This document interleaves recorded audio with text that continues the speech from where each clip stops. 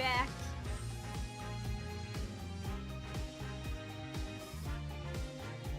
To finish this game. Or at least, Dual Destinies. Because we still need to finish, the special episode. Let me switch my screen real quick. Yip E.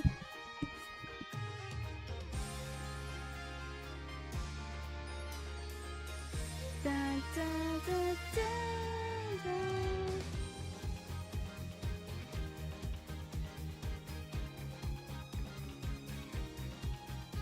Okay. So we defended a freaking orca. Orla the orca. She's very nice.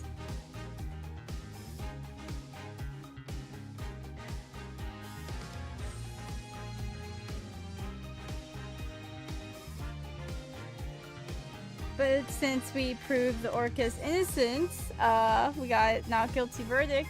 We now her trainer, Sasha, is now in trouble. Because now she's under the suspicion of killing the owner of the ship-shaped aquarium. So that's great. I'm way too good at my job.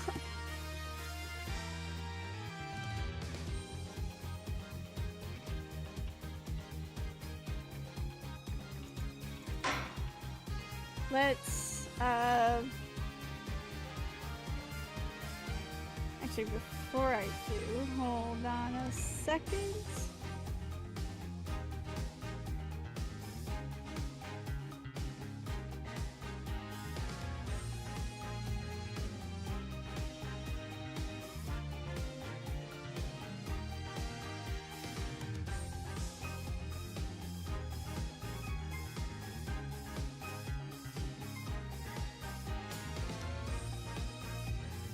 Oh. Okay. Alright, let's get on to the investigation.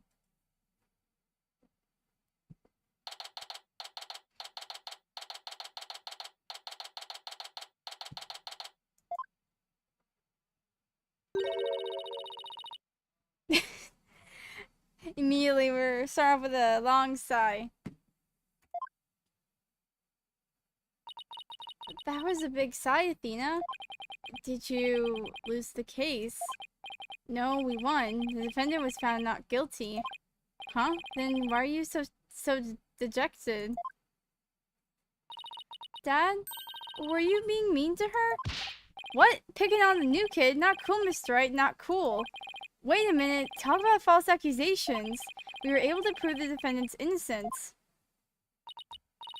But then Sasha got arrested instead. So that's what happened.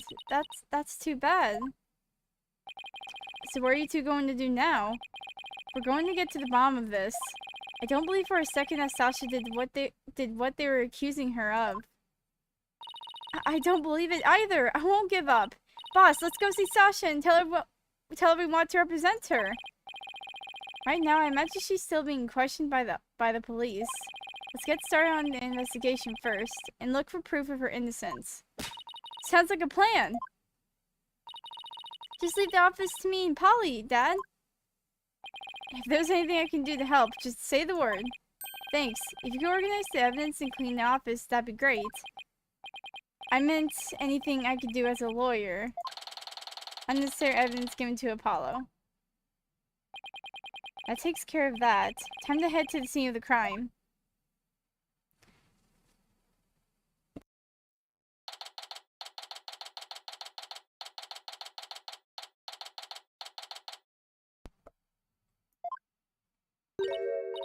Huh? There's no water in the pool. Orla, where are you? I can hear at the bottom of the pool. Maybe there's some water down there. Orla sounds so sad. Maybe she misses Sasha. Careful there, you shouldn't get right up to the edge like that. You don't want to end up like the victim. Besides, the police are still conducting their investigation here. Don't go poking around. Detective Fulbright! Urgh! Is something wrong, Miss Lawyer? You look angry. I object to you arresting Miss Buckler! Detective, I'd like to ask you some questions about the case if you don't mind. Go right ahead. Okay.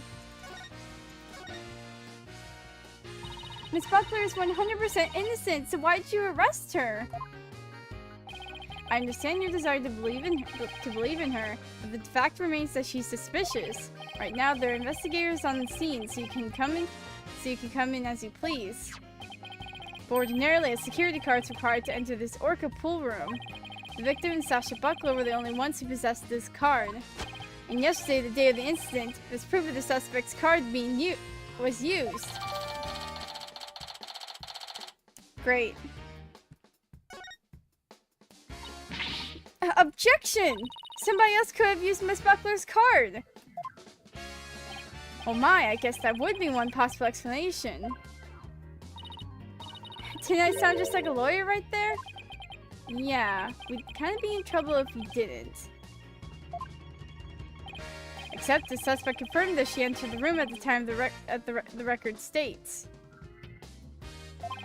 She says she was here from 3 o'clock to 6 a.m. on July 20th.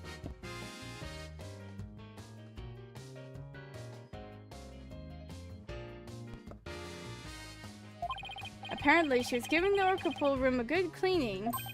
Cleaning? In the middle of the night? Yes, she said that a lot of the heavy-duty cleaning is done at night. The suspect also admits that she was fighting with the owner before his murder. What's more, nobody saw the victim again after he met with the suspect. Objection! There must be something I can object to in there somewhere.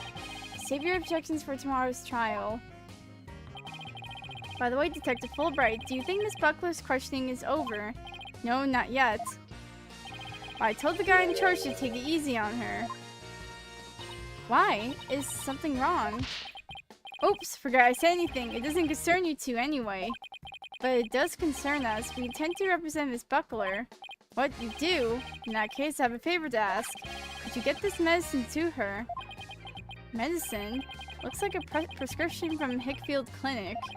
I spent some time at the hospital myself. We confiscated it from her home when we were doing a search. I can't get away here, so if you can make sure she gets it, that would be great. Medicine, huh? Does Miss Buckler have some illness? I think that's the kind of question you'd better ask her.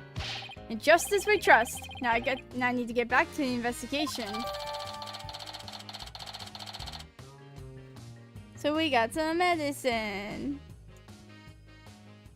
Cool.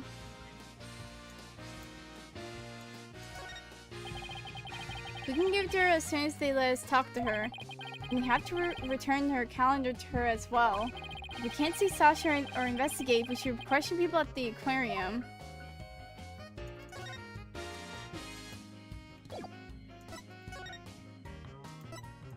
Okay, so what do we have? We have the Swashbuckler flyer.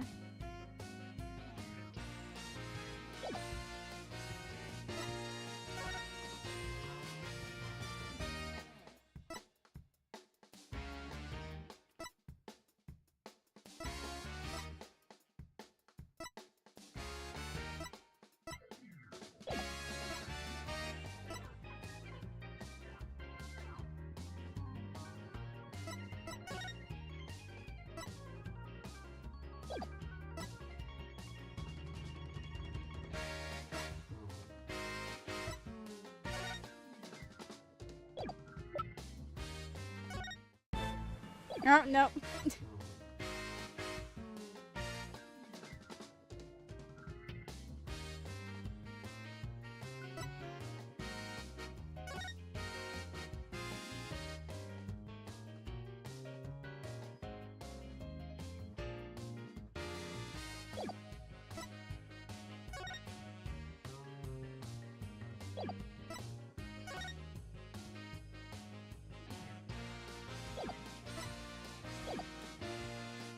Hmm.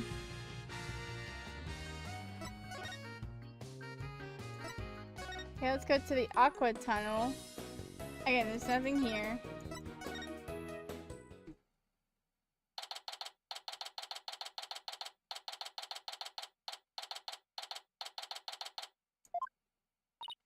Huh? That door's open. It was closed yesterday. Well, you know what we have to do, right? Of course, boss. We sneak in and check it out. Whoa. Hey, you two. Whoa. Who barges into a person's lab without permission? Oh, we're sorry. My apologies, sir. She insisted. Don't throw me under the bus, Mr. Wright. The polite thing to do is knock and ask if you can come in. Now, start over. Yes, sir. Come in. Thank you. Sorry to bother you. Now, what can I do for you? Medical problems? Well, yes. I'm not feeling super good at the moment. We're not making any progress on this murder investigation, and... Hey, miss, where's the patient? Don't you have your pet with you? Oh, wait a minute. That was my last job. This is the aquarium. I was exhausted from all that questioning. I must have fallen asleep. What's with this guy? My apologies, I just woke up, and I was a little groggy. I'm Dr. Herman Crab. I'm Ship Shape Aquarium's resident veterinarian. Oh, you're Dr. Crab. Mr. Rhymes mentioned you yesterday. And Rhymes also mentioned he hadn't seen Dr. Crab around. I wonder where he was. Son of a gun. This little thing doesn't let me get any sleep. What the? Is that a baby penguin? Oh. Hello. Oh, hello, little guy. Oh. Oh, what a cute little thing. Who is it? A penguin chick. A member of the little penguin species. She lives in my hair. Oh, you're so lucky. I wish I had a pet to live in my hair. Athena, no pets allowed in my office. Aw, you're no fun. If you two don't have any particular business with me, please leave. I have to get ready to make my rounds. Back in you go, little one. Wait, we'd like to ask you a few questions. To save Miss Buckler. Hold on. Don't tell me you're the curious pair who defended Orla. That's right. Please let us ask you a little about the case. Oh my god, I love that little penguin. Oh, look at the little guy. Oh, that's quite a few fish in here. And a turtle. Oh my god, the ramen, dude.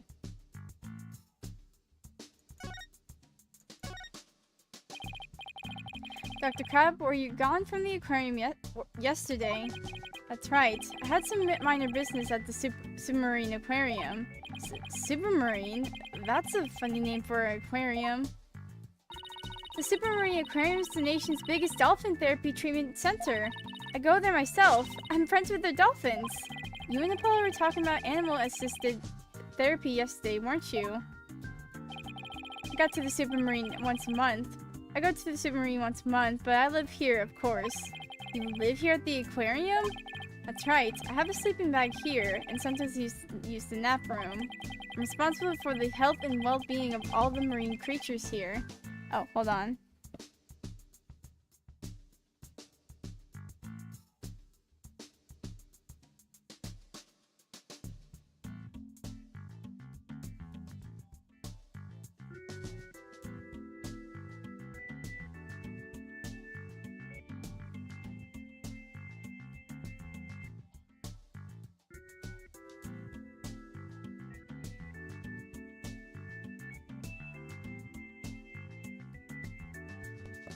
Okay.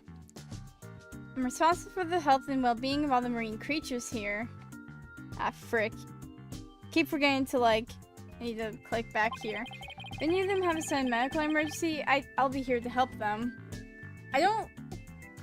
What's with that side-eye grin, bro? I don't trust you. Wow, you're kind of rough around the edges, Dr. Crab, but you care about your work. Hey, buddy. Is this young lady trying to pick a fight with me? I apologize for her, sir. She tends to be too honest.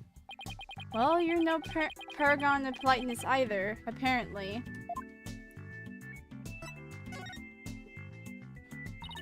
Can we see the penguin chick again?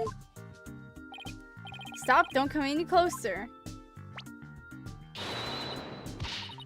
Ow! I'm sorry, she attacked you. She doesn't like anyone but me, I'm afraid. I was the first one she saw when she hatched, so she thinks I'm her parent. She targets people for my hair, so please be careful. She's just like a little sniper, isn't she? Exactly. That's why I named her Sniper. We have a dog named Missa. We have a penguin that's waddling around named freaking Rifle. And now we have a baby penguin chick named Sniper. What the fudge is up with this place? Her mother's name is Rifle. Oh, it's Rifle's baby. Oh. Sniper and Rifle, huh? What a dangerous sounding mother and daughter. So this is Rifle's daughter, which means both her mother and daughter now hate me. Little penguins are generally belligerent little creatures. It's hard to get them to warm up. But they're nocturnal, so you might be able to touch them during the day. You and Sniper get along well, don't you? Just like Sasha and Orla. But unlike Sniper and me, the two of them seem to truly understand one another. This one keeps me awake every night. Looks like I won't sleep until she leaves the nest. It must be rough for him, but it's pretty cute to watch for us. Can you tell me anything about Jack Shipley's murder?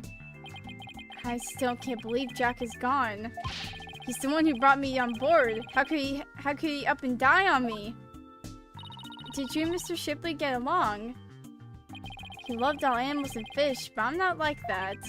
But I still took pride in my work as a vet, nonetheless. We got along well enough as business associates. And thanks to him, our laboratory is what it is today. It is a pretty amazing laboratory. You have discerning taste, I see. I could tell you more about my lab if you'd like. This place is just filled with electronics. What are those monitors for? Essentially, they're digital medical records for all the creatures here. You can also view the feed from the visitor's corridor security camera here. That's why I can see that silly mother penguin when she tries to escape. So you're the one who gave the security footage to the police. No, I wasn't here yesterday, but I did give my permission for them to take it. And I gave them a statement about Jack and Sasha arguing. Oh, so you were the one who witnessed it? That's right. It was late in the evening of the 19th, maybe about midnight. I saw them fighting near the aqua tunnel. Don't know what their argument was about, though. Are you sure you should be talking to us about this? I'm not taking sides. I'll give information to anyone who wants it. What you do with that information at Sasha's trial is up to you. Wow, you're kind of rough around the edges, Miss Dr. Crab, but you're a pretty nice guy. You are trying to pick a fight, aren't you, young lady? Oh, isn't that cute? He's easily embarrassed. Oh, huh? Son of a gun. Are you hungry again already? That silly mother penguin's nowhere to be found again. Would you quit peeping in my ear? According to her walkie-talkie, Rifle is somewhere around the aqua tunnel. If you see her, could you bring her to me? I have to go examine some other creatures. No sweat, and this time I'll get her to like me too. Rifle has escaped again? What is she, the Houdini of the penguin world? There's no guarantee we'll find her right away, but let's head to the aqua tunnel.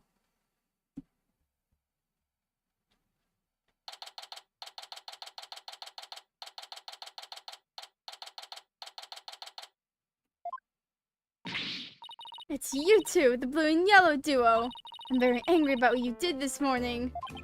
Uh-oh, we ran into the sea lion before our penguin.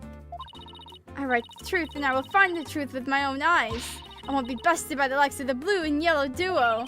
When did we become the blue and yellow duo? Athena will never give up. In that case, I'll leave the questioning to you, Athena. Thanks a lot, Widget. Well, at least she's a worthy adversary. Okay, let's do this. You'll do great. You know, being the boss isn't half bad.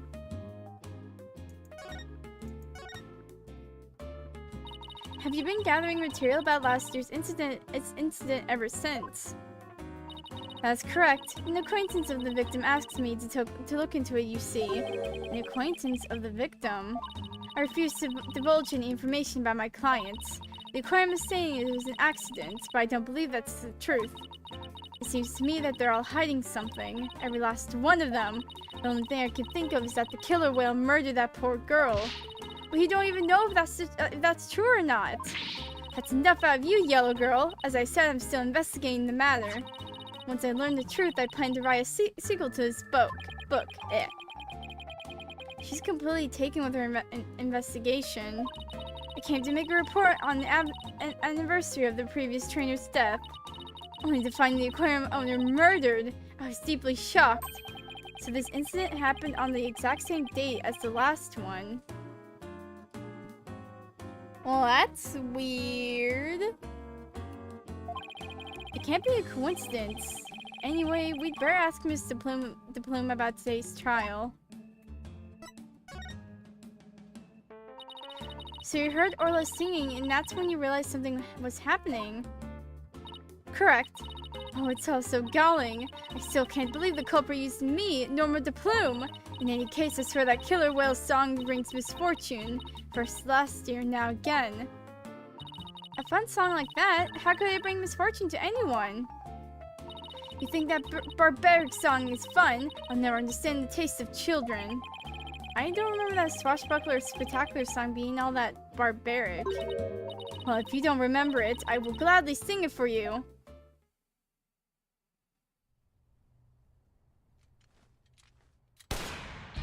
Avast, mateys, landlubbers ho, hand o'er all your gold. Pillage, plunder, then feast like kings.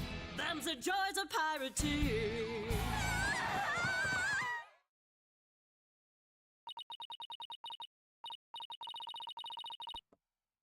That's how it goes. Now, what is fun about those lyrics, pray tell? She seemed to be enjoying it well enough.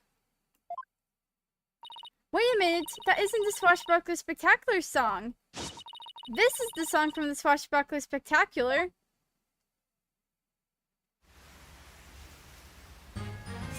Oh, we be pirates, we love to sail the seven seas. Just a bunch of scallywags who are as free can be. We swim through storms and waves, all because you see great treasure and adventures waiting just for me.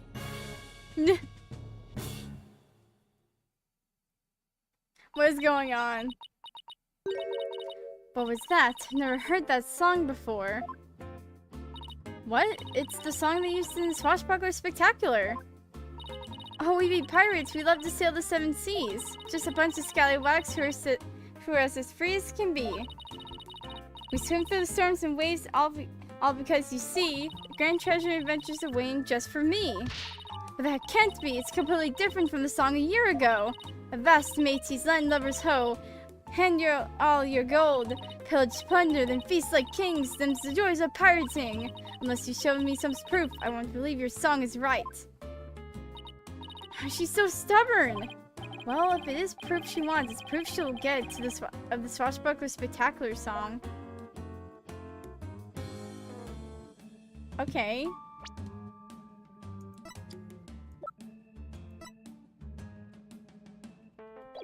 Oh wait, I have to present. This recording contains the Swashbuckler Spectacular song. In it, you can hear Miss Buckler and Orla singing together.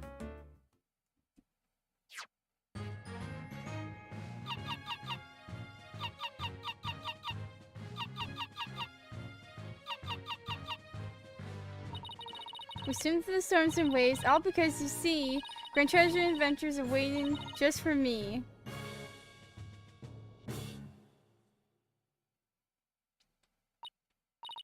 But I've never heard this song before. Huh? But they always sing this song during the Swashbuckler Spectacular. Well, I haven't seen the show recently. A year ago they used the song that I sang to you. I'd recognize it anywhere. Perhaps the killer whales can sing 2 songs. According to Miss Buckler, Orla only knows 1 song. Then, what was that song that I heard? We wish we knew. Lorca sang a song she isn't supposed to know how to sing. Okay. It's obvious I have a lot more investigating to do on Ship-Shaped Aquarium. Perhaps I'd better look into the Center for Dangerous Animal Control as well. The Center for Dangerous Animal Control? What's that? Can you tell us about the Center for Dangerous Animal Control? Just as the name implies, it's an organization that monitors dangerous animals. The center demanded that the aquarium put the killer whale down a year ago. But put her down? But the aquarium owner refused their demand, saying it was an accidental death. But I hardly think a persistent organization like that would just give up and go away. I'm quite sure the power of money helped convince them. What makes you think that? Once a month, the owner and the vet disappeared from this aquarium, and I came to find out that each time a large amount of money has been paid out. Oh, and you think the money was going to the Center of Dangerous Animal Control? I'm looking into it now. You'll have to wait until my book comes out to see. In any case, I can't catch that man out of anything. That veterinarian is not to be trusted. Dr. Herman Crab. There's still so much we don't know about him. He might be our killer. Well, I don't see Rifle here. What do you want to do next? I think we better stop by the office and discuss the plan of action. Alright, cool, I guess. Guess we are going back.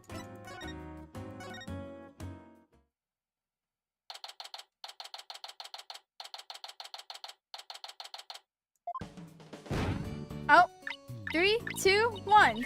Ta-da! Wow, you pulled Mr. Nick's cell phone from your magic panties. That's amazing. That's all for Trucy's Magic Show. Come back and see me next time. Great job, Trucy. You never failed to impress. I have no idea how you did that either. We're back. Oh, Pearl's stopping by for a visit. Hello, Mr. Nick. Are you missing something? Thanks. From out of the old magic panties, huh? How's the investigation going, Mr. Wright? It's going as well as you think, man. Oh, wait.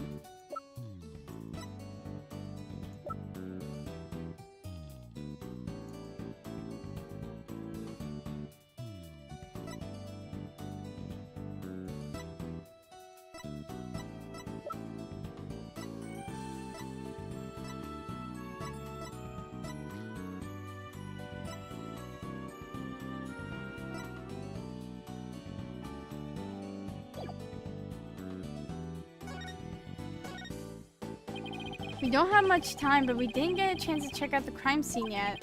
I see. Oh, speaking of checking out the crime scene, Dad, you should bring your forensics kit with you.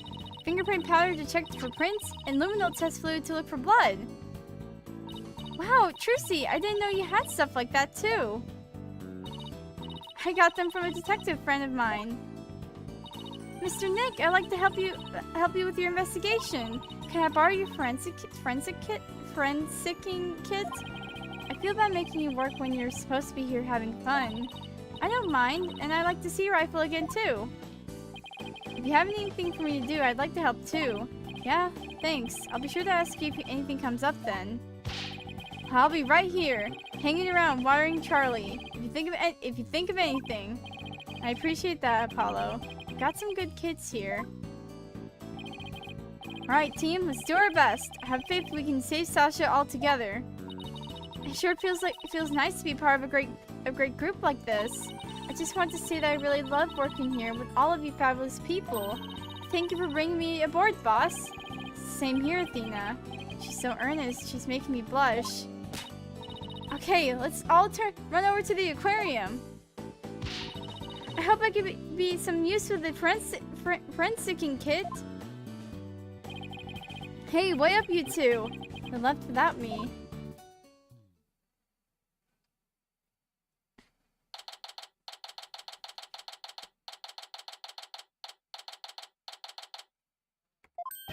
And just as we trust. Good timing, we're done with the crime scene for now. And we're just about to examine the show stage. Marlon Rhymes helped with the cleaning, so we've got to go talk with him. I thought we'd be more tight-lipped than this, but hey. Or he'd be. You're welcome to look around here now if you like. Thank you, I think we'll do just that. Oh, by the way, if you want to examine the bottom of the pool, I recommend using that hoist over by the ladder to get down there.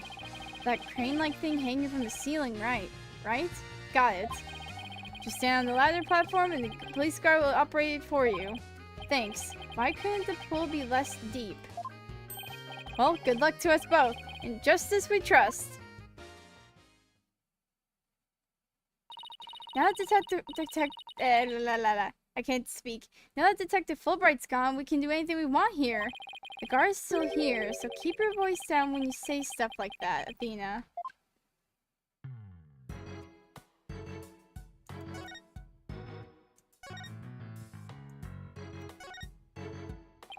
Let's use the hoist to go down to the bottom of the pool. Aww. This must be Orla's bedroom. There's even a sofa and everything. Orla, congratulations on your not guilty verdict, but we have bad news. Now Sasha's been arrested instead. Oh, Orla seems sad. I'm sure she is. I can sense the sadness filling her heart. Don't worry, Orla, we'll save Sasha. I think Orla's wishing us good luck. Orla really seems to understand what we're saying. She can't understand our words, but I bet she can understand our hearts. Oh.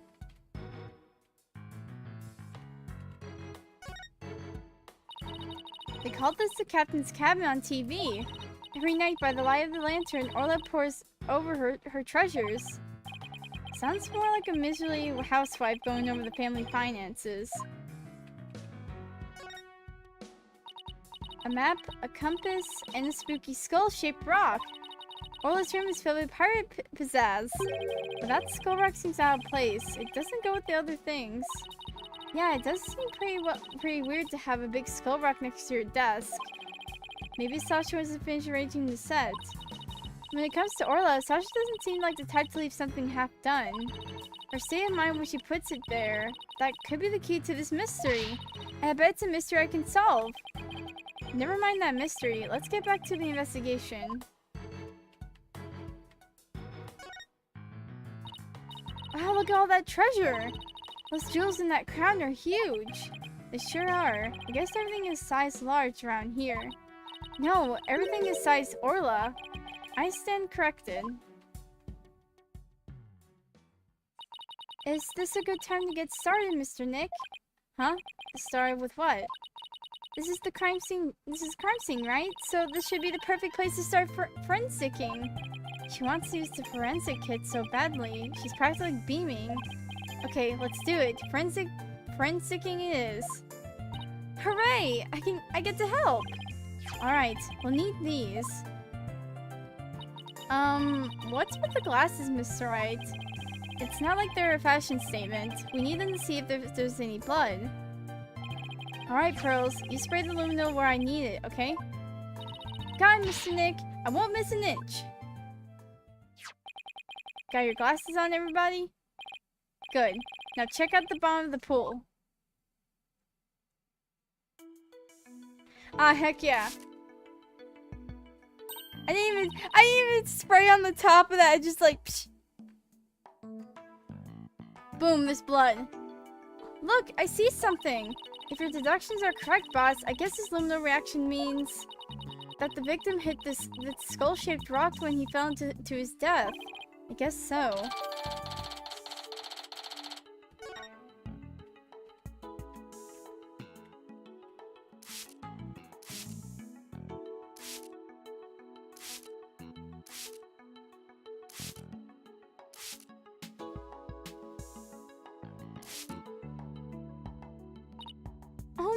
too. I'm so sorry, I got some on Orla by mistake. Calm down, Pearly, it's okay. Look, there's luminal reactions on Orla too. The poor thing was bleeding yesterday. The luminal must be showing her injuries. But wait a minute, Mr. Plume said the blood disappeared when Orla put on the hat. Huh? So shouldn't her injuries be under her hat? If this blood isn't from Orla's injuries, then what could it be? I guess that's about it for inside the pool. Then let me just get a quick photo to remember the occasion by.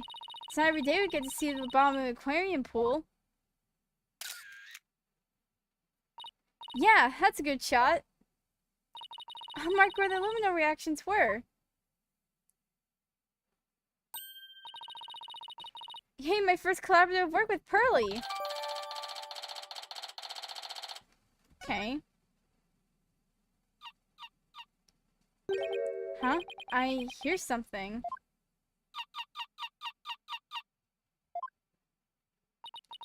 Orla? Boss, something's wrong with Orla! What? You're right. She's listless, and she's sinking. Oh no, maybe it's because of that luminal I got on her. What do we do, Mr. Nick? We can't do anything for ourselves. Let's get Dr. Crab. I'll run and get him. Holy frick, no. What's Orla's condition? She's listless and sinking. Maybe she's unconscious. The pool is drained. Son of a gun, who did this? She'll drown unless we do something. Here, give me a hand. Huh? Us?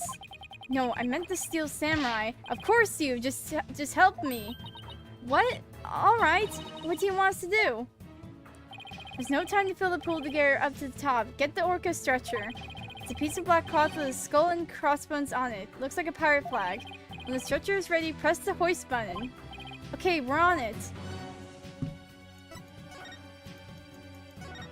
Oh, this thing. Wait. Frick. So this pirate flag is a stretcher for the orca, huh? We can't use it with all this stuff on it. Let's cut it off. Frick. Good. Now push the hoist button and lower the stretcher. The control panel is on the wall to your right.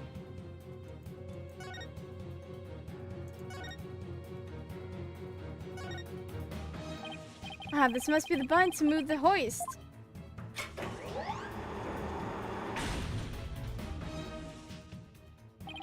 Dr. Crab, the stretcher is ready. Good, let's take it under Orla.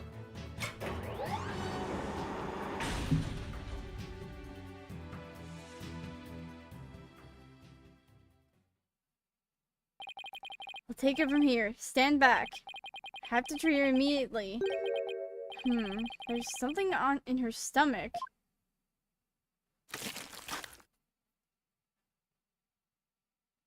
Aw, poor Orla. There, I got it all out. Will Orla be alright, Dr. Crab?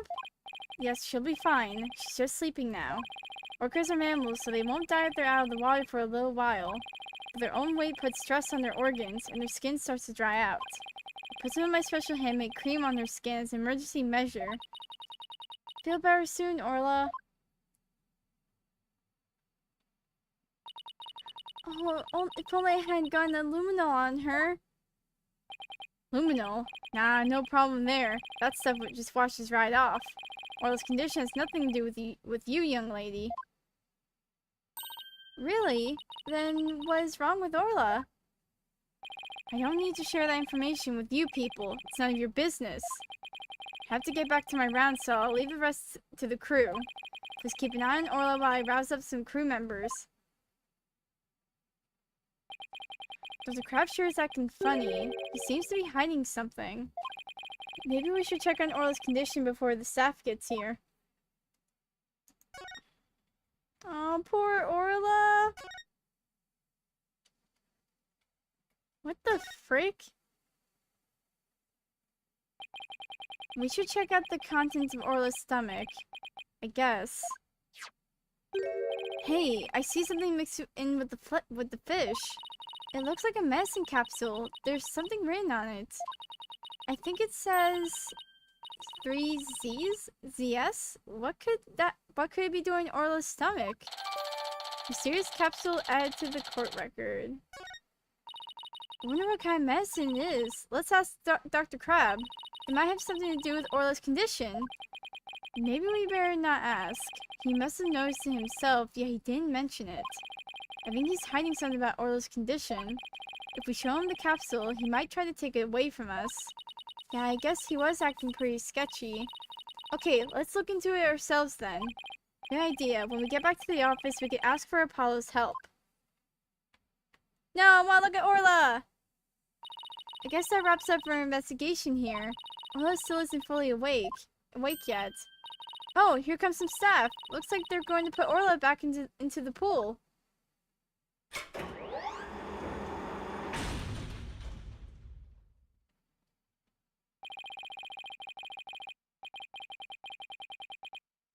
And I guess they're going to fill the pool back up. I guess that will take a while. Well, I guess we can leave Orla in the staff's capable hands now. Right. So where to now? Let's head to the show stage next. If we're lucky, the police will be done with the place.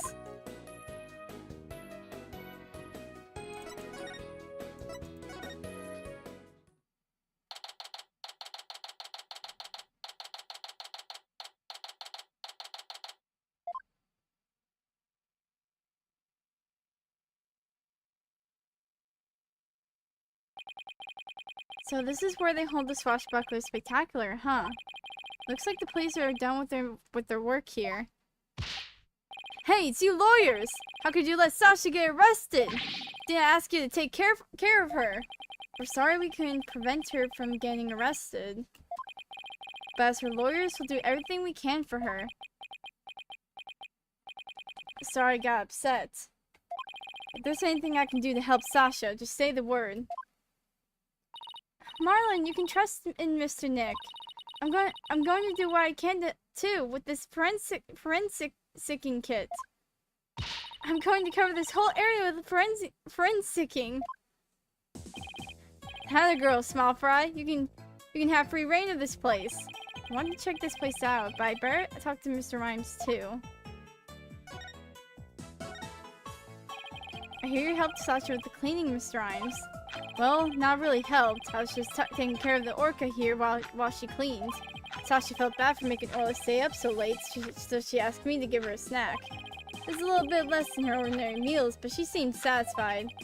Well, yeah, and I put Orla in the transport stretcher too. Transport stretcher? See that hoist up there to the right? The stretcher can be suspended from it. The stage show is right next to the orca pool room. And we use the hoist to move the orca or cargo between the two areas. So the rail we saw in the orca pool room runs all the way here, huh? Why? Did you want to take a ride? Aerial investigation, huh? Sounds good to me. No, that's okay. I like my investigations on sweet terra firma. Actually, the hoist can only be operated from the orca pool room. Well, that's right. I remember seeing the hoist control panel in there. So I'm sorry, but I can't give you a ride without somebody on the other end. No need to be sorry. Dodge that bullet. If it wasn't Miss Buckler or Orla, who else could have killed Mr. Shipley? Well, I know Sasha's innocent, but I'm not sure about the orca. What? But we proved her innocence in court this morning. But a few days ago, that orca attacked Sasha right here in the show pool. I saw that orca take Sasha's body into her mouth and squeeze her chest. Her chest? They were probably practicing the lifesaver trick. Sasha was being crushed so bad she couldn't even blow the whistle. I wanted to help her right away, but... Look, I hate to admit it, but I froze. I'm a weak man. I can't protect anyone. I doubt there are many people who would pit themselves against an orca. Everybody tried to talk her out of it, but she wouldn't give up on practicing. When we said Orla could kill her, she said she trusted Orla. Yeah, well, everybody else seems to think that Orla's a killer. How can you trust a creature that can't speak? You can't even know what it's thinking. But with orcas and dolphins, you can have communication of the heart.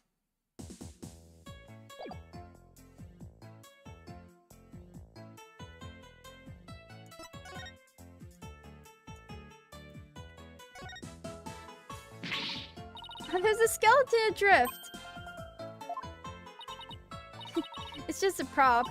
Were you really scared? A little bit. By your screaming. Is this skeleton an enemy defeated by Orla's pirates?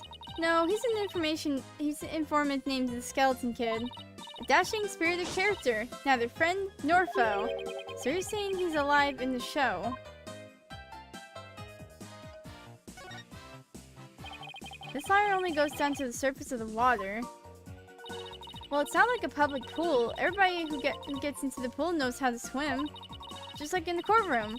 It's sink or swim in there. A newbie could really get hurt. You know, like last time in courts, I could have really gotten injured. I was an inch away from getting attacked by a witness. Yeah, a trial with Apollo can be a pretty dangerous affair. Look at this pool, it's huge. So this is where they do the swashbuckler spectacular.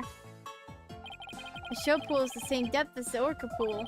They practice the tricks in the orca pool and then do the real show here. Are you interested in the swashbuckler spectacular? Oh, of course. I've only seen it on TV, though. Well, I'm new here, so I've never even seen it once. Athena's a big fan. She watches the recording over and over. I love the show in the ocean. Standing here makes me feel like I'm at the beach. Especially with it open to the sky. You can even hear the sound of the surf nearby. Why don't you take a dip in the pool? Really? I can? In that case... What are you talking about? You can't swim here. You were just joking. Right. Of course. I was just joking too. Don't tell me she was actually going to do it.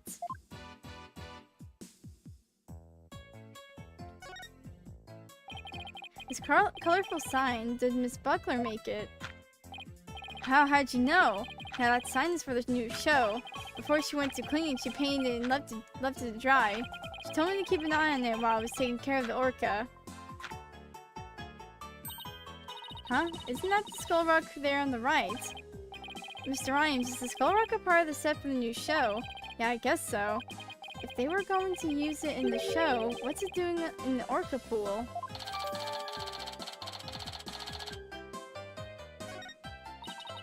The sign is so eye-catching with all those twinkling stars. I think they're supposed to be starfish. It's for the pirate show after all. A few of them look more like leaves to me. Oh wait, there's pink. Oh wait, I think we got some penguin prints on it.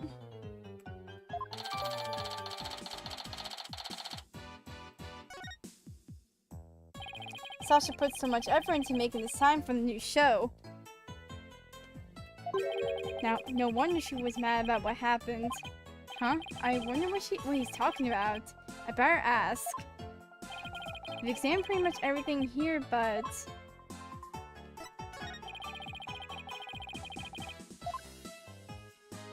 I will keep looking, alright? This galleon was in the Swashbuckler Spectacular too, wasn't it? Look at that cute figurehead. It looks just like an orca. It is cute, but it looks like it's also a cannon. Henry lets their guard down and then blam! Very piratey, don't you think? I thought Orla and Sasha were supposed to be the good guys. We should do the same thing in court. Lure him in and then blam! Present evidence! I don't think a judge would appreciate any blamming in his court.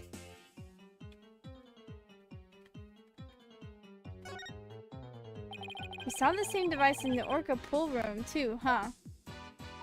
Yeah, we used it to lift Orla when she was on the stretcher. In the show, Sasha makes her grand entrance by hanging from this ceiling, from this thing. Oh, we should think of a cool grand entrance for us too.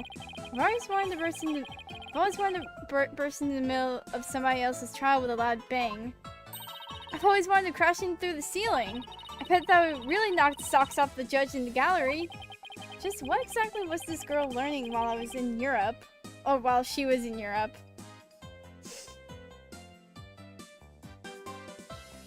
I mean, in the future when, like, the broken courthouse happens, and she could do that, just jump from the freaking broken ceiling.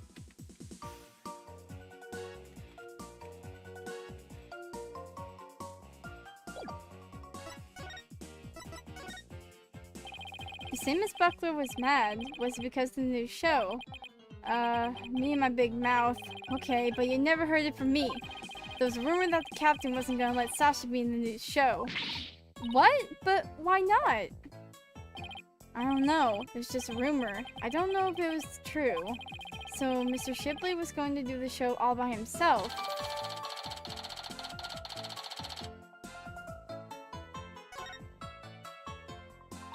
I can't even imagine a show without Miss Buckler.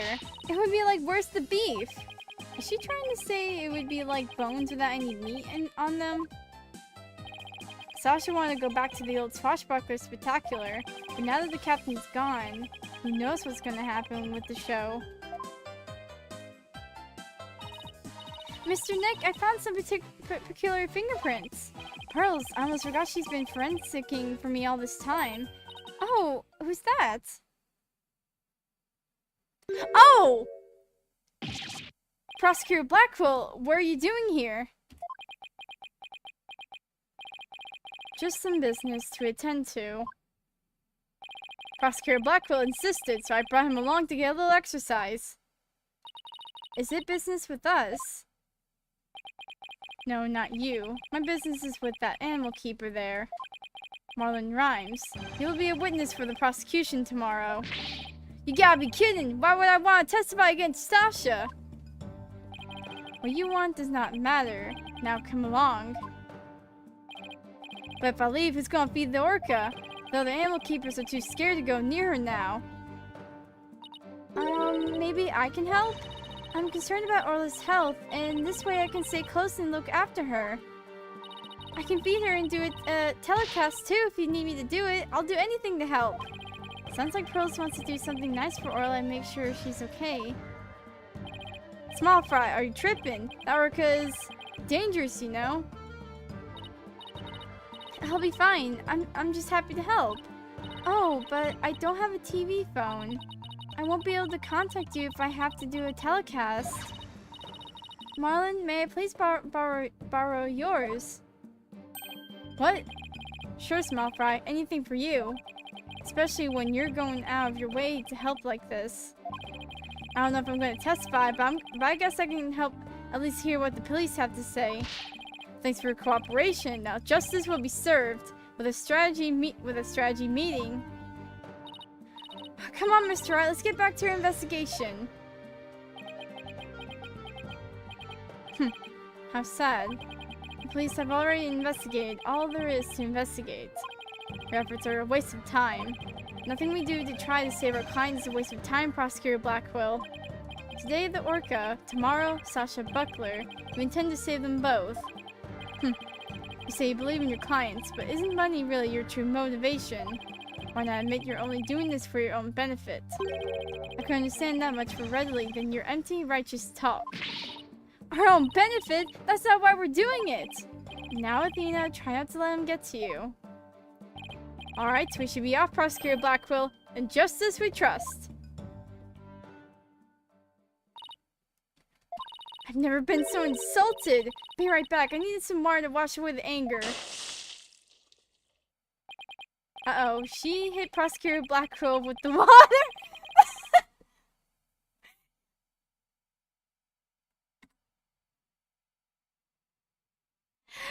She hit him with the water! Uh-oh, she hit Prosecutor Blackwell with that water. He doesn't seem to care, though. I guess prosecutors these days are more about harsh monochrome than fancy frills. Oh wait, what about those peculiar fingerprints you said you found, Pearls? I'll tell you all about them. So, tell me about this big discovery you made. Well, I don't know if it's a big discovery, but I found some odd fingerprints on the pool ladder over there. Okay, so what's so peculiar about them? Well, they're on the left side of the ladder, but they're right-hand prints. Wouldn't a person usually hold the left side of the ladder with the left hand? Plus, I think they were made from above by grasping the ladder with the right hand. Now that you mention it, that is strange. I wonder whose prints they are. I compared them with the prints on file, and they turned out to be Marlon's. How did he manage to leave prints in such an awkward position? So, Mr. Nick, was I helpful? Yes, you were. Thank you very much, Pearls. I don't know if they're related to the case yet, but I'll keep them in mind. Okay. I bet Detective Fulbright doesn't know about these prints. I imagine their search wasn't as thorough here as it was on at the crime scene. You're probably right. I'm sure they checked everything at the actual crime scene. But I guess they can't do forensics on every inch of the rest of the aquarium. But we could, thanks to Pearly, and now we have a new piece of information. Oh, you're embarrassing me, Athena. Oh, Rifle! Hey, it's Rifle! We've got to catch her! Don't worry, she's being a good girl right here on my lap. Well, I'm glad she's been found. I forgot we were looking for her, actually. Yeah, thanks again to Pearly. I think somebody's jealous. Well, I think I'll go talk to the staff about Orla. Alright, good luck, Pearls, and thanks again. Well, I guess we're done with things here. What do you want to do next? How about we have Apollo check our mystery evidence? Oh, that's right. We haven't done that yet. Good idea. Let's stop by the office. We're just being whisked away left and right.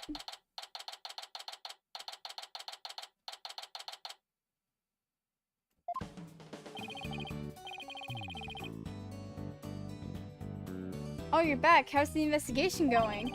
It's going pretty well, but there's still things we need to answers to. Let me know if there's anything I can do to help.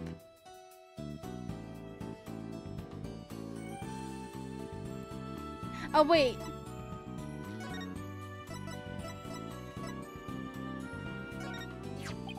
What's this? Something you wear around your neck? It's a whistle they used to make the orca do her tricks. If I blow it at you, will you do a trick? What, am I some kind of circus animal to you two? Well, you are one of the talents here at Writing Agency, after all. Least you can do is learn a trick or two. Did I remind you I'm a lawyer? Besides, Athena doesn't know any tricks. That's what you think. I've got a special trick I've been waiting to bust out. I can chug an entire glass of oche without taking a breath, all while doing squats. Well, that's, really something, Athena. Not sure how many new clients that net us, though. Wait, if I give him the fish. Hey, Apollo, think you can whip us up a little meal with these? Fish? I haven't had fish for a while, come to think of it. The obvious question, though, is... what are you doing with a bunch of raw fish? It's to feed the penguins with. Penguin? So why are you giving it to me to cook? Oh, I don't know. I just have to think of it, and I was hungry. Then why don't we all go out for sushi when you wrap up the investigation? Oh, you're right. You're going to treat us. How sweet of you. I'll start with tuna. That's really generous of you, Apollo. Don't forget to invite Trucy too. Why did I even open my mouth? I'm so sorry, Apollo.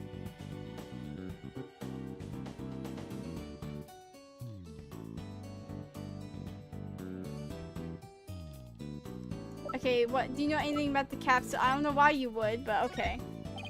Apollo, there's something I'd like your help with. You have work for me. What is it? Could you have this capsule checked out? I think it's some kind of medicine. Sure thing, Mr. Wright. I'll go to the hospital or something and have somebody take a look. Let's see. I'm pretty sure the closest one is Hickfield Clinic. Good luck, Apollo, and thanks. I wonder if they'll let us see Sasha now. It has been quite a while. Let's stop by the detention center and see. We have something to deliver to her too, don't forget.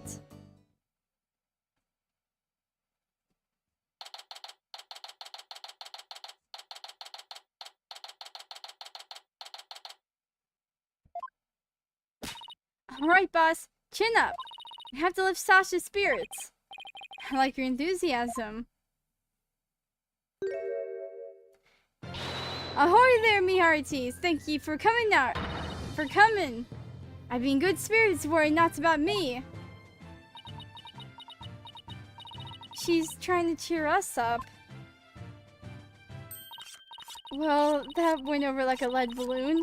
I was trying to make up for all your trouble. Maybe the two of you need to take it easy. I guess they both had the same idea.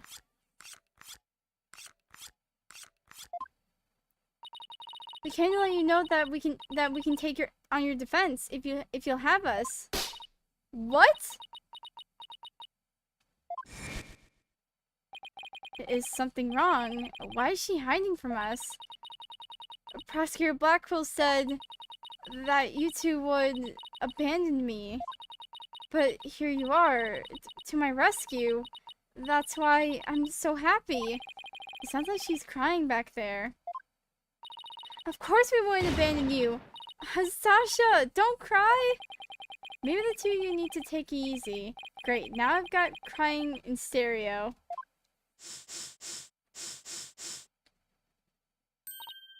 Okay, I'm all right now. Thank you for taking my case. We're glad to do it. Well, now that you're smiling again, we have a few questions to ask you. On the night before the murder, did you enter the Orca pool room alone? That's right. On July 20th from 3 o'clock to 6 o'clock a.m., I was there cleaning and organizing. The captain and I were actually supposed to clean together starting at 4 o'clock a.m., but we got in a fight. I couldn't face him, so I went an hour early and started cleaning. Why is the Orca pool room cleaning involved? Well, first we have to move Orla to the show stage pool before we get started. Mr. Rhymes mentioned he took care of Orla in the show stage pool. After Orla was moved, I drained the pool and rearranged the equipment and props. And the captain never showed up. 4 a.m. came and went, but he never showed. I bet he was mad at me. I wish I apologized to him instead of being all prickly and angry like a scorpion fish. I'm glad we could prove Orla's innocence, but we didn't know you would get arrested. As long as Orla is safe, I'm happy.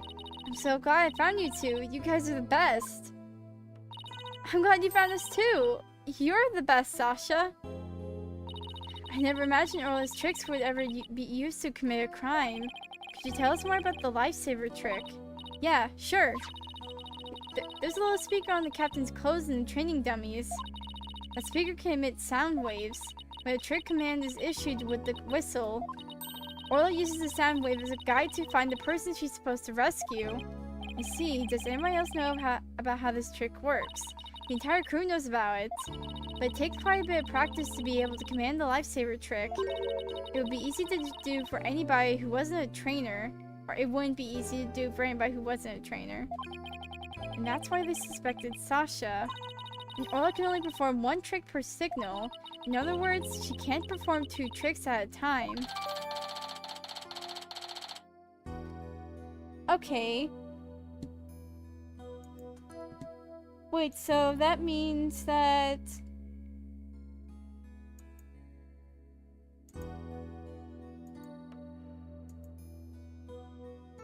Wait, so while she was singing...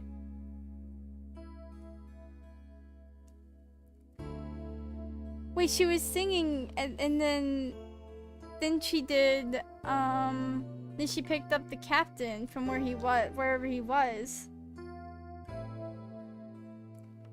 What in the world? Wait, so she can't do the singing trick and the lifesaver trick at the same time. So what was that song Mr. Plume heard? Oh, Mr. Wright, I just remembered. We have something to return to Sasha. Oh yeah, you're right. I have it right here in evidence. And we have to give Sasha that item detector Fulbright gave us too.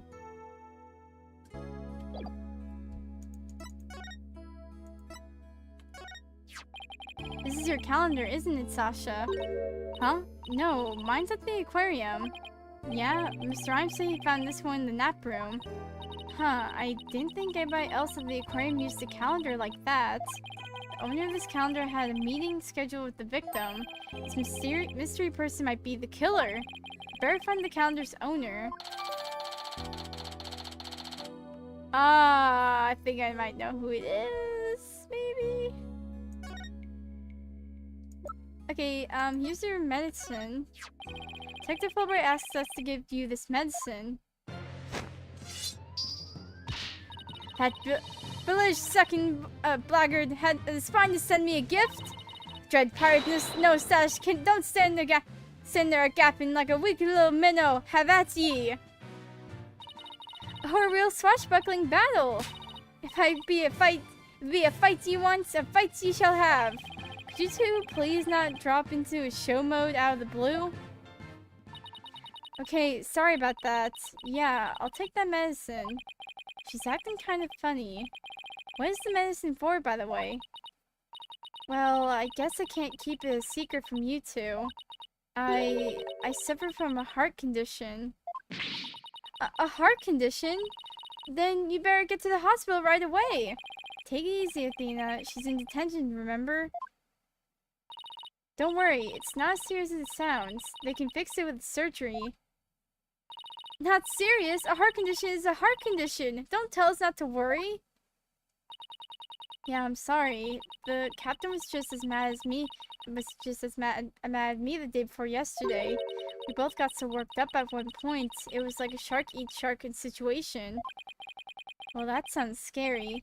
Do you mind if I ask more about that fight? Why were you arguing with Mr. Shipley?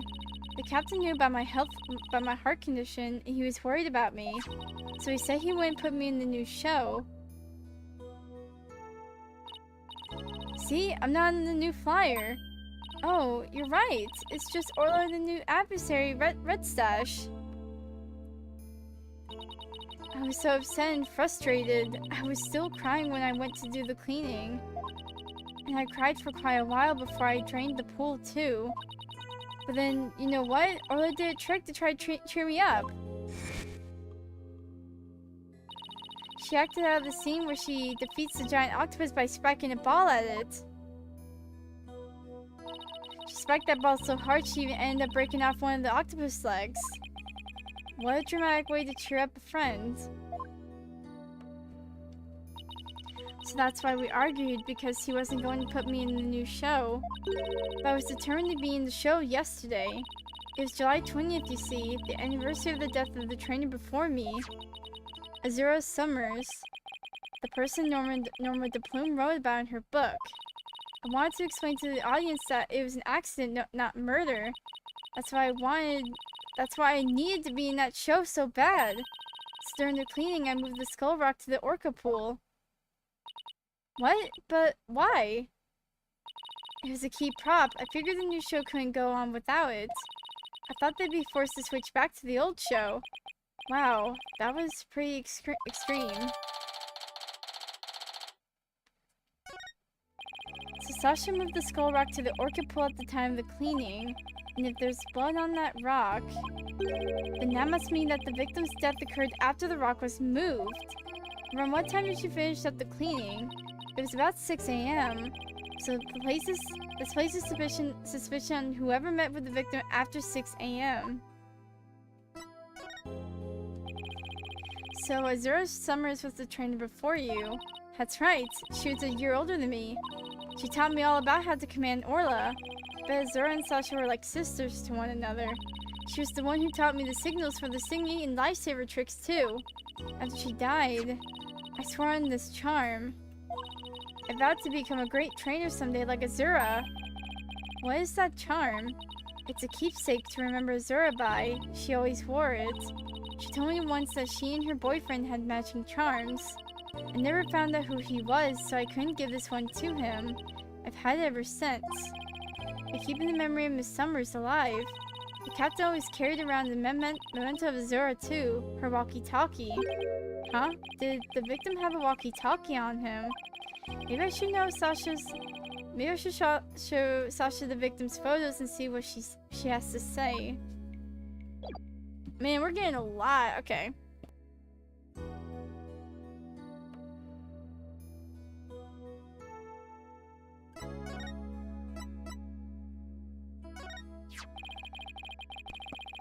The The victim didn't appear to have a walkie-talkie with him at the time of his death. Huh? But I talked to the captain on his walkie-talkie before I started the cleaning. But there's no walkie-talkie shown in these crime scene photos. I don't understand it. The captain always kept that walkie-talkie with him. Maybe the culprit took it away. Maybe. But what would be the point of that? I better organize the data I have on the victim in the court record. Okay, so Shipley's walkie-talkie hasn't been found. Okay. Captain always kept that walkie-talkie by his side. It was the walkie-talkie Azura used right up until her death. In the middle of the show, the orca brought Azura up to the surface in her mouth. She left tooth marks in Azura's walkie-talkie. The captain said that he always kept that walkie-talkie with him so he never forgets. So the walkie-talkie was really important to the victim. But now the captain is dead too. I'm the only one left who can protect Orla from the ship's doctor. Protect Orla from the ship's doctor? I wonder what Sasha means. What did you mean by protect Orla from the ship's doctor? You know Herman Crab? Ever since the accident a year ago, he's been completely different. When Azura died, he said he was going to euthanize the orca. Before that, he always used to say that euthanizing animals was a despicable act. Euthanize the orca? That's horrible. They all thought that Azura's death was the orca's fault. Nobody believed in her but me. The ship's doctor always keeps poison to euthanize the orca on hand. And if Orla's been pronounced guilty in yesterday's trial, he would have used it. He's going to put her down right away. That ship's doctor is close to both the captain and Azura, you know. I think he hates Orla. I guess we better look into Dr. Crab a little more. Boss, let's go see Dr. Crab.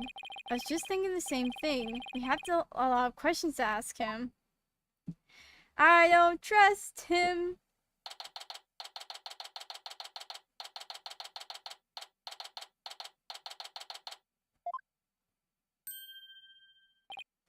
Oh, it's Pearls.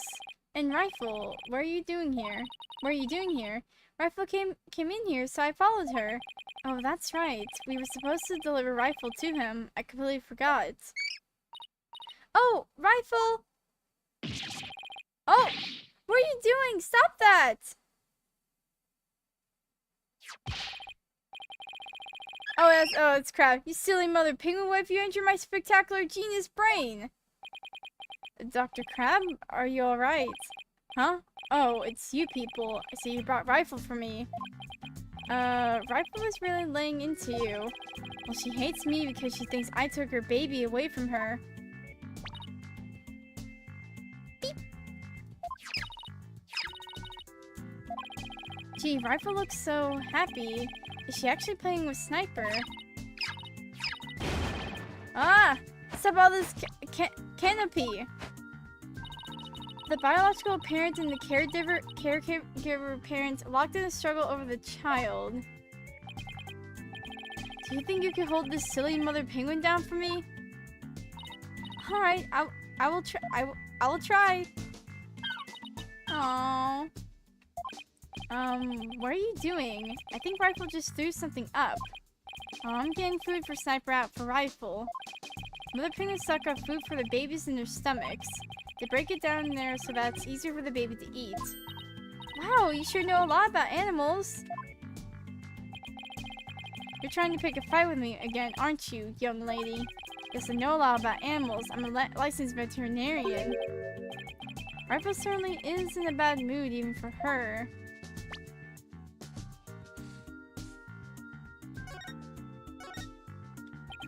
Is Rifle okay? Hold on, I'm checking her now. Girl in the strange outfits, could you turn Rifle over on her back, please? Alright, Rifle, I'm just going to turn you over, okay? What's this? The bottom of her feet are pink. Oh no, what kind of sickness is that? We have to go get get her to a doctor. Athena, get a hold of yourself. Dr. Crab is a veterinarian, remember? It's just something she stepped in by the looks of it. It's her stomach that's the problem. There's still something in there. Here we go. Looks like she swallowed something odd. I know this penguin will eat anything, but where does she pick up something like this? Son of a gun. I'll have to talk to Marlin about her care.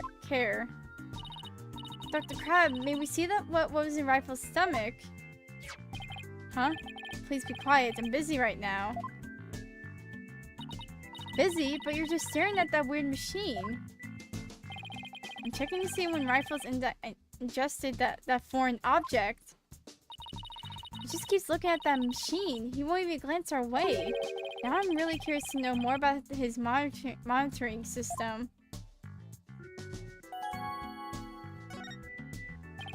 Could you tell us about the monitoring system you have here? It's a collection of electronic medical records for all the creatures here. With this system, the camera footage I can monitor with the creatures 24/7. I won't tell you any more than that. It's a private company business. The medical records are usually just a history of past medical exams and data. I never heard of anything that can monitor 24/7. Good point, Mr. Lawyer. I can see there's no fooling you, but why would you want to fool me? Frick. I'm sorry, that penguin just like... Wait, I need to look at that penguin for a second.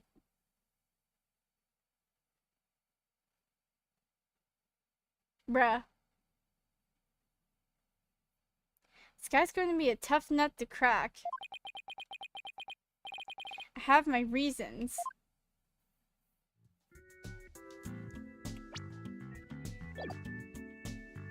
Alright then, frick you, man. Huh? This looks like the charm Sasha had. Dr. Crab, do you know anything about this charm? Charm? Hey, leave that alone! That belongs to Azura! What was Azura's charm doing in Rifle's stomach? That's odd. When Sasha was telling us about the charm earlier... Sasha said that she had Azura's charm, but that charm is still at the detention center. Hey, wait a minute. Didn't Sasha say Azura and her boyfriend had matching charms? So this second charm must be the one that belongs to Azura's boyfriend. Dr. Crab, is it possible that this charm belongs to Azura's boyfriend? I refuse to talk about such personal details of the deceased. Subject closed. Alright. He sure is touchy when it comes to Azura.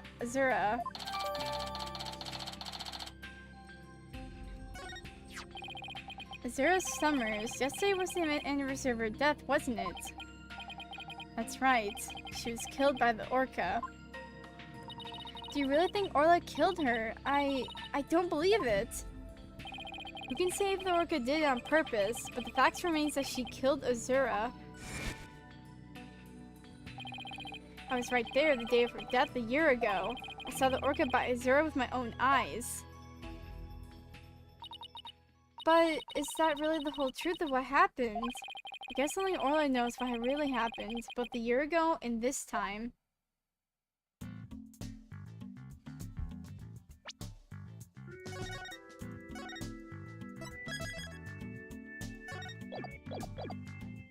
Take that! Alright, let's see if we can try to crack this tough nut of a scientist. I want you to tell me about the monitoring system here. Don't let up either, do you, Mr. Lawyer? They're just electronic medical records and feeds from the security cameras.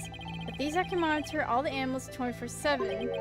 And I say that's not true. I have proof that you can't monitor the animals 24/7 with the system. Oh yeah, the security footage. Because it doesn't monitor everything 24/7. Take that! Only from 10 a.m. Security camera doesn't begin recording until 10 a.m.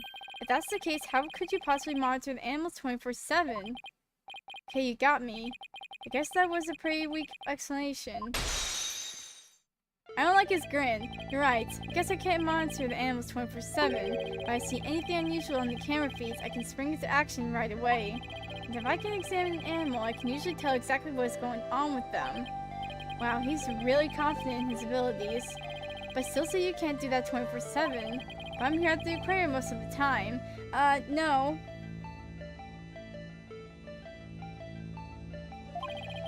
And I can go anywhere at any time to examine an animal. Anywhere. I say that's not true either. I have proof that there's a place you can't go.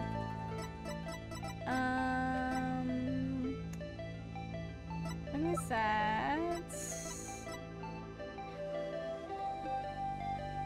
Oh, wait.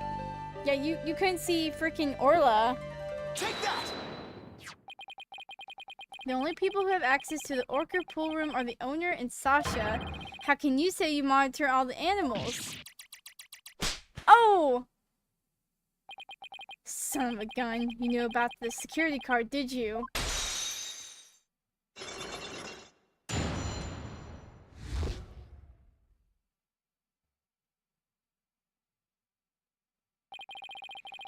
Yes, tighter security was imposed on the Orca a year ago as a precaution. Due to Sasha's objections, I wasn't allowed to have a card. Guess she was trying to protect Orla from him. So you're monitoring the animals with a system that's private company business. But I have to insist you tell me about this monitoring system. Now you're trying to pick a fight with me? Very well, I suppose it's only fitting that the spoils go to the victor. I'll tell you about Shipshape Aquarium's ecological data organization system.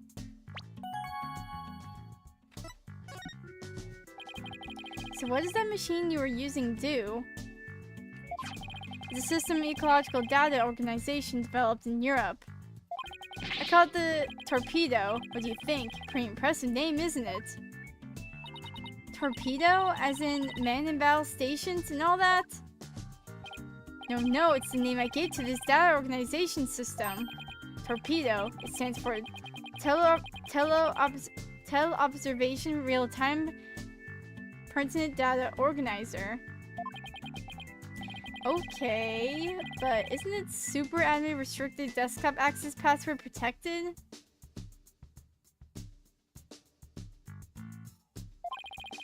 The torpedo collects data through sensors placed on or near the subjects.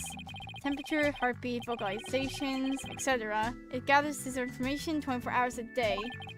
All this data is then sent to my terminal in these monitors. Wow, this torpedo sounds amazing. Does Rifle have a sensor on her too?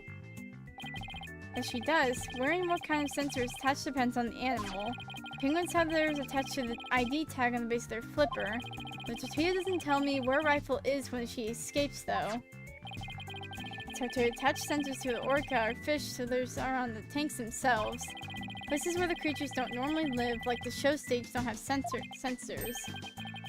Okay, here we go. It's telling me the time Rifle swallowed the foreign object. Approximately 4 a.m. on July 20th. Why not time? That's when Sasha was doing the cleaning. Wait! Good sir, what is that box over there you have? It has a peculiar looking pill that I've seen before.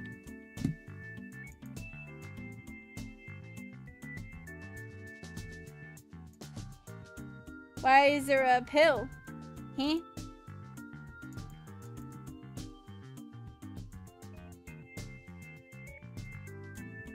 Maybe that's why she wouldn't take my fish, because she was full from the night before. Ah.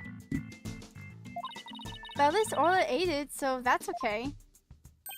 Orla ate another animal's food. That's odd. She's never done that before. And then she had the episode 2. I'd better take a look at her data. Huh? She didn't eat anything from the evening of the 19th to yesterday afternoon. So Rifle had a late night snack, but Orla went hungry. Hungry, huh? It appears so, but let's see. She's been eating normally since yesterday afternoon. Come to think of it, Jack was supposed to feed Orla yesterday morning. Maybe he died before he had the chance. I'm worried about Orla's condition. I better remember this torpedo data. That's kind of scary. She hasn't eaten anything.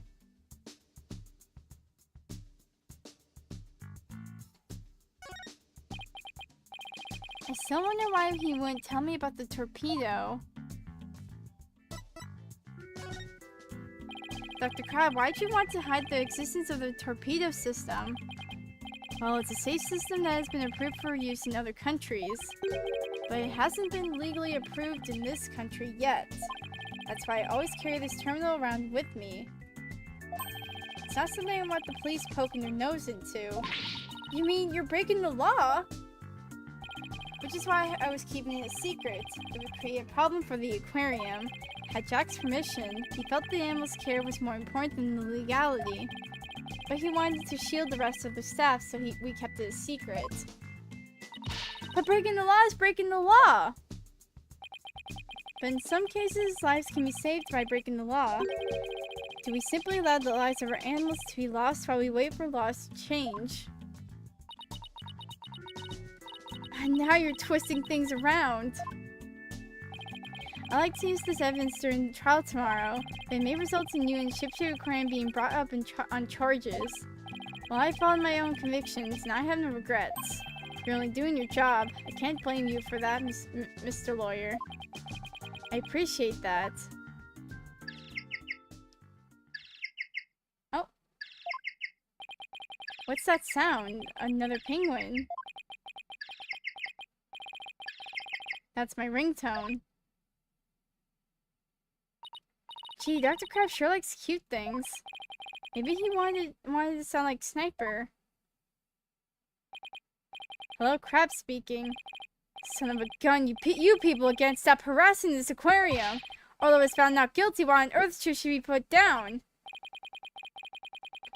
Huh? Come there on the 26th and explain. Fine, just let me write it down in my... Son of a gun, where did my calendar go? His calendar? Could he be talking about that calendar?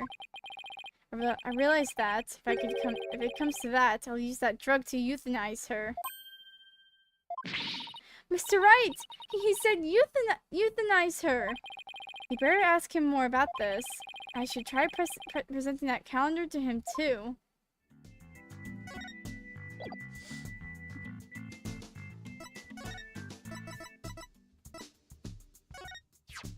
Dr. Crab, isn't this your calendar?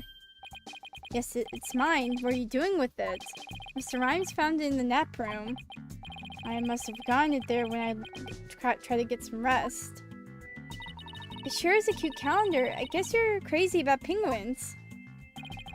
Somebody give it to me, okay? Now please don't tell anybody about it. It's embarrassing. Azura designed this calendar. This one here is a prototype. She designed the calendar for this year, and then she died before it went on sale. Were you and Miss Summers romantically involved? What gave you that? What gave you that idea? It's just I sensed sadness in your heart when you talked about the calendar. Of course we were romantically involved. I don't believe in romantic feelings. He looks shaken. He looks shaken though. By the way, did you meet Mr. Shipley at the 7 a.m. on July 20th as scheduled? No, we were supposed to meet, but Jack didn't show up. Is that really true? Sasha finished cleaning the orca pool around 6 a.m. If Dr. Krabs managed to get into the pool room somehow and meet with the victim, then he would have had the opportunity to kill Mr. Shipley.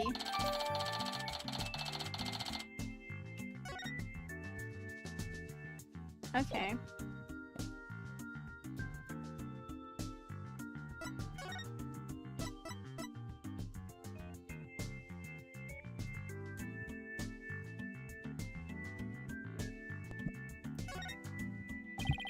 Who is that phone call from? Son of a gun. You heard that? Who didn't hear that? It was the Center of Dangerous Animal Control calling with a demand. It said that the orca may have been found not guilty this time. But if she ever attacked a human again, we would have to put her down. Put her down? But that's horrible! Did you agree to their demand? animals sometimes do attack humans. And of course, humans sometimes do kill animals to protect themselves. If it comes to that, yes, as a veterinarian, I am prepared to carry out euthanization. Using this poison. Huh? That capsule. It has the same letters on it as the one that was in Orla's stomach. Did Dr. Crab try to kill Orla? Please let me ask you one more question, Dr. Crab. What is it, Mr. Lawyer? You look so grave. I heard something disturbing from the writer Norma de Plume.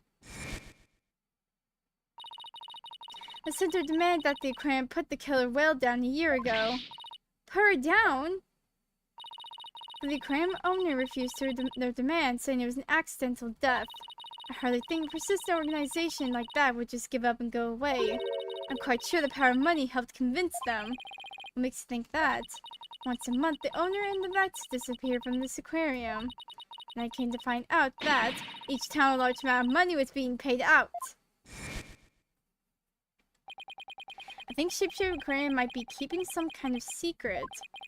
And that has something to do with the recent murder. Oh my god, you have more... You have more Cyclops? Bro! 5 Cyclops? That writer, she just has to stick her nose in everyone's business. Son of a gun, should have dealt with it all more carefully. How am I ever going to remove all those locks? Huh? Ah, Bobby! Why are you here, Roberts? No, no, we're talking with him. Black Quill can frick off. I'll not be right back.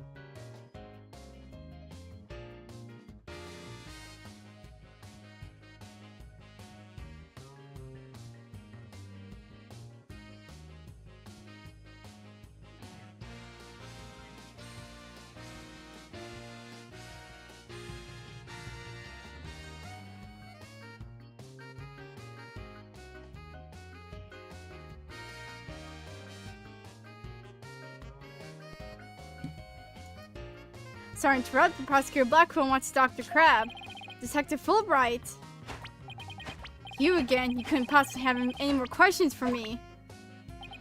Well, you see, we're having a little problem.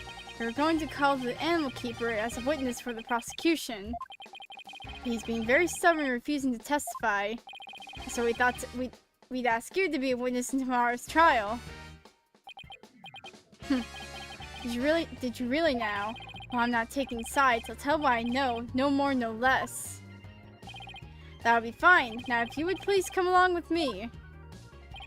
Well, it looks like we'll have to continue our talk at the trial tomorrow. I don't know what secret you and this aquarium are hiding, but I'll uncover it if it'll help save Miss Buckler. Give it your best shot. Give it your best shot then. I'll see you tomorrow.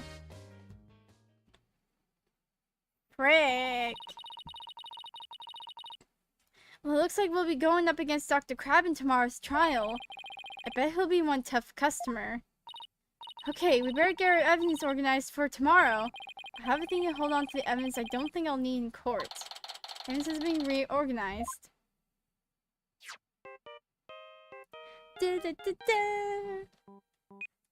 Ah. Hello? Mr. Wright, I went to Hickfield Clinic. Apollo, use your indoor voice. Sorry about that. Anyway, I found out a lot, so I want to tell you right away. It turns out that that mysterious capsule is a powerful sleeping drug. Apparently the brand name is 3Z's. Okay, yeah, it says 3Z's right on it. And they said the Shipshape Aquarium vet recently bought a large quantity from them. It's right there! There's a box of it right there! The vet? Dr. Herman Crab. 3Z's is supposed to be for people, but Dr. Crab told him it would work on other mammals like orcas and dolphins too. So Dr. Crab's euthanization poison was actually sleeping pills. When Orla almost drowned today, was it because she'd been given sleeping pills? Why was he trying to put her to sleep, though? Huh? And I found out more than just about that capsule. Dr. Hickfield himself said gave me some information. Shipshape Aquarium had someone on their staff named Azura Summers, right? Yeah, the one who died a year ago. Well, Azura Summers was getting a certain medication from Hickfield Clinic last year. The same heart medication as Sasha Buckler. What?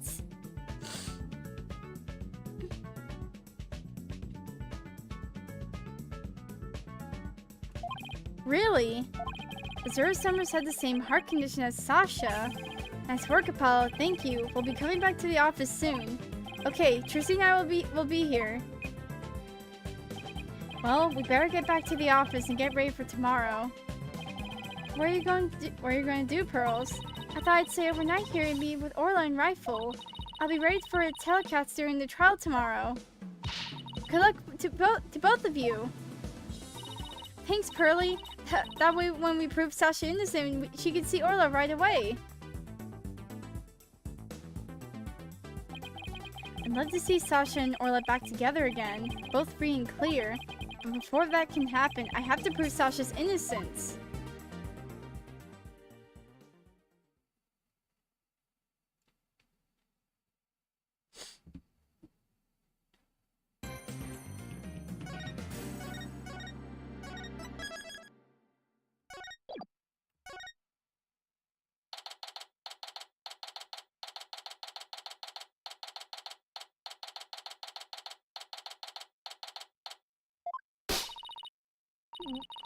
What? The ship's doctor and Azura were romantically involved?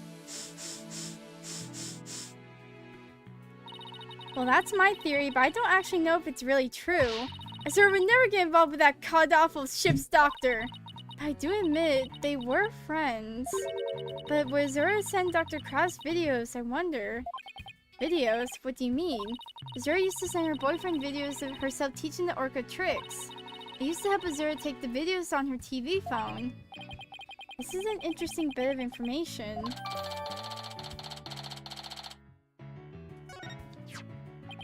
So TV phones can shoot videos too, huh? My dumb phone sure can't. These TV phones are amazing. They can even record sounds you and I can't hear. All the equipment we use at Shipshape Aquarium is high-tech. The ship's doctor sends away for all kinds of electronics. So all the high-tech stuff is Dr. Krabs doing, huh? Anyway, I still highly doubt Azura's boyfriend was the ship's doctor. But Dr. Krabs found a charm yesterday, and he was really shaken by it. Charm? Hey, leave that alone! That belongs to Azura! What was Azura's charm doing in Rifle's stomach?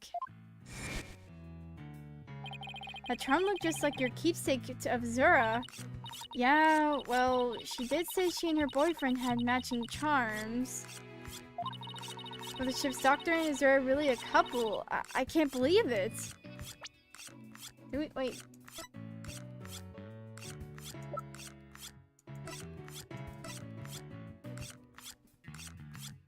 Yeah, okay, that makes sense.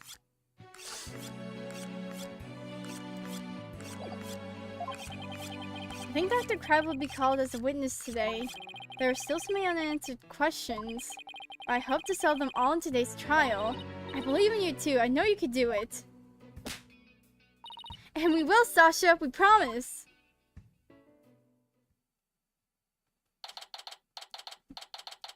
Here we freaking go.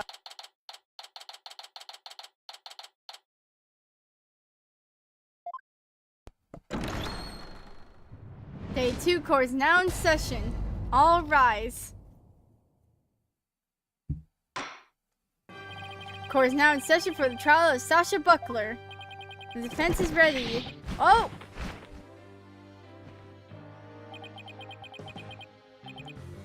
Ready.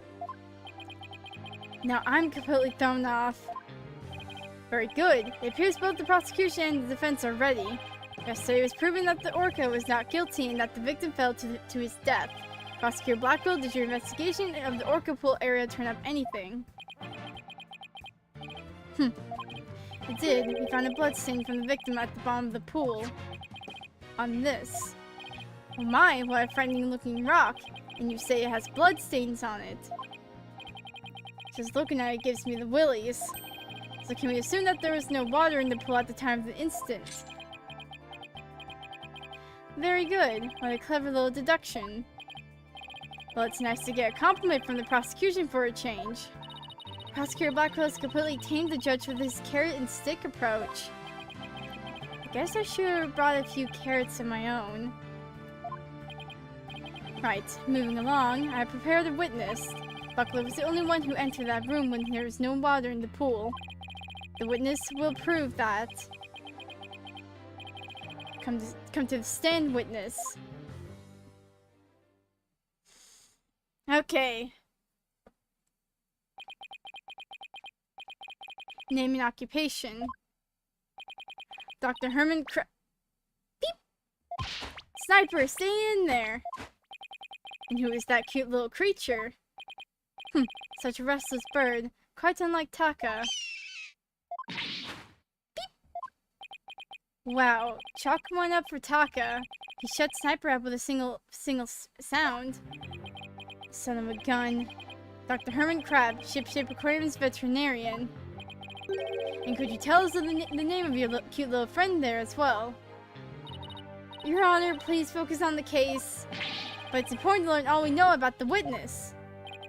This is Sniper.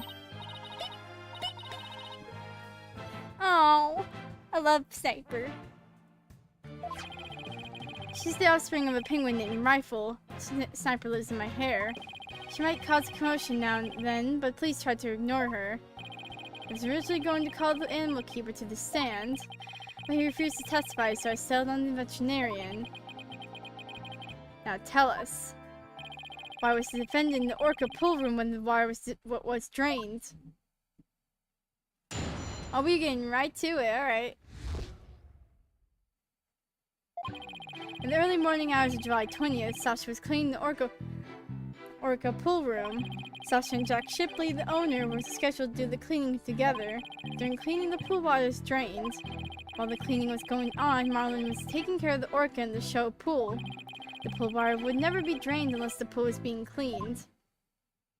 I don't like your freaking smirk. You are sus as heck. And your claim is that the victim was made to fall to his death during the cleaning. Only Buckler and the owner had the security card necessary to enter the orca pool room. And we already know from the security company's records of card usage. But the defendant was in the orca pool room during the time of cleaning. The witness testimony and the record of the security card's usage are conclusive evidence. So no one besides the defendant was at the scene and the water in the pool was drained. Uh-oh. The judge already seems to be leaning towards the other side. We have to strike fast! Your Honor, we're ready for a cross-examination now! Oh, yes, of course. Please proceed then. The power of youth comes in handy at times like these.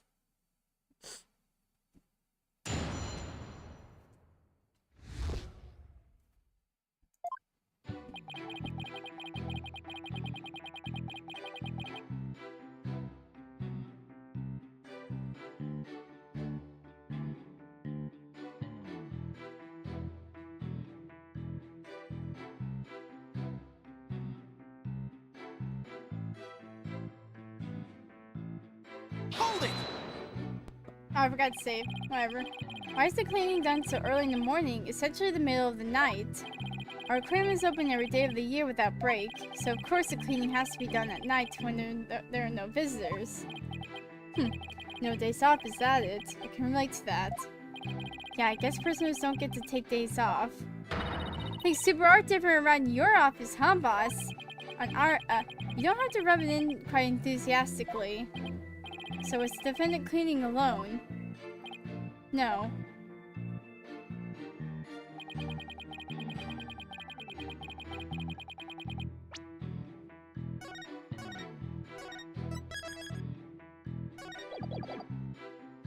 Hold it!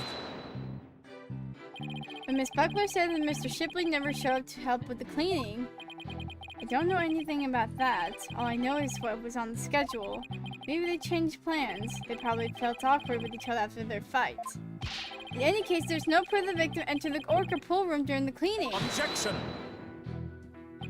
If you don't stop your yammering, I will pull your tongue out and barbecue it. Do you have to be so violent? proof or none, the victim must have entered the pool room during cleaning. Witness, tell him why. Jack must have entered the orca pool room. The reason I think so is because the record of card usage shows that Sasha entered the orca pool room. Hold it!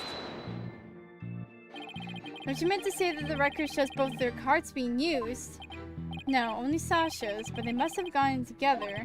Jack's body was found in that room, so that's the only logical explanation. We talked about this just yesterday. What purpose does that brain of yours serve? You're even more bird brain than rifle. Objection! Witness, I will not allow birds to be belittled in my presence. Limit your disregarding comments to defense alone. So I get disregarded either way. Great. Bird lover, huh? Guess we're not destined to become best friends. That is fine. All I need is for you to talk about the state of the scene during cleaning. Alright, fine. Oh, I don't know. I think the two of them were made for each other.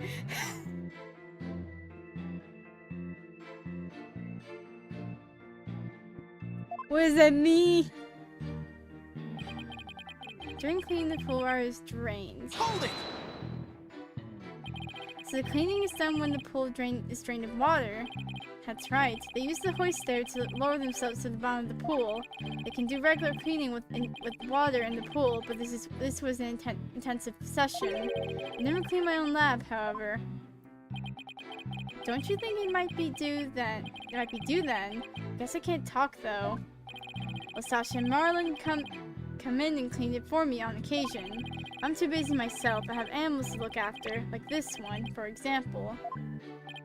Such an adorable little creature. It lends cheer to this bleak courtroom. Your reaction to Taka is very different, as I recall. Oh, Taka's a fine bird too, of course. Please continue, Dr. Crab, quickly now. As I was saying, Sasha was cleaning the orca pool room.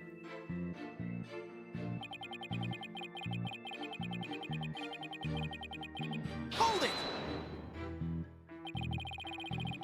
So Orla was moved all the way over to the show pool. Why is that? Well, it wouldn't do to get her covered in the cleanser, would it? Of course she was moved. You don't take a bath while you're cleaning the tub, do you? Excellent point. I usually clean the tub after I take a bath myself. I was assigned to clean the shower stalls yesterday.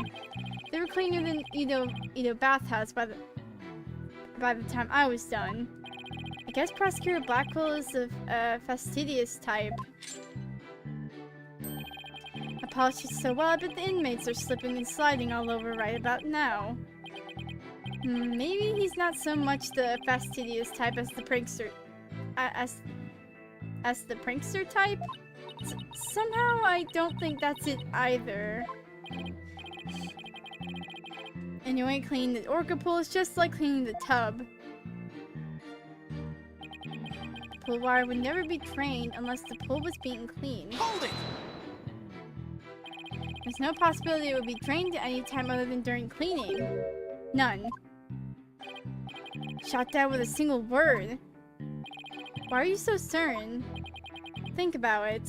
If the pool water were drained, what would happen to the orca? The poor thing! Whose side are you on, Athena? Exactly, young lady.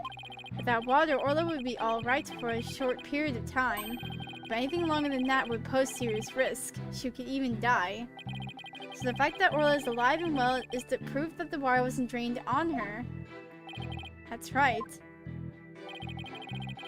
The orca pool and the show stage pool are next door to each other. A hoist runs between the two to move the orca and equipment back and forth. When intensive cleaning is done, the orca is moved to the show stage pool first. So the water is only drained while the pool is being cleaned. Please add that information to your testimony.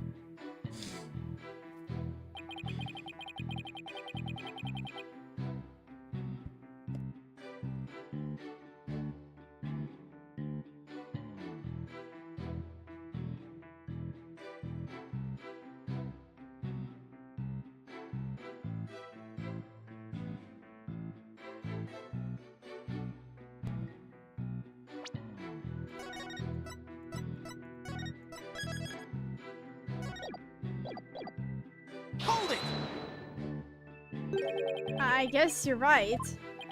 Son of a gun. And why'd you harp on it so? The defense loves to make a fuss over nothing. You do like to stir up trouble, don't you, Mr. Lawyer? Just like this one. How rude! Don't compare Mr. Wright to Sniper! Granted, his suit may make him look like a little like a penguin. Athena? Is that what she really thinks of me? I wish Sniper and Miss Baby Chick would both stop at the peeping and cheeping. Miss Baby Chick? How dare you? No, wait, that actually sounds pretty cute. Wow, he just got away with calling a young woman a chick in court. How did he get away with this? Somehow we have to show that the water could have been drained at some other time.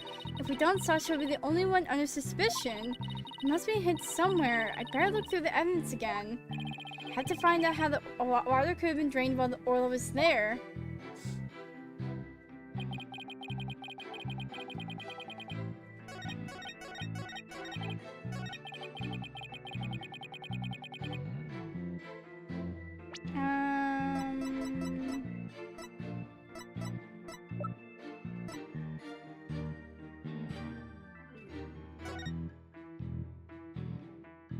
Oh wait, maybe this? Objection! Okay. If the water in the pool is drained, you say the orca could die, but is that necessarily true? What are you talking about? There's a way to let the water out without harming the orca, isn't there? Your Honor, please allow me to submit this photograph.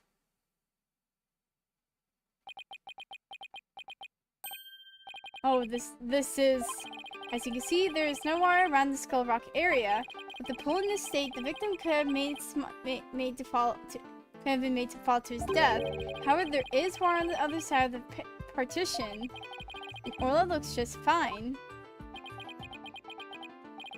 Son of a gun. In other words, if the partition is set up at the bottom of the pool, the water can be drained without doing Orla any harm. Are you implying the water could have been drained at the time other than during cleaning? Yes, there is that possibility. But the crab is shaking. Looks like he has something to hide. Could it have something to do with the calendar note about meeting with the victim? It might. I'll submit it to the judge. Your Honor, please take a look at this calendar. You waved that around the court yesterday. Don't need to drag out your souvenir today. Actually, I'd like you to make a note of the entry for the day of the incident. Let me see here. Meet the captain at the Orca pool at 7 a.m. This knows about the meeting planned with the victim. What? The defense would like to argue that at the time of the meeting, the pool may have been drained of its water. Whose calendar is that? It belongs to Dr. Herman Crab. Isn't that right, Dr. Crab? Son of a gun. So you suspect me, do you? What is the meaning of this calendar entry, Dr. Crab? Explain yourself. Fine. I was supposed to meet Jack at the Orca pool at that time, but I ended up not going. So you're saying you simply broke your promise? You can't get out of it that easily. I believe you had some explaining to do. Objection! Your blade is sharper than I thought, Wright, Dono. But your cut was shallow, a mere surface scratch. There's a saying amongst prisoners, not see, hear nor speak to smooth-talking lawyers. If you think the witness is suspicious, show your proof. The calendar alone isn't good enough, huh? I have to prove the victim could have fallen to his death at 7 a.m. meeting time. Let's put our heads together, boss.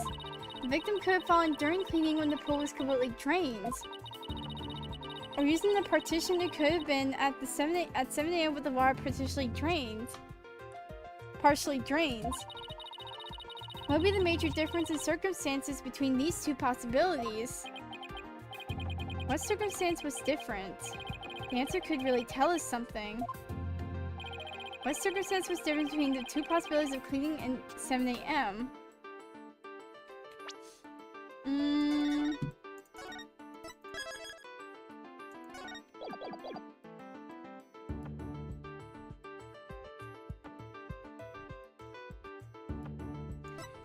The Orca was there? Cause couldn't have been that, couldn't have been that. If the murder occurred at the time other than during the cleaning, the Orca must have been there. Oh, you're right. And that would mean that Orla witnessed the murder.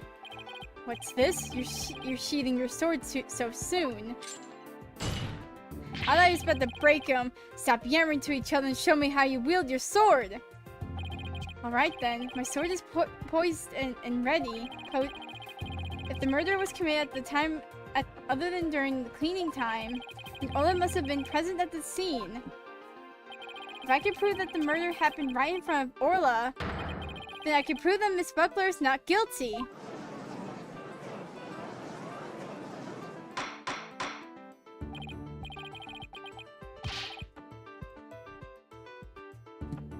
Oh, thank you, Light, for the cookies. And the lollipop.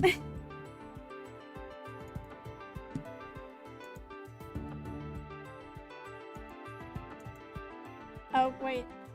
Order in the court, Mr. Wright. Are you implying that the Orca is a witness to the crime? That's exactly what I'm implying. And? How do you intend to prove the Orca witnessed the murder? What are you going to do? Put the Orca on the stand and cross-examine her? You want to try? Don't say that's some bold words to say, Blackpool. I cross-examined a freaking parrot. I will cross-examine the freaking Orca. Try me.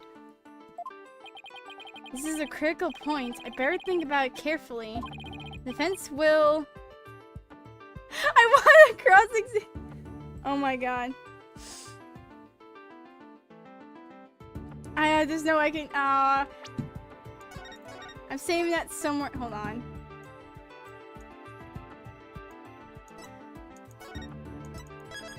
I'm saving this down here. I don't think we can cross-examine Orla.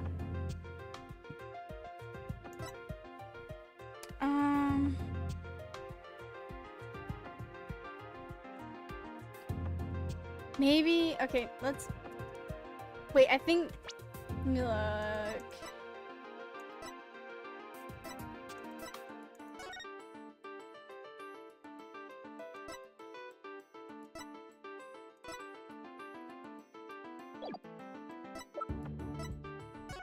Back to this pool.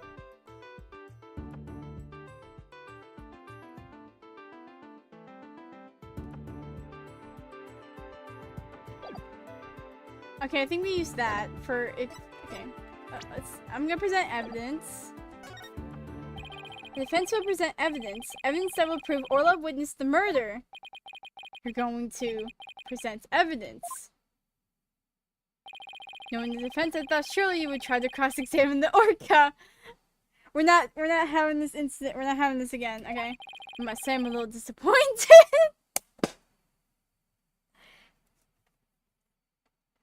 Look, man, we can't be having this.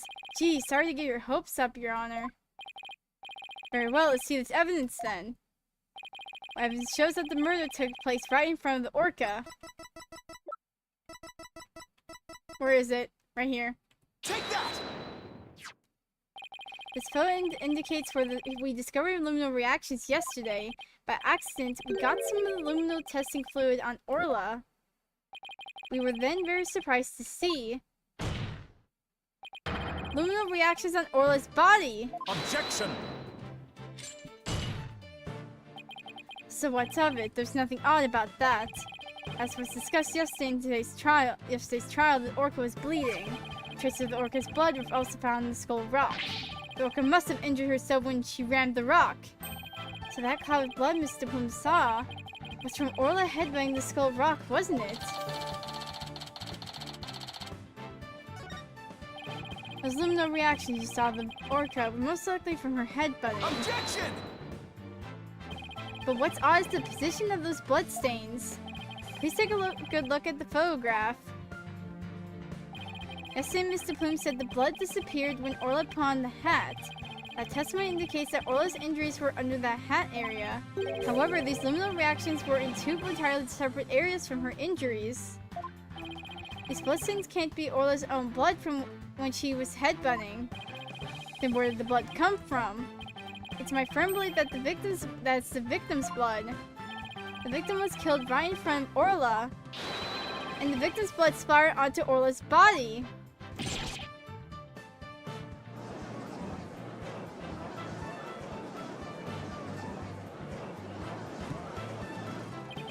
Now it finally all makes sense. Orla was a witness to the murder, so that's why... Orla? Boss, something's wrong with Orla! What? You're right. She's listless, and she's sinking. There's one more fact that indicates Orla was a witness to the murder. There's more. Culper was afraid of Orla could somehow reveal what she witnessed. And that's why they did what they did. It's the only thing that makes sense.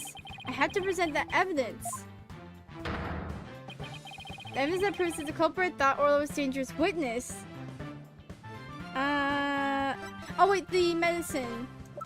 Because there was this was in her stomach. The defense would like to submit this evidence. What's this? It looks like some sort of medicine. It's a sleeping drug, Your Honor. A very powerful one. The sleeping drug was discovered in Orla's stomach yesterday. The culprit tried to drown Orla by putting her in a deep sleep. Tried to drown the orca, but why? I don't know. Are you trying to tell this court that the perpetrator tried to kill the orca to prevent a witness from talking? Do you really expect to defeat me with that feeble attack? My sword has been drawn. I'm not about to sheath my evidence now. Orcas have an enormous potential for intelligence. The possibility that Orla could somehow manage to reveal the truth can't be denied. The culprit believed in this possibility, and that's why they tried to kill her. Dr. Herman Crab, you purchased this sleeping drug, didn't you? What? Does this mean the veterinarian tried to do away with the orca? Who but a veterinarian would know better how to disguise an orca's death? He could even prevent the police from examining Orla's body. Why, you... Are you actually accusing me of trying to murder the orca? How dare you! How dare you slander the noble profession of a veterinarian! My goodness, one could cut the tension in this courtroom with that knife. With a knife. To kick in the stand? Yes, I admit to purchase that sleeping drug. However, it was subsequently stolen from my lab. That's such a flimsy excuse. It's the truth. What else can I say? Any one of the crew members could have entered my lab. I guess that weakens my evidence quite a bit. Besides, think about it for a minute. Who was it that treated Orla after she swallowed the drug? It was I. But as I recall, it took you quite a while to give that treatment. You didn't even come on your own. We had to go get you. Son of a gun, you just remember all the sorts of little details, don't you, Mr. Lawyer? The worker pool and the lab are far apart. It's no wonder he didn't know of Orla's condition. Objection! Didn't know? That's highly doubtful. As far apart as they were, Dr. Krabs still had a way to know all about Orla's condition. The defense would like to submit evidence that the witness knew about Orla's condition. Where's the torpedo? Take that! The torpedo? You just had to bring that up, didn't you? With this advanced data system, Trilogy would have known Orla's condition. Objection! Wait just 1 minute. What is this torpedo? Dr. Crab, how dare you bring a weapon of mass destruction into my courtroom? And you say that when we have a freaking penguin named Rifle and Sniper. The torpedo, or teleobservation real-time pertinent data organizer, is a data system. Until yesterday, only Dr. Crab and Mr. Shipwing knew about the torpedo. It isn't legally approved in this country, so it was kept secret from the police. It's illegal! Dr. Crab, I demand an explanation! Oh! Oh! Look at the little penguin! Look at Sniper! Oh! son of a gun, you and your big mouth, Mr. Lawyer. Yes, it's true. I'm using the legal system to monitor the creatures at the aquarium. The system uses sensors like these, and yes, there's one in the orca pool, too. The sensors send sound waves through the water to gather data on the creatures. If it finds abnormalities in their condition, the torpedo alerts me with a sound. My goodness, how very high tech. But if it's illegal, I will not turn a blind eye. This matter will be appropriately dealt with at a separate time. Now then, Mr. Wright, please continue. With the torpedo, I'm sure Dr. Crab knows the danger of Orla was in, but he made no attempt to come to her aid on his own. And the reason for that is that Dr. Crab wanted Orla dead. The torpedo didn't give me a warning message. That's why I didn't know there wasn't anything wrong with Orla. The sensors in the orca pool wasn't working during the police investigation. Objection! Can you prove that statement? Objection!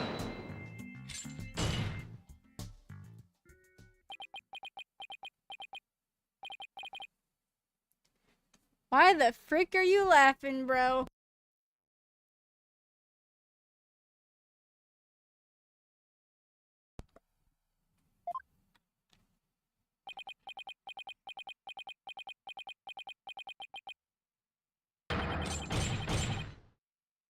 What's so funny, huh? What's with him? I guess this is also high tech for Prosecutor Blackwell that's making him a little funny. Funny.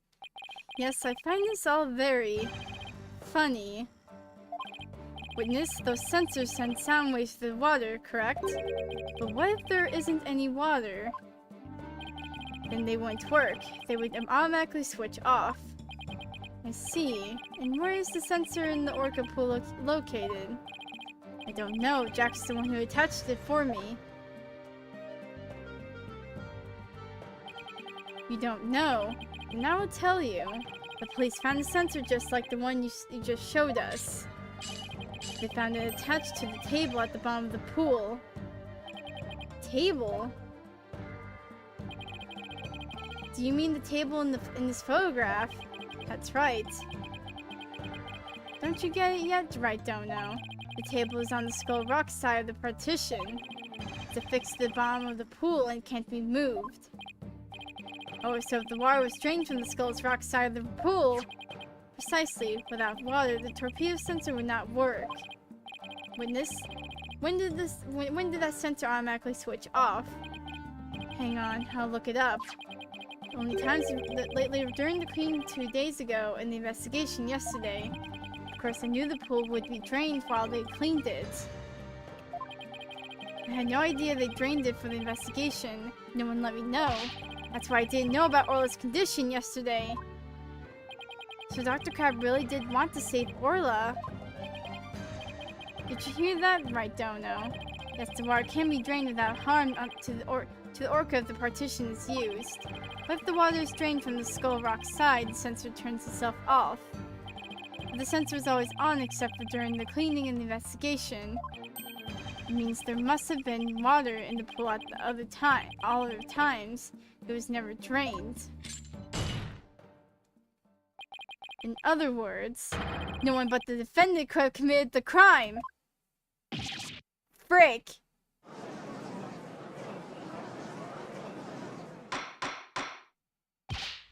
Order in the court! This completely shatters the defense's argument. But... The fact still remains that Orla was nearly killed with Dr. Crab's sleeping drug. Objection!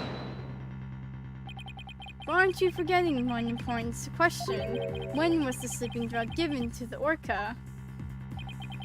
You're right. That hasn't been discussed yet, has it?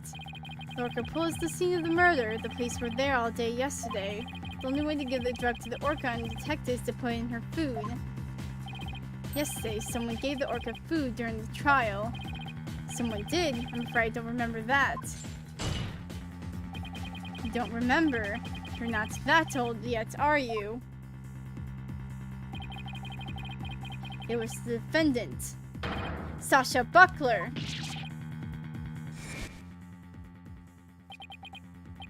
So that's the orca stands accused, is it? Aw, she's waving her flipper at us. Maybe she's cheering us on.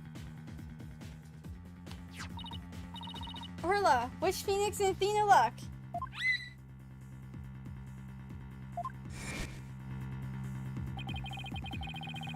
So her argument is that Miss Buckler is the one who gave the orca the drug. The prosecution's argument hasn't changed. Buckler made the victim fall to his death and then manipulated the orca dependent on her. Still not satisfied, she further planned to kill the orca with the sleeping drug. Didn't hear any reports of Dr. Crab feeding Orla. Maybe he didn't have a hand in Orla's attempted murder at all, after all. Oh wait, but someone could... Wait, someone else could have though.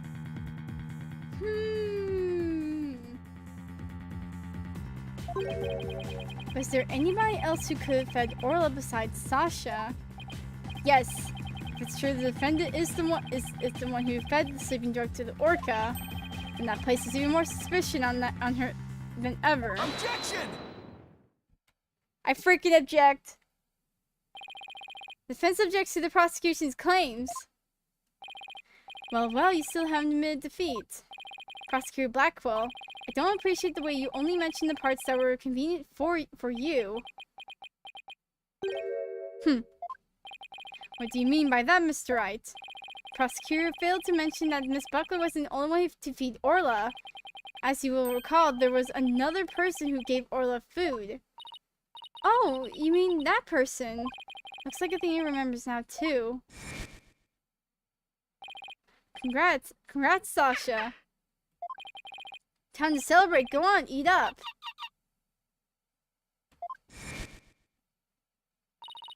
Oh, Mr. Wright, no. I don't want to believe it either, but we can't ignore the truth. The other person who fed Orla during the trial was... Frickin' heck, Marlon. Take that! Please recall when Orla was found not guilty yesterday. Marlon Rhymes gave the orca a large quantity of food. If the sleeping drug was mixed in with that food, it could be given to the orca without arousing police suspicion. Now you mention it, I do remember the flip-flopper feeding the orca. He's wearing flip-flops, I just freaking realized. What the fudge? So you remember, did you? I see the time for a true sword fight has come. I call Marlon Rhymes to the stand.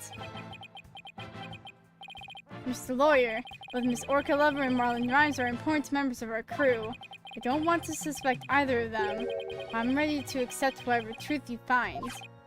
Here, take this. That charm. It's the charm that matches the one Azura Summers had, isn't it? So you and Miss Summers were romantically involved, weren't you, Dr. Crab? What? No, of course not. Sorry to disappoint you, but this doesn't belong to me. At the time I thought it was Azura's, so I grabbed it. But it wasn't hers. Now it's up to you, Mr. Lloyd, to figure out whose charm it is. Ah! Frick! No! Freaking heck, I can't. Hold on, I'll be right back.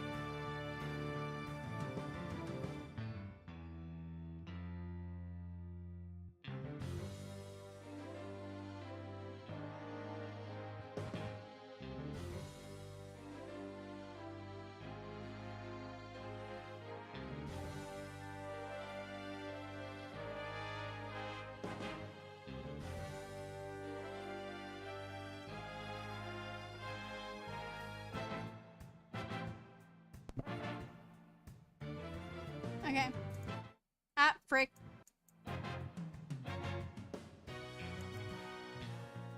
Ah, no, that's stream. Okay.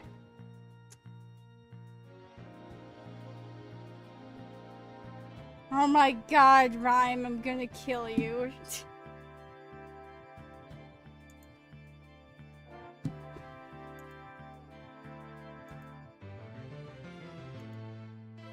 Okay. Now it's up to you, Mr. Lord, to figure out whose charm it is. I will. Thank you, Dr. Crab. After all, I'm interested in the outcome of this trial, too. Now then, please summon Marlon Rhymes to the witness stand.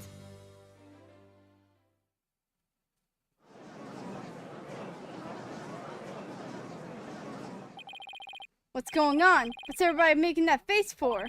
I haven't been watching the trial and nobody's told me anything. Marlon Rhymes, you're under suspicion for the attempted murder of the orca. I see. Well, if it's already out. Mr. Rhymes, is he really going to admit it? Fine, I'll tell the truth. Man, these guys are going straight to the point. Like, yeah, not backing down. Sasha's lying to protect that orca. At 3:30 a.m. on the 20th, there was still water in the orca pool. Incident happened before the orca was moved to the show pool. Orla killed the captain by bashing him 30 feet high and making him slam into the water. So I thought the orca should pay the consequences. Now we're back to the orca again. I did not see that testimony coming. Now wait just 1 minute. Yesterday Orla was proven innocent. Besides, you said Orla was in the show during the pool during the cleaning. I didn't want to steal Sasha out. That's why I didn't tell the truth. But the fact is, all three of us, the captain, Sasha, and me, were cleaning the pool room. But Dr. Crab and Miss Buckler said you were at the show stage. Well, the only thing Dr. Crab knew about the cleaning was what I told him. I didn't give him a whole lot of details either. Maybe he misunderstood. If Sasha's lying to protect the orca, she can't tell the truth. Sasha put blood on the skull rock herself to make a fake blood stain. I think it's pretty brave of her to let herself get arrested to protect the orca. Mr. Rhymes, how could you lie like that? It's the truth. Besides, wouldn't it be better for you if I wasn't lying? If the orca did it, you win your case. What? This is all very hard to believe. If Mr. Rhymes' story is true, Miss Buckler would be innocent and the orca would be the killer. Meaning if we turned our backs on Orla, we could save Sasha. Having a witness lie to save your own client. What a dirty, underhanded tactic, right, Dono? Objection! Yesterday, the defense proved Orla was not guilty. We have no intention of going back on our assertions now. What are you saying, Mr. Wright? All you gotta do is admit the orca did it and Sasha goes free. Isn't a lawyer supposed to act in his client's best interest? That wouldn't be acting in her interest. Miss Buckler believes Orla is innocent. And we, of course, believe that Miss Buckler herself is innocent, too. Acting in the client's best interest is an important part of our job as lawyers. Using dirty means to win a verdict would destroy our client's faith in us. That's right. We believe in both Miss Buckler's and Orla's innocence. Huh? I just don't understand how you could treat a human and an orca equally. Sasha or the orca, you can only save one of them. I don't know about that. I think I can save them both. All I have to do is disprove your testimony. Oh yeah? Then go ahead and try. I will do just that. If I can't tear down his testimony, I won't be able to save both of them. I have to find a weak spot and start tearing.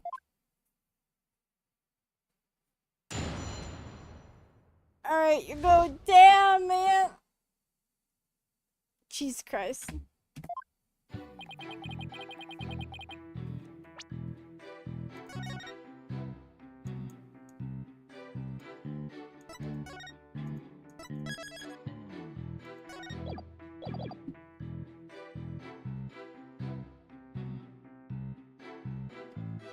Wait.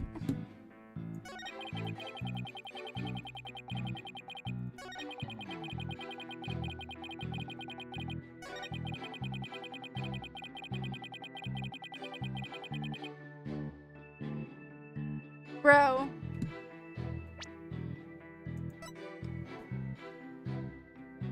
Objection! Dude. Okay, that makes no sense. He freaking dropped from 60 feet. When lies are piled on top of each other, contradictions start to emerge. This time, it's no different. Are you saying there's some kind of inconsistency in my testimony? That's exactly what I'm saying. You claim that the victim was sent flying about 30 feet into the air, but the autopsy report shows the apparent cause of death to be from a 65-foot fall. What? Additionally, in your testimony a moment ago, you said at 3:30 a.m. on the 20th there is still water in the Orca pool. The pool being 65 feet deep, there is only 30 feet between the water and the ceiling. If the pool was full of water as you claimed, it would be impossible for the victim to fall about 65 feet as the autopsy states.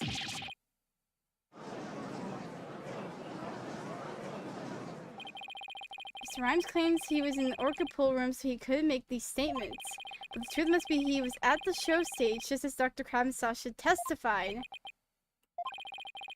I believe that brings us back around to the Orca didn't do it. I didn't believe the witness's testimony from the outset. I'm grateful to you, Wright Dono, for showing the witness up, as I thought the only person who could have killed the victim is Sasha Buckler. That fact still remains whether the witness was the one who tried to kill the Orca or not. Son of a... Mr. Rhymes is right about one thing. His testimony was advantageous to our case. But pointing out the contradiction in his statement will only drive us into a corner. As Prosecutor Blackwell said, suspicion against Miss Buckler is now deepened. If only if I don't do something fast, the judge is going to find Sasha guilty. Mr. Wright, isn't there anything we can do? There has to be a way to prove Sasha is innocent. At a time like this, the thing to do is turn my thinking around. Instead of trying to prove that Sasha couldn't have done it, I have to think about what made it possible for somebody else to have done it. As long as the crime scene is the Orca pool room, and Sasha's the only one who could have committed the crime. No need for pity, your baldness. Just finish him off with a swift verdict. It appears the defense has no objections. Very well, I will give my verdict. Hold it! Your Honor, please hold off on that verdict. But you were so quiet, Mr. Wright. Do you have something to say now? The defense has a counter argument. You do? Pitiful. Such a desperation. You look pale. Are you sure you aren't prepared? You're prepared to make this counter argument. The worst times are when lawyers have to force their biggest smiles. I'll never forget those words no matter how many years go by. Even though it's probably just a bluff, I'll give it to them with a smile. What if the scene of the crime was somewhere else? The scene of the crime? Somewhere else? What? You're finding fault with the police investigation now. As I understand it, the prosecution's argument is as follows. The scene of the crime was the Orca pool room. Pool room. Only the defendant and victim entered that room when there was no water in the pool. Therefore, only the defendant could have committed the crime. That's correct. But the scene of the crime was not the Orca pool room. Then somebody other than the defendant could have committed the crime. You're saying it's at the show? Oh, wait, yeah. Oh. Oh, wait, okay, that may...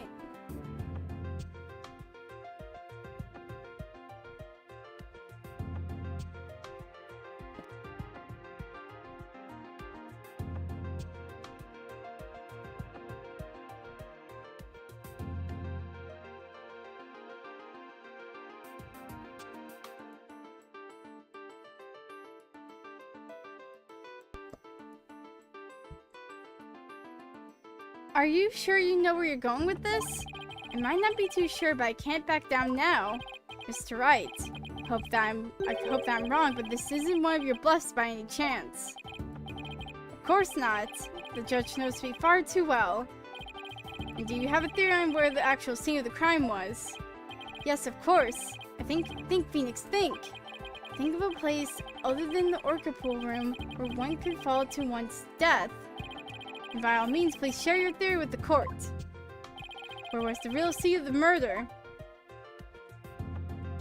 Take that! It was the show pool. The show stage pool might have been drained of water at some point as well. And if so, it would be just as possible to fall to one's death there as the Orca Pool. Right, don't know. What you're doing is a disgrace to your profession. I sincerely hope you have some basis for what you're suggesting. Of course I do. I will, as soon as I think of something. The victim's body was found in the Orca Pool. How do you explain that? Objection! How about if, after the victim was killed in the show stage pool, his body was moved to the Orca Pool? How about if? What kind of presentation of your argument is that? I'd better have a reasonable explanation of how the...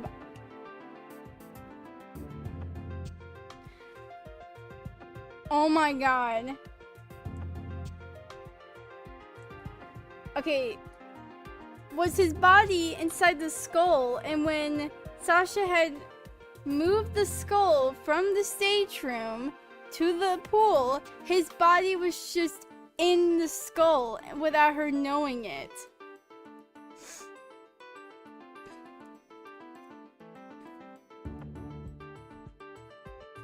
Oh. Had a reasonable explanation of how the body was moved. And they used the crane. They used the crane to move the freaking thing. There's no turning back now. I have to think of a way the body could have been moved. Was there something at the scene that could have been used to move the body? Ah, yes, it was cranes. I don't know how exactly. Take that! There we go. The hoist runs between the Orca Pool room and the show stage. The stretcher could be hung from the hoist to move things like Orla or the Skull Rock. The stretcher could have been used to move the dead body. Yes, if the stretcher can move the Orca or the Skull Rock, it seems likely it could also move a dead body as well. Somehow that worked. I just might be able to pull this off. If the show pool was the scene of the crime, somebody else could have done it. Objection! Desperately spew conjecture, and now you even make up a crime scene. Oh, there you go. Not again! You don't have the soul of a warrior. You don't deserve to be on the battlefield. And even if your fabrication is half-baked, it's a disgrace. What do you mean half-baked? The hoist can be operated from the Orca Pool room only. And the only person who entered the Orca Pool room was the defendant. So even if the body was moved, the only one who could have it moved was the defendant herself.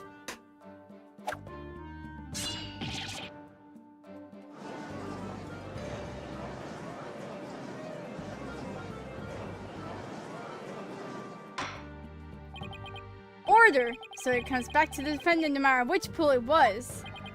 Meaning, I can't clear Sasha either way. Sasha says she moved Orla in the Skull Rock, and I believe her.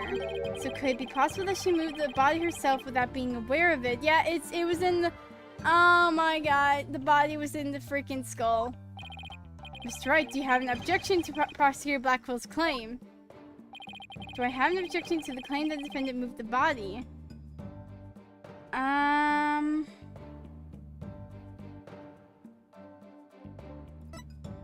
No, she did move the body without her knowledge. I have no objections. I have no objections. Miss Buckler must have been the one who moved the body. What? Mr. Wright, are you admitting the defendant committed the murder? No, I'm simply conceding that she was the only one who could have moved the body. However, I contend Miss Buckler was not aware that it was what she was doing. The culprit made her move it unbeknownst to her. The defendant moved a dead body without recognizing that it was a dead body. How could that be possible? The body was found in the Orca Pool. It must have been moved there somehow. Oh my god, I think I'm... Oh my god.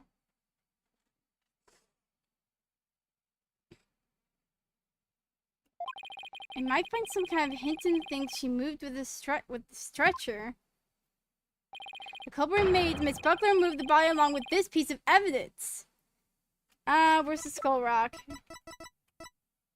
Take that! The skull rock. Miss Buckler told me yesterday that she moved the skull rock when she was cleaning. The only two things Miss Buckler moved the orca pool are Orla and the skull rock. I would like to suggest that the victim's body may have been inside the skull rock. What? Hidden inside the rock, the body could have been moved to the orca pool with the hoist. The show stage Marlon Rhymes loaded up the skull rock with the body inside, and then he used the walkie-talkie to let Miss Buckler know the rock was loaded. Miss Buckler operated the hoist from the orca pool room and moved the stretcher. She moved the rock without knowing the body was inside. Do you really think there's enough space inside the skull rock to place a body? The swashbuckler flyer indicates it could be possible. Please focus on the question at the bottom left. Oh, it says who will obtain the gold coins hidden in the skull rock. In that case, I suppose the rock is most likely hollow. What's more, if the body was inside the skull rock, it explains the remaining unanswered question, such as... Let's take a look at the security footage of the scene Mr. Plume witnessed. Where did the body that Mr. Plume saw come from? Please recall that what was Orla doing to the skull rock at the time? She was headbutting it. That's right. Orla's ramming released the body from the skull rock. The body had been placed inside the skull rock and moved there from the show stage. Assert that the real murder scene was in fact the real show stage pool. Silence! What rubbish is this now? You don't have a single scrap of evidence. Objection! It's easy enough to verify what I say. Take a look inside the skull rock for yourself. You should find some kind of proof that the body was there. Blood fibers, hair... Right, don't know.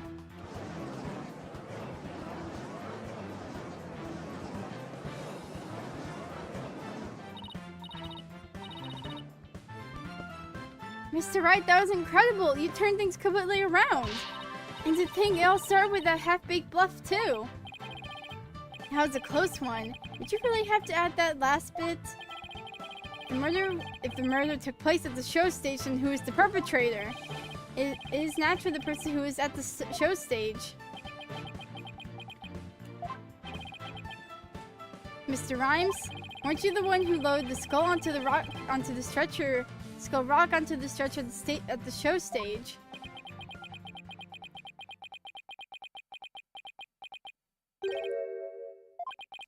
Wow, Mr. Wright, that was some pretty smart brain work you did there. To be honest, I never thought you could figure it out. I tried to protect myself, but I guess it came back to bite me. I confess you gave false testimony before Mr. Rhymes. That's perjury. Yeah, what Mr. Wright says is true. The body was inside the skull rock. And it's true the captain was killed in the show pool, too. What? He's admitting to that easily. This time, I'm going to tell you the whole truth about what happened that day.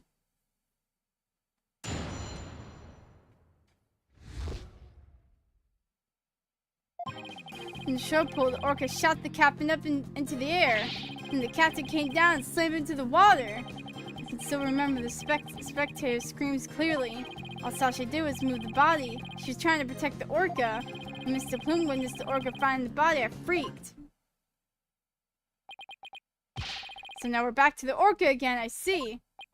If you were going to give testimony like that, why did I bother putting you on the stand? All I'm doing is telling the truth.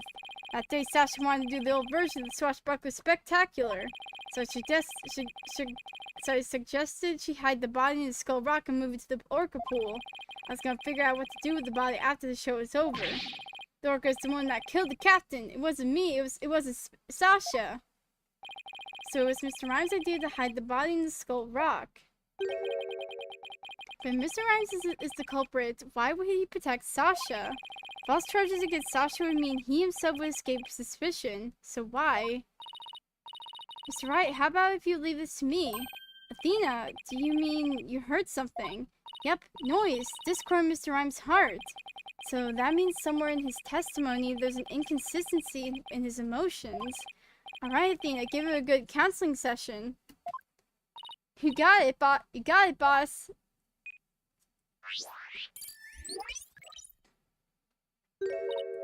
Huh? What's this? Where are you getting, Athena? This testimony is pretty complex. Feelings of deep sadness and intense anger are being called up. Those two emotions appear to be running out of control.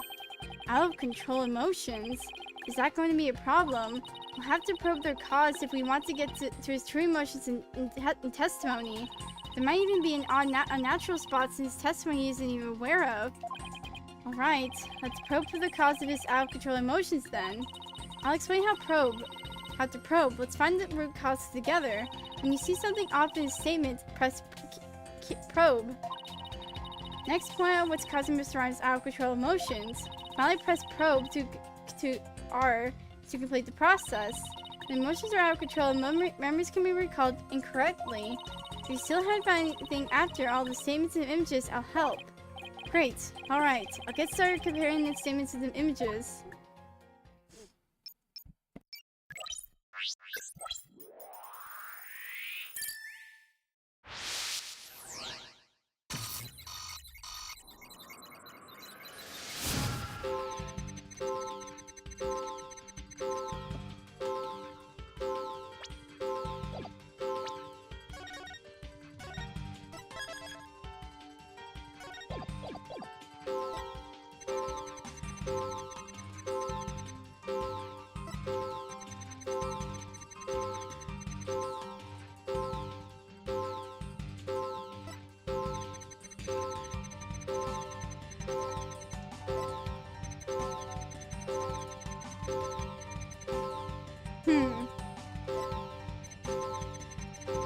Wait.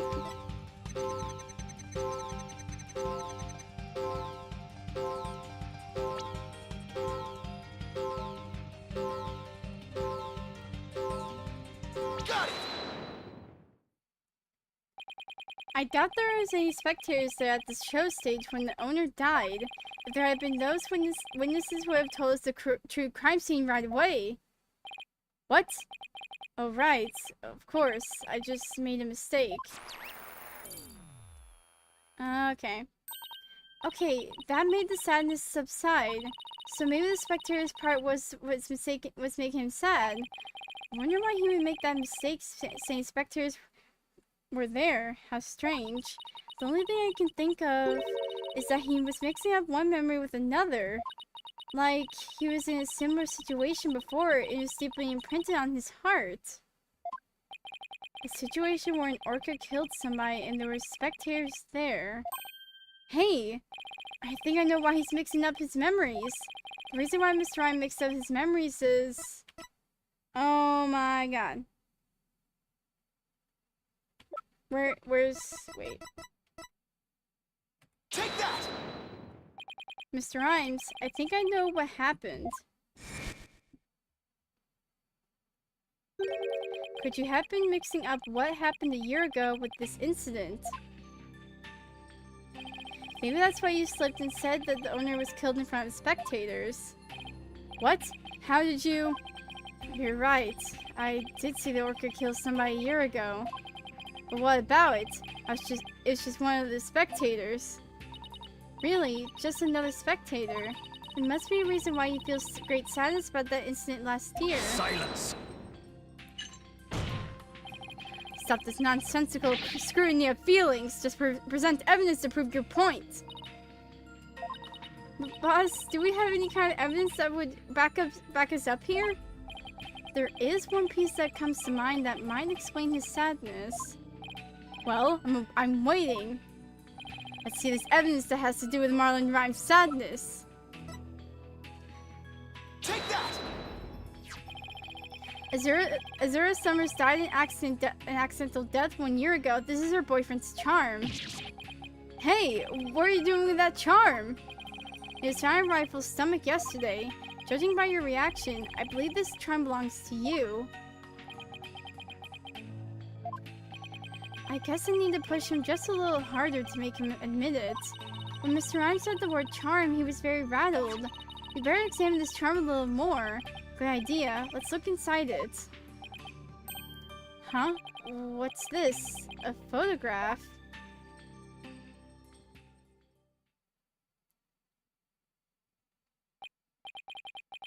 Hey, this is...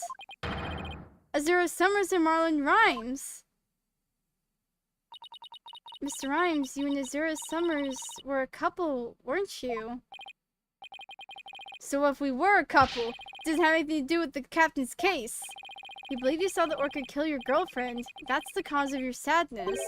Isn't that emotion of yours connected to the current case? Silence. The only thing you revealed was the witness's connection to the victim of last year's incident. What does this witness past have to do with the case at hand? I don't know yet. We managed to pinpoint the source of his sadness. Let's delve into who Mr. Rhymes is angry at.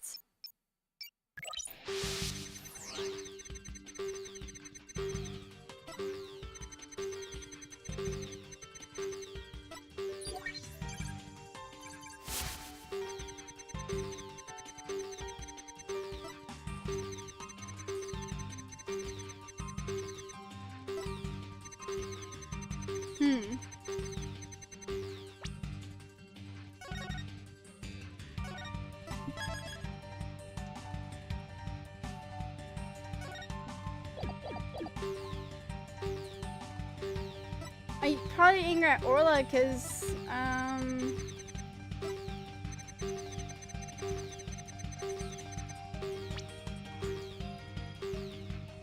Got it. because she was the one that supposedly killed her. Miss Rhymes, you're angry with Orla, aren't you? Angry at an orca? Why would I be? If you think I have some reason to be mad, then show me some proof. Do I have proof that Mr. Rhymes has a reason to be mad? Yeah. Bet that image we just took a look at could come in handy here. This charm indicates that you were Azura Summer's boyfriend. I'm sure you believe Orla killed your girlfriend a year ago. You lost your girlfriend, so you've been angry at Orla. Alright, I'll admit it. I never forgive that orca. Azura is dead, and that orca is still swimming around happy as a clam. I began an animal keeper just so I could prove that that orca is a killer. You're right. I want that orca to pay. There, do you feel good dragging up a person's past, but it still doesn't change anything? He's right. I disagree. It does change things. His out-of-control emotions quieted down. Now we should be able to find out the truth behind that emotion.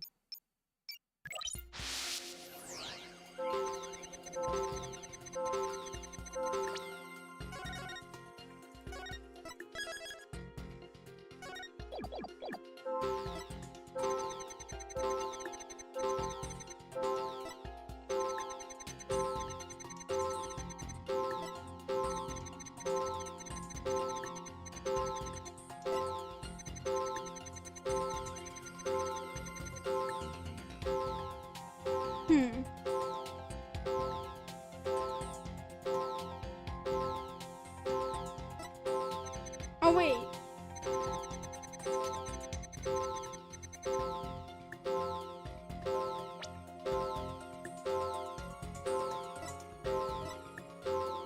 Got it.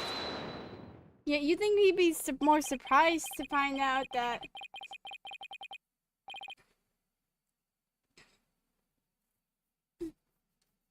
When Mr. Plum witnessed the orca find the body, you freaked. Really? What are you getting at? When Mr. Plume was as a witness, Orla was guaranteed to be accused of the murder. Didn't it work out exactly as you hoped? In order to have Orla put down, you made sure Mr. Plume witnessed that scene.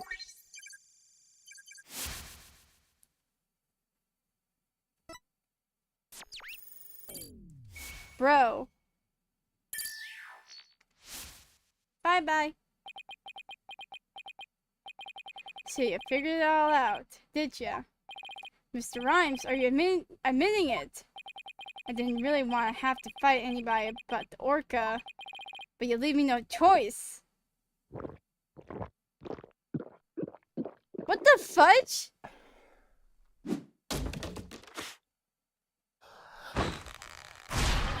What the?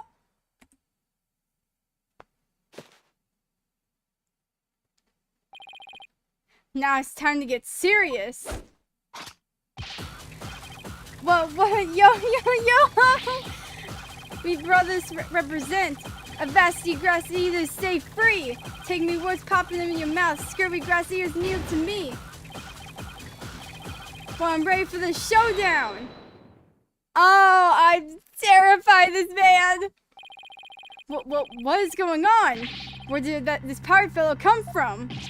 He looks like a completely different person. He has a swordfish! Order! If we don't have order, Prosecutor Blackpool will yell at us. He looks so distraught. Even Prosecutor Blackpool is at loss for words. So I plan to have that wench be a witness? Yeah, you caught me out. It'd be true I thought that Orca's murderous ways should be found out. That'd be why I schemed to have diplomacy see the body. So you admit it, you deliberately framed Orla.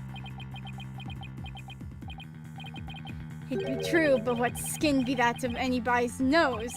Orca be a murdering scurvy dog. I may have a grudge against the Orca, but I always felt grateful towards the captain. The Orca murders are the captain, so of course she should walk the plank. I don't have a response to that. I agree it wouldn't make any sense for him to kill the owner. Why would he? His hatred for Orla, on the other hand, comes through loud and clear. Wait a minute. If killing Mr. Shipley doesn't make sense, who would it make sense for Rhymes to kill? Maybe my theory has been all wrong. Your Honor, I think I just became aware of a new fact. Oh, and what is that? Now that we know about Mr. Rhymes' intense hatred of Orla, it turns the premise we've been arguing under its ear. I will now reveal the identity of the individual Mr. Rhymes meant to kill from the start. Oh my god. Where's Orla? Take that! What? So the witness' intent was to kill the Orca. Exactly. The witness' intended victim was not Jack Shipley. From the start, it was all a scheme to kill Orla. The Orca was his true target, but Jack Shipley is the one who died. The Orca is alive and quite well.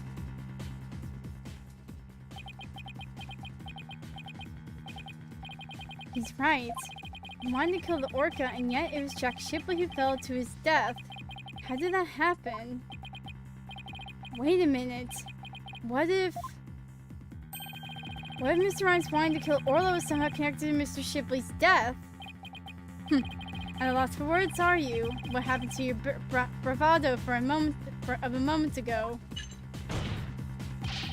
Enough of these reckless words without any basis in fact. They aren't reckless words. The basis for my claim is that the real murder scene, the show pool. What are you talking about? It's my contention that two incidents happened at the show pool. The attempted murder of the Orca and the victim falling to his death. First of all, in order to kill the Orca, Mr. Rhymes removed something from the scene, and by doing so, he made it possible for Mr. Shipley to fall to his death. He did what now? Mr. Wright, what did Mr. Rhymes remove in the attempt to kill the Orca? Oh, he removed the water.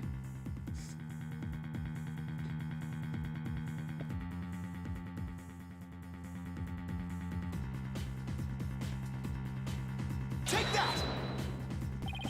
Don't tell me you're trying to claim that he tried to kill the Orca by draining the pool water. That's exactly what I'm claiming. To help the defendant with the cleaning, Marlon Rhymes took charge of Orla. With the plan to kill Orla in the show pool, and because the pool water was drained,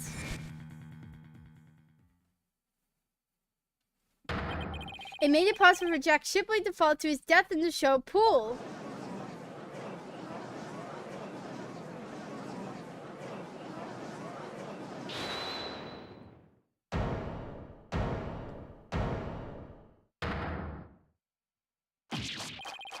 I tried to kill the orca, you say?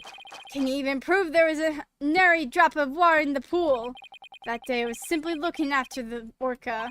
Why would I have the monster's thoughts of killing it? Objection! You claim you were looking after Orla in the early morning hours of July 20th, but I don't think you were doing a very good job of it.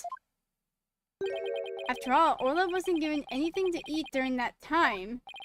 How would you know of such a thing? I know because of Orla's record here in the torpedo data system. The system continuously records data on the subjects in monitors. From Orla's record, we can tell exactly what she ate or didn't eat. Sink me, nobody ever told me about that dastardly contraption! Only a few of the ship's aquarium staff knew about the system. According to the Orla's record, she never ate in those early morning hours of the 20th. You planned to kill Orla, and that's why you didn't feed her. Silence!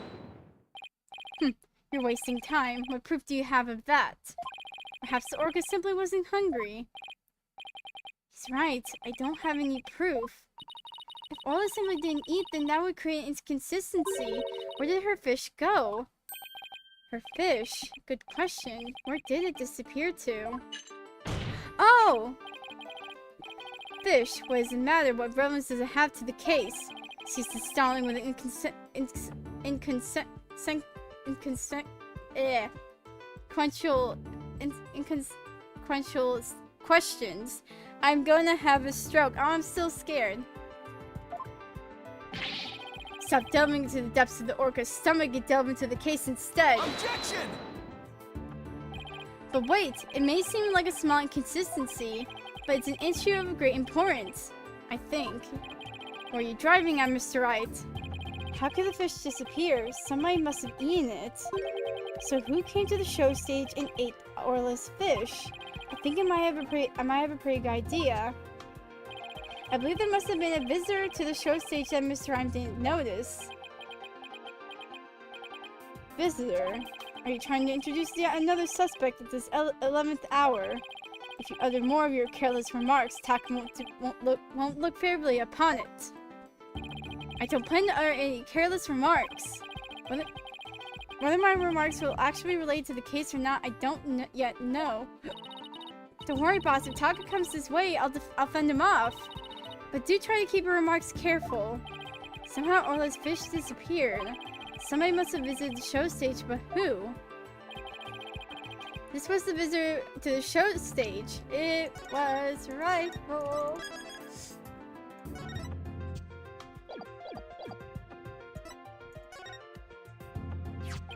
I believe Rifle the Penguin visited the show stage. First an orca, now a penguin. Why would you be saying such a thing, Mr. Lawyer? I didn't see the Rifle during the wee early morning hours. Do you have any proof Rifle visited the show stage? If you be a lawyer by insult, show me your evidence! The bottom of Rifle's feet were pink for some reason. That fact is a clue that Rifle is indeed at the show stage. I had to present that piece of evidence that connects Rifle to the show stage. Now to prove I'm a lawyer worth my salt, this is the proof that Rifle visited the show stage. Take that! Oh my, what a cute little sign. Look at all those adorable stars. These stars are actually starfish. Miss Buckler painted this sign. In the early morning hours of the 20th, she left the sign at the show stage to dry. Miss Rhymes kept an eye on the sign for Miss Buckler while the paint was drying. Aye, that be true, but what be your point? On this sign is proof that Rifle visited the show stage. Proof of the penguin's visit. I'm afraid I don't see it.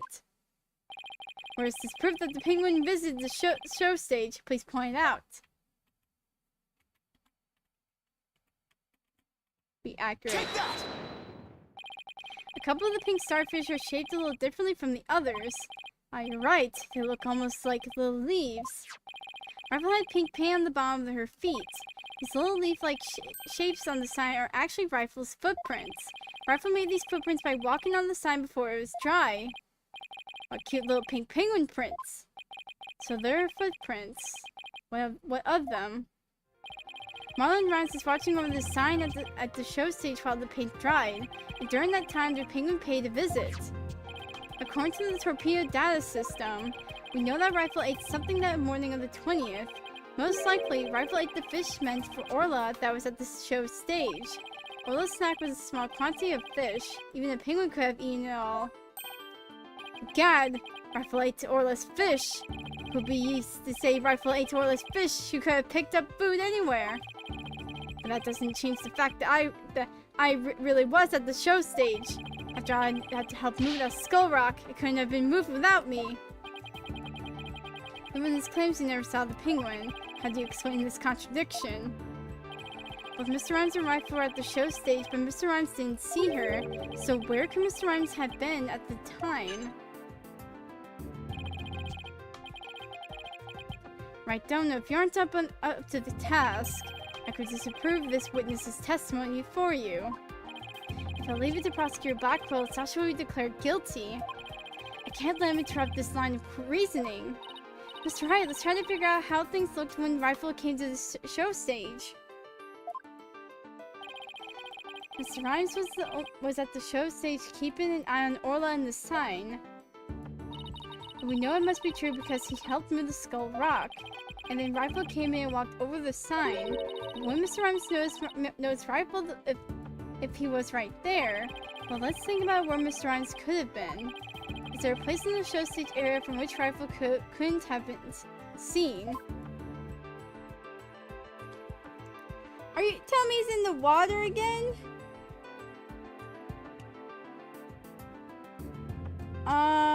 If he was...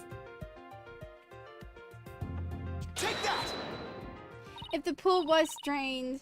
What? Inside the pool? But you're right. If he was inside the pool, he wouldn't have noticed Rifle. So are you saying Mr. Rhymes was underwater the whole time Rifle was eating? No, not underwater. When I think about what he was trying to do, the answer is clear. Now I'm finally starting to get the whole picture. Just like yesterday. Must you two always be whispering to each other? Why don't you admit that restoring to a penguin will get you nowhere? Objection!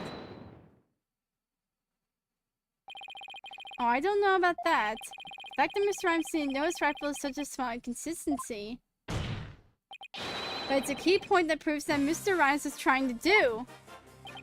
The penguin is a key point. The show stage pool is very deep. If Rifle came to visit while Mr. Rhymes was at the bottom of this pool, he wouldn't have never noticed Rifle. Orcas came out of the water for a short time without sustaining damage. But if they're out of the water for a long time, they weaken and eventually die. In order to kill Orla, Mr. Rhymes had to drain the pool. And while the pool was drained of water, Mr. Shipley fell to his death. The show stage pool is about 65 feet deep, just like the Orca pool. Without water in the pool, a person could be made to fall 65 feet. 5 feet.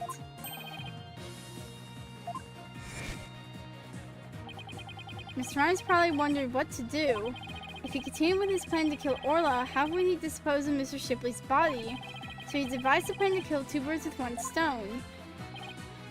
What? How? Mr. Rhymes went down to the bottom of the pool and put the victim's body in the rock. He then had Miss Buckler move the rock and the body together. Silence! And the witness made the defendant do this somehow without arousing her suspicion. That's right. Mr. Shipley told Miss Buckler that she couldn't perform this new show. Miss Buckler became upset and wanted to switch back to the old version of the show. So Mr. Rhymes conveniently suggested that she take and hide a prop for the new show. Mr. Rhymes then manipulated Orla using her singing and lifesaver tricks.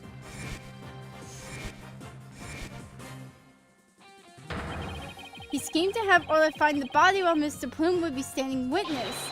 He saddled Orla with the false charge of murder so that Orla would be put down. What? What the? What was that? So So the fact that the witness didn't see the penguin shows that when Rifle visited the show stage, Rhymes is still putting the body in the rock. At the bottom of the pool, that is. Who would have thought the presence of a penguin could have proved the witness's actions? It's working just a little further now, and Sasha will be proven not guilty. Silence. If you think you've won this battle, you are sorely mistaken. Your theory is based on the notion that the witness could manipulate the orca. Witness, can you control the orca's actions? Of course not. What kind of obliged to be that? I'd be put as a simple animal keeper. If my memory serves, wasn't Miss Buckler the only one who could issue commands to the orca? Oh, now we have to prove that he could have known about the commands.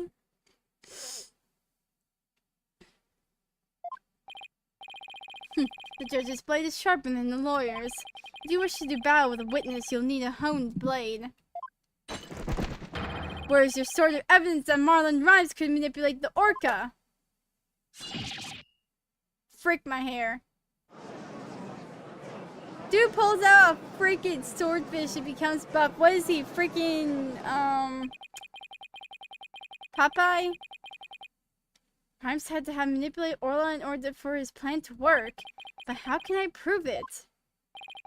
Well, it appears this line of reasoning has become unsustainable. Objection! Well, it appears that I was mistaken. Athena? I've analyzed the hearts of all kinds of people. I have enough experience to see when I look into your heart that you haven't given up. So objection was my way of speaking up for your heart. She's right. Why would I become a lawyer again only to give up? I have to keep fighting. Athena, thank you.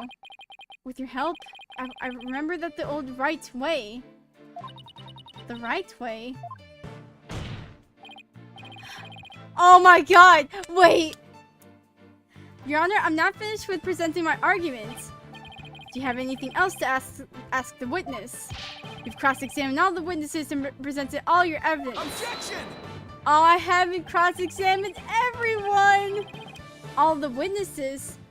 I don't think so. I haven't cross-examined the most important one, the central figure in both cases. The central figure. The one involved in not only the case a year ago, but this current case too. I've never called her as a witness, but it's time to do so now. Oh, heck yeah! We're freaking back to our old ways. Let's go. Who are you talking about? I demand you tell the court immediately. Who is the central figure in both cases? I'm saving this. I'm saving this. This is like a freaking peak.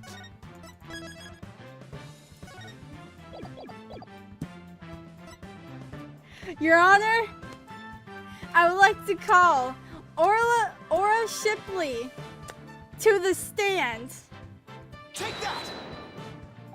The defense calls the central figure in both cases Orla the Orca. You intend to cross-examine an orca? Cross-examine an orca? You must be outed. It'd be impossible, says I. I cross-examined a parrot. Freak.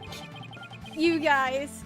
Its absurdity is beyond the pale. How do you expect to question an orca, a creature incapable of speech? Objection! Orla's intricately involved in this case. I have every right to cross-examine her. Besides, even if she can't speak, I think cross-examining her will be invaluable. Very well, do what you will then. But if you fail to garner anything from this little exercise with the orca, I hope you realize the reward of your efforts will be the defendant's guilty verdict. I'm ready and confident. So, cross-examining Orla, huh? That was a bold move, boss. Now all we have to do is figure out how Mr. Rhymes manipulated Orla. That's right. Now it's Orla's turn to help us save Sasha. An orca defendant yesterday, an orca witness today. This is a truly unprecedented. But even though this is highly unusual, I'm prepared to allow it. Bailiff, ready the witness telecast. We'll have a 10-minute recess while the telecast is being set up. It's time to cross-examine a freaking orca. We are back, gamers.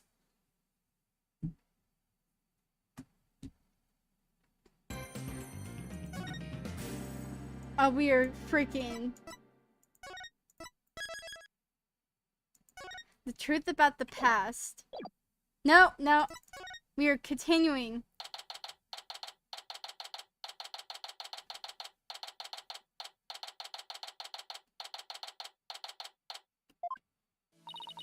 Who would you to think of something like calling Orla Mr. Wright? Well, she's the only one who knows all the answers after all. I just talked to Pearls and she said Orla seems to be feeling fine. Now we have to try and figure out how Mr. Rhymes manipulated Orla. If we put Mr. Rhymes and Orla together, maybe we can get some kind of clue. And I can't forget about that strange set of prints of Rhymes either. I really appreciate you trying to save both Orla and me. I had no idea Marlon hated Orla like that. I feel like I've been shocked by a torpedo ray. Of course, he would hate the killer whale that was murdered his girlfriend right in front of him. Oh, Mr. Plume, you've been watching the trial? Oh yes, I came to make a declaration of war. Declaration of war? No matter what the results of today's trial, I will report the truth in my new book. Even if that truth goes against what I wrote in the Killer Whale. I don't know what the truth is. Not even about what happened a year ago. Dr. Crab. Azura died right in front of my eyes. In the middle of a pirate show. She suddenly fell from the orca's back and began to thrash around in pain. The orca was singing a song and then started headbutting Azura over and over.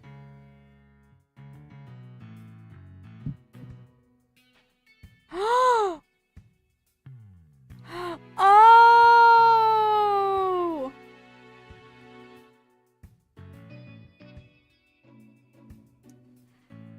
Oh, I think I know. Oh my god, Orla! I think I know what happened. Oh my god. Orla didn't kill her. She was trying to help her. Oh my god. Finally, the orca took Azura in her mouth and brought her to the side of the pool. Just before she died, Azura was holding her chest. It's obvious pain. She was holding her chest. Wait a minute. Could it be... Even Phoenix got it! I don't think Orla was to blame for the incident a year ago either. What? I think the cause of Miss Summers' death might have been... her heart condition. Heart condition? What heart condition? I never heard anything about it. Miss Summers had a prescription with Hickfield Clinic for a heart condition. The orca didn't kill her. I think it's possible her heart condition did. What? Azura had a heart condition too? I guess she hid it from everybody, just like I did. So that means the orca was innocent a year ago too! It's just a theory, but I think the orca was headed by Azura to check on her, and then did the lifesaver trick to rescue her. So there was no need to put the orca down after all. So you really did intend to put Orla down? No, Jack and I... we were against such a thing from the start. But you said you were going to euthanize the orca! Yeah, I've been wondering about that. Dr. Crab, about this capsule, it's not a poison, but a sleeping drug, right? That's right. Even if Orla attacks someone, or even if the Center of Dangerous Animal Control demands she be put down, I never had any intention of killing her. I would use sleeping pills to make it look like she was dead and then set her free. That's why I purchased so many sleeping capsules. Oh, that's why? I never considered the possibility that that poor woman's death was illness. She seems pretty disturbed to be wrong. I simply want to know the truth. That is why I will tell you who my client is. The day I witnessed the owner's death, I was there at the request of the animal keeper, Marlon Rhymes. That is correct. The day that my client called me was to ask to investigate the orca pool. He must have wanted you to witness what Orla was going to do. Why did you decide to tell us this? My desire to protect my client was standing in the way of the truth. I couldn't allow that. I'll be watching to see how this all unfolds. Good luck to you, blue and yellow duo.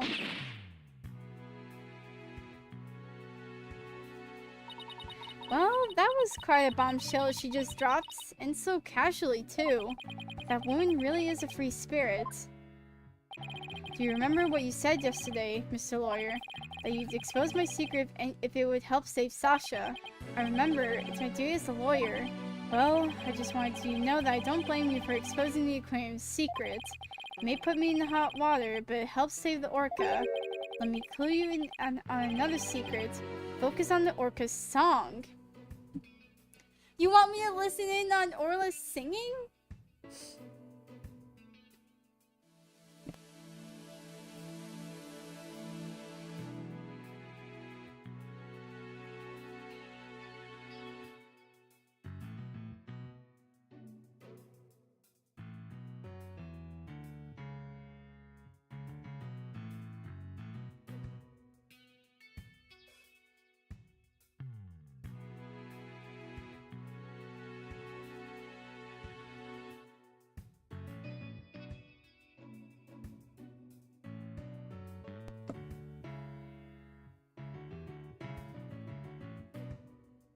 Okay.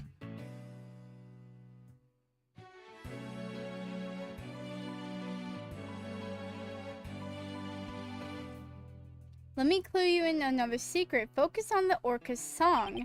The orca's song, huh? What can you be hinting at? Oh! How...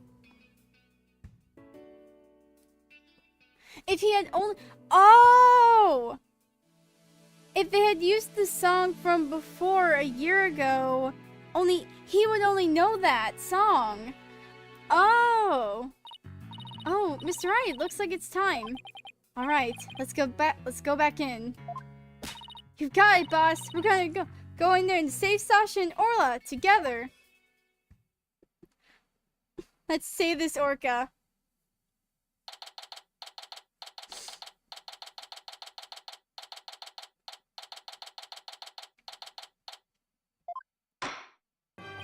The court will now reconvene. Is the witness Orla Shipley, commonly known as Orla, ready? Well, the orca is present, but I highly doubt she understands what's going on. Just as adorable as yesterday. I distinctly remember you being afraid of her on several occasions. Now then, Mr. Wright, how do you propose to cross-examine the witness? I intend to have the young lady there with Orla help me. Hello, everyone! That young lady? Didn't I met her once before a long time ago?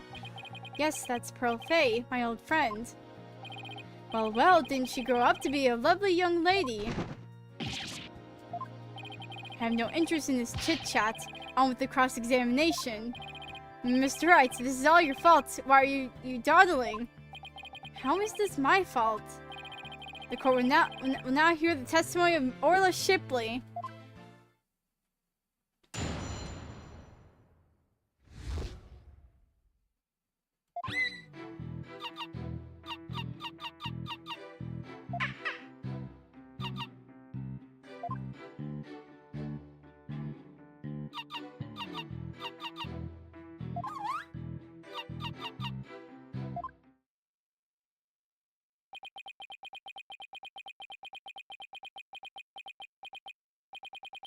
Mr. Wright. Yes, Your Honor? Do you seriously intend to cross-examine this orca? Well, she is a key witness for the defense after all, sir.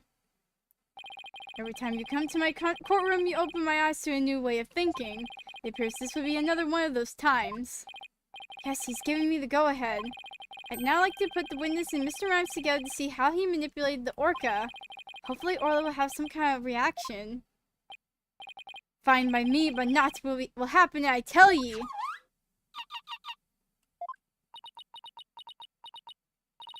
Mr. Rhymes was right, nothing happened. I guess I shouldn't have expected it to be easy. How did he manipulate her? Right, Donna, I hope you realize that if you can't prove with this cross-examination how Rhymes controlled the orca, The defendant will be declared guilty immediately. Yes, I realize that. This is my last chance. I had to figure out how Rhymes commanded Orla to do her tricks. Please begin your cross-examination, Mr. Wright.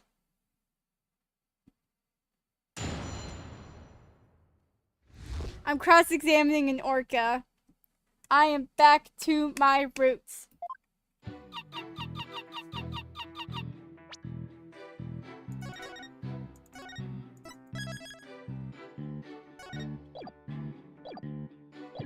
Hold it! Miss Shipley, I'm afraid Fweet is not going to get us anywhere. This is your plan of action. If you're incapable of interpreting Orca's speech, this entirely exercise is folly. Objection! You leave the interpretation of Orla's heart to me. Alright, girl, what do you have to say? What you got to say? Let me hear it.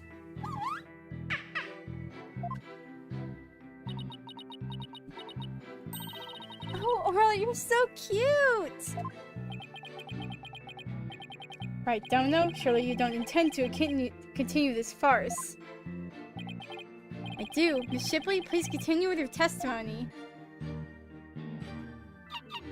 I'm freaking cross-examining. Hold it! Could you interpret that for the court, Miss Sykes? I'm getting a strong reading of happiness. Maybe she thinks she's doing a show. I demand serious witness testimony. This is no time for fun and games. If you continue this mockery, I will subject you to 40 slashes with a wet fish. Not a wet noodle? That just sounds fishy. Hey, speaking from experience, anything is better than 40 slashes from a whip. Than 40 slashes from a whip.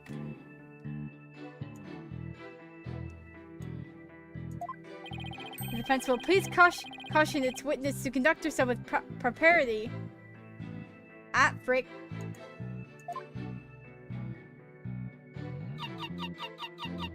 Hold it!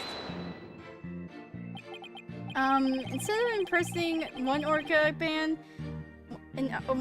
could you show us the lifesaver trick? I guess Orla won't do what you want unless you give her the proper signal. Oh, doesn't Orla sing beautifully? Taka's singing voice is much more melodic and clear. Meh, neither one should quit their day job. Please continue your testimony, Miss Shipley. Hold it!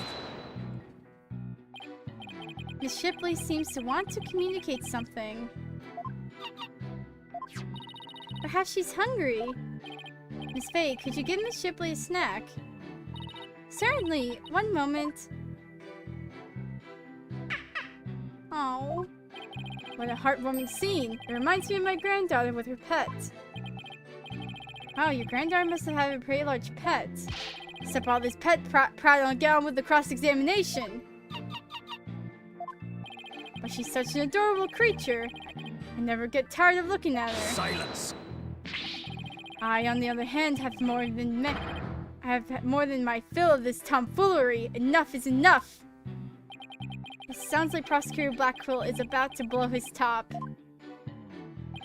What should I do? Should I continue the cross-examination? I think this is where I have to stop. I have to prove, like, how she could have been manipulated.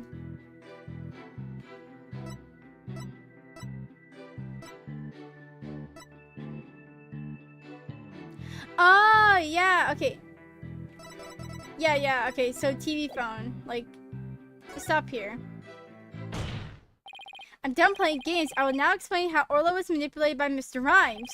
In order to respond to a command, Orla needs to hear the sound of a whistle. Mr. Rhymes isn't a trainer. I doubt he knows how to give the signal himself. So that means he must have had help. So how did Mr. Rhymes issue commands to Orla? With this. Take that! Sasha told me an interesting story about Miss Summers. Azura used to send her boyfriend videos of herself teaching the orca tricks. I used to help Azura take the videos on her TV phone. Most likely Mr. Rhymes still has these videos of Miss Summers. Miss Faye, could I ask for your help? Of course, Mr. Nick. What is it? You're using Mr. Rhymes' TV phone, correct? I'd like you to examine it for me. Please look for videos of Azura Summers issuing whistle commands to Orla. Videos? I'm not too sure how to do that, but I'll give it a try. My apologies to Marlon. Right, don't know.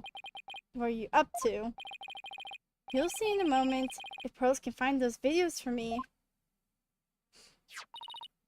Mr. Nick, I found them! I found some videos like you described! You did? Thank you, Miss Faye. Just as I suspected, how did Marlon Rhymes get Orla to do those tricks? I will now show you. With Mr. Rhymes' cell phone. His cell phone? Are you implying he used an app? Miss Faye, see if you can issue Orla a command. Me? Can I do such a thing? You might be able to if you play a video of a whistle signal in it. If there's a video of the lifesaver trick, please play that. Before you do though, please put the practice dummy in the pool. The practice dummy? Alright. In it goes! There, it sank to the bottom. Now I'll play a video. Oh.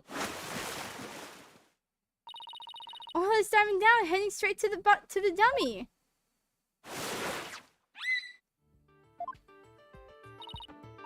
What a smart girl you are, Orla. The lifesaver trick was a complete success, Mr. Nick. Thank you, Miss Faye. You were a big help. Now I have proof. Unbelievable. You actually pulled it off. That was the lifesaver trick we saw yesterday. Is Miss Faye an Orca trainer now? No, Your Honor. I'll explain after we try one more trick. Now let's see if we can command Orla to do the singing trick. Miss Faye, if there's a video of the singing trick, please play that. Certainly. Let's see, is this the video?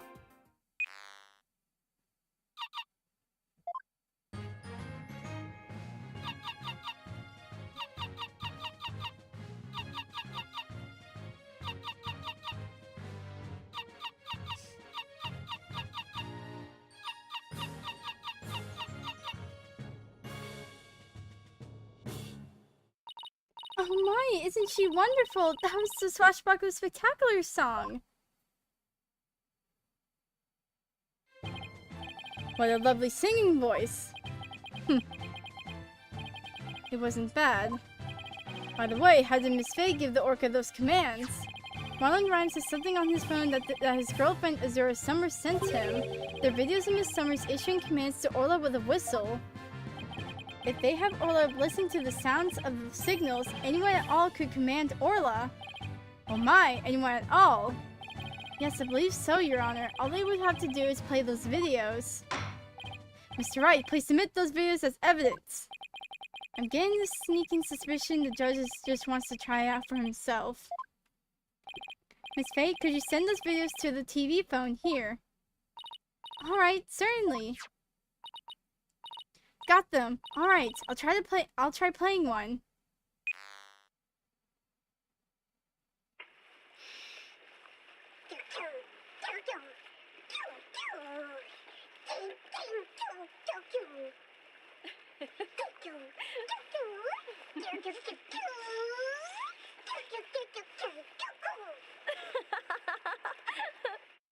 Oh. So this was a training session a year ago, huh? But wait a minute. There's something about that song that bothers me.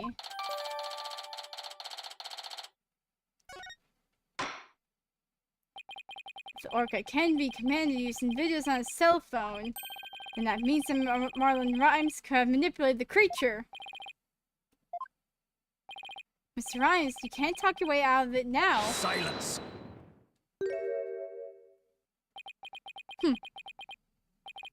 I have to commend you. That was very good proof. I can see Marlon Rhymes could have manipulated the orca. But isn't it true that the defendant could have done it as well? All she would have to do is use the whistle she knows how to use so well. And she wouldn't have had to use those videos. Surely you admit it's a possibility. She could have easily had Norma de Plume witness the singing in the lifesaver trick. So he's trying to argue that it was equally possible for Sasha as it was for Rhymes. Is he? No, because the song's different. But is that true? Let me think about that for a minute. That's right. Those weren't just simple cries, it was singing. As I approached the pool, the killer whale suddenly started singing. He kept headbanging it while it sang Swashbuckler's spectacular song.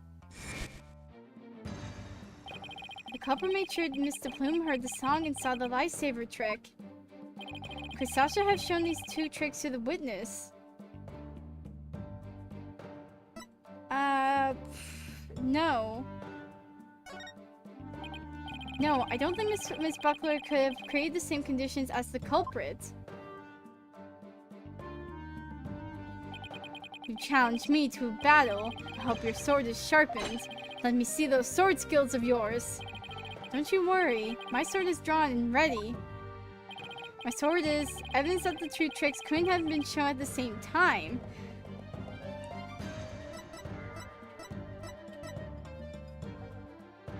Oh my god. Okay. Where's the whistle? Take that! Mr. Plume said in her testimony that she witnessed these two tricks at the same time. However, that fact is inconsistent with how Orla performs tricks. How Orla performs tricks? What are you talking about? Orla can perform two tricks at once. She performs only one trick per whistle signal. That's how she's been trained. In other words, it would be just like it with a dog. If you tell them to both sit and shake, you won't do them at the same time. Am I understanding it correctly? Yes, that's the idea, Your Honor. I wonder if the judge has a dog.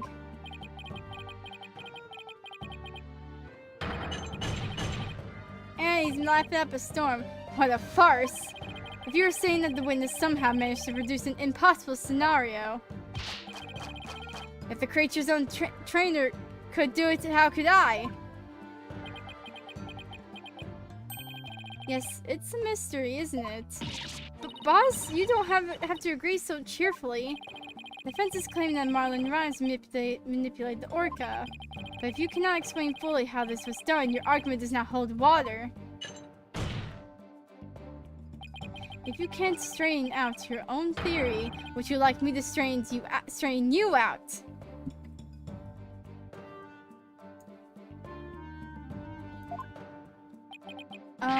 No thank you. So Orla can't do two tricks at a time, but Mr. Plume saw her do it. This illogical inconsistency means that there's flaws somewhere. Was Mr. Plume lying? Oh, wait! Or is it not true that Orla can't do two tricks at a time? But Mr. Plume had no reason to lie about such a thing. If it really is impossible for Orla to perform two tricks at once, then maybe either the lifesaver trick or the singing trick was faked. Faked.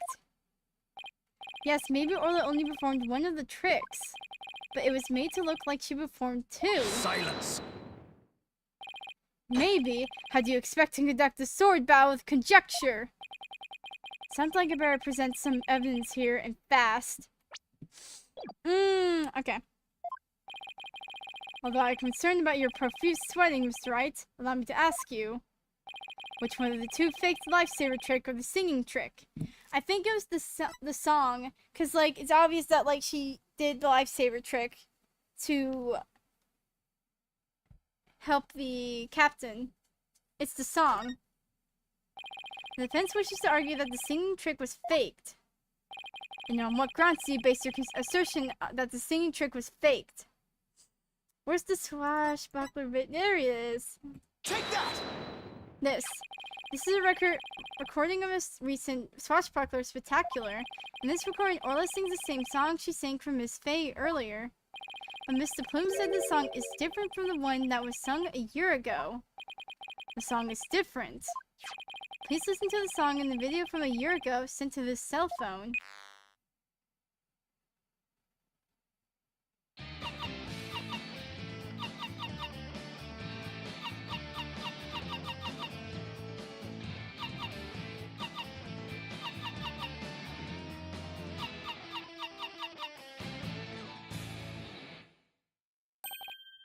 Yes, it sounds quite different from the song Orla sang for Miss Faye earlier.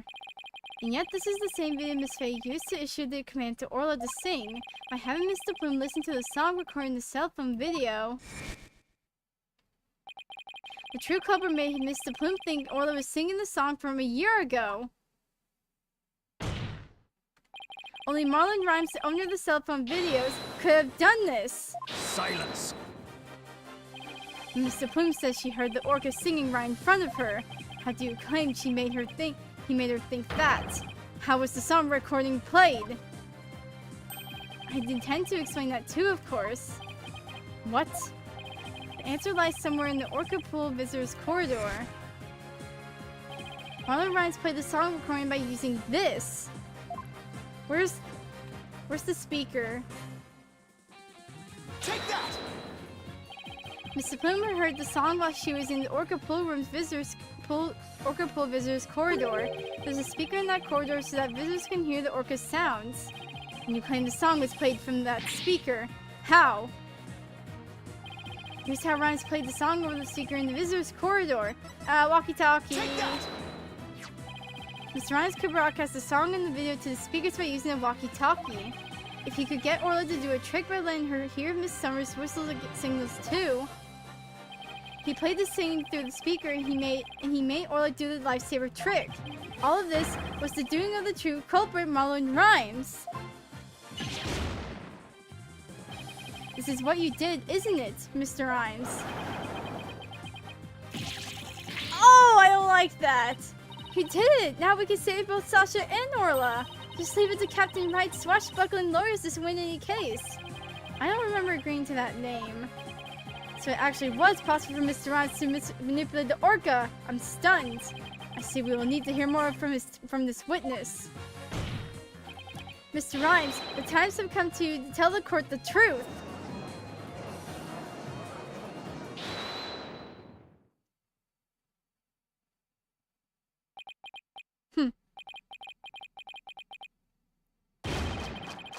Stop eating the freaking swordfish! So I used the walkie-talkie, you say. Sorry, but you're dead wrong, me bucko. It'd be impossible, says I. What do you mean, impossible? I shall sing you a little shanty this year. Scurvy theory. Hark ye well now. He's gonna testify and rap? The Descent of Phoenix Wright! Bro's gonna diss me, alright. Walkie-talkie be broke for real. Mr. Lawyer's fresh style got no appeal. Broke you for diploma on the scene. Broke before right. Oh, I can't freaking read it. Because Lord, he's spinning bars.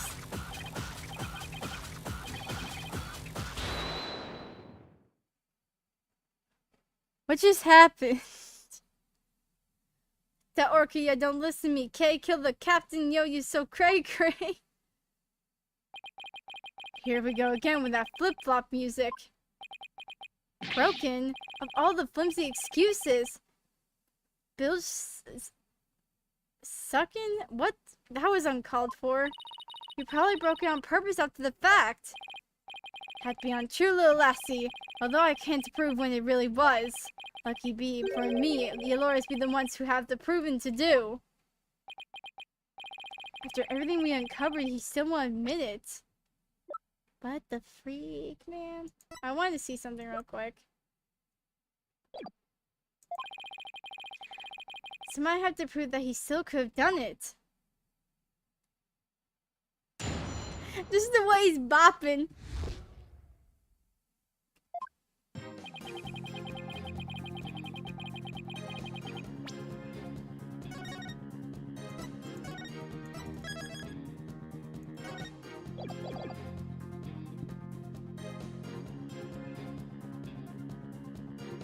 So, your walkie-talkie be broken for real. Mr. Lawyer's fresh style got no appeal.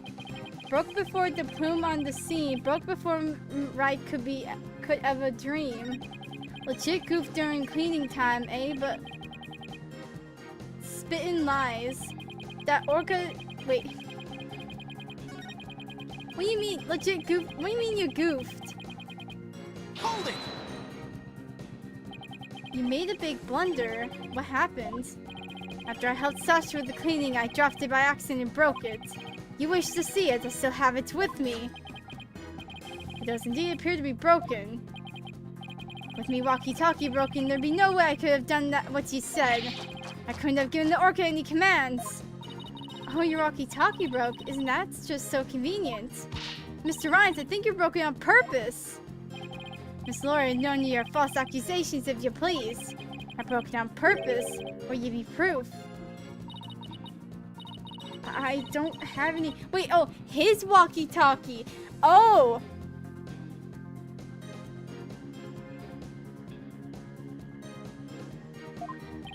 If his walkie-talkie was broken, it throws the money wrench into my whole theory.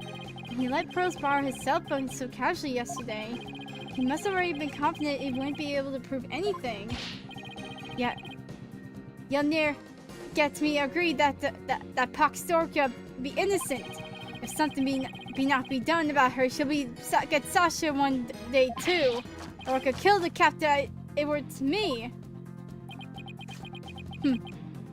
So you intend to continue to claim that the defendant is innocent, do you? But I won't stand for that. Now then, Wright don't know what's your next move. Your Honor, I would like to examine that walkie-talkie if you don't mind. Certainly, here you are. Let's see if there's any way to tell when the walkie-talkie was broken. If he gave Orla that command, then it couldn't have been broken at the time.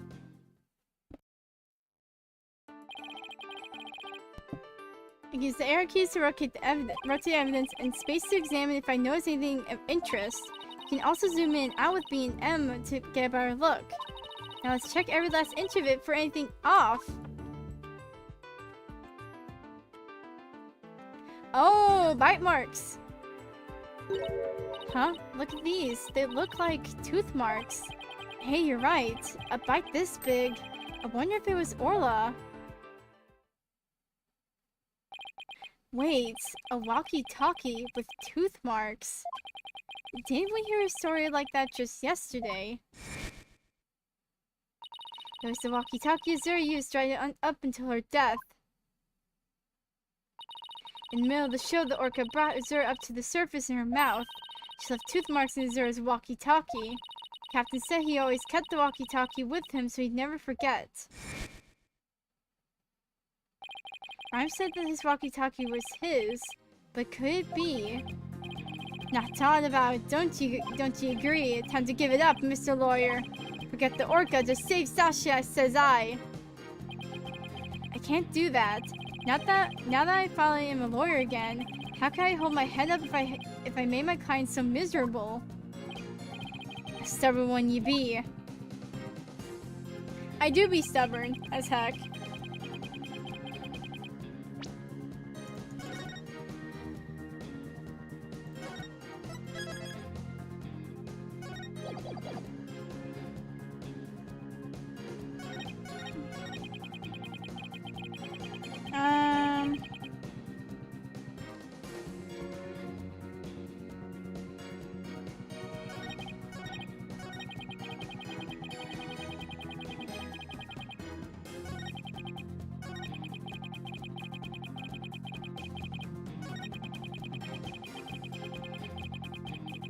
Hold it!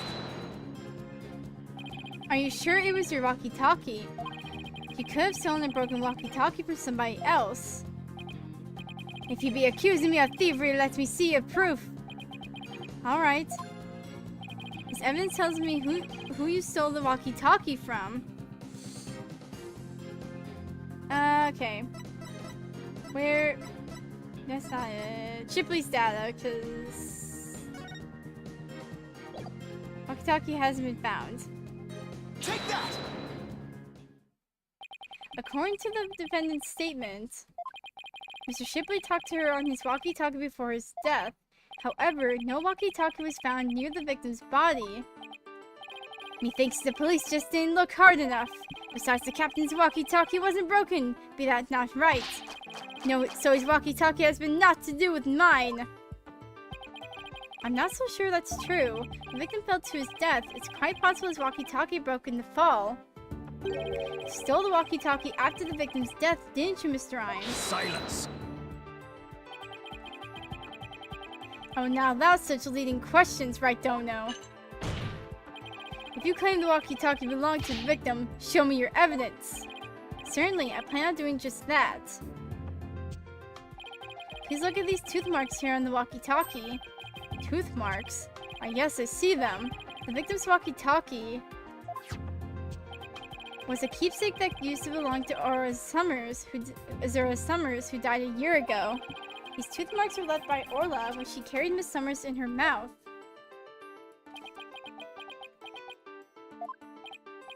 But this is Mr. Shipley's walkie-talkie, and Mr. Rhymes' walkie-talkie is still unaccounted for, which means he could have used it to command the Orca after all. And that's not all, Your Honor. The only one who could have taken the victim's walkie-talkie is the culprit himself.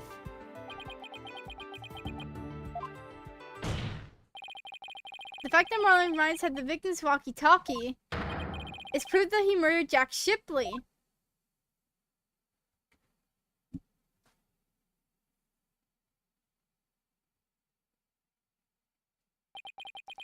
Sink me. Oh!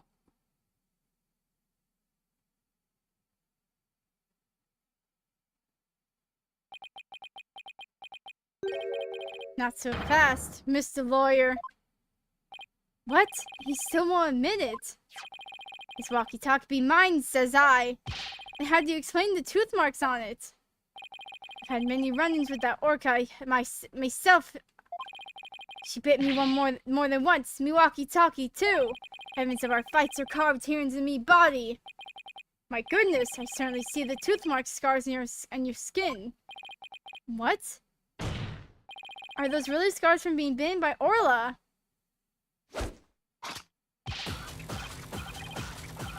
You want answers? I got some, mates. These scars from Orla? That's right. The dumb girl can put up a nasty fight. That orca bit me and left me scarred and prepped to protect, so I went in hard. So Mr. Lawyer, I went, just being frank. And Orla, you get the plank. What the fudge? I'm dealing with a rapping freaking pirate. I can't let him run the show. I have to find a way to prove the walkie-talkie belonged to the victim. And you can forget about fingerprints. I always keep me walkie-talkie clean and polished. This man had everything worked out before he even took the stand. But I won't give up. There has to be a way. Mr. Wright, I found something interesting. The tooth marks on the walkie-talkie. You notice anything funny about them? Funny? Funny how? Something is different about them compared to the other tooth marks we've seen. The only other ones I remember are the ones on the practice dummy. It's just a tiny difference. It might not even mean anything. Right now, we need to consider every possibility we can, no matter how small. If I could figure out what's different about the bite marks, maybe I could somehow prove Rhymes' walkie-talkie actually belonged to the victim. Think, Phoenix. You can turn everything around right here and now. Are we going to the Matrix? We're going to the Matrix! Time to review the facts we have so far.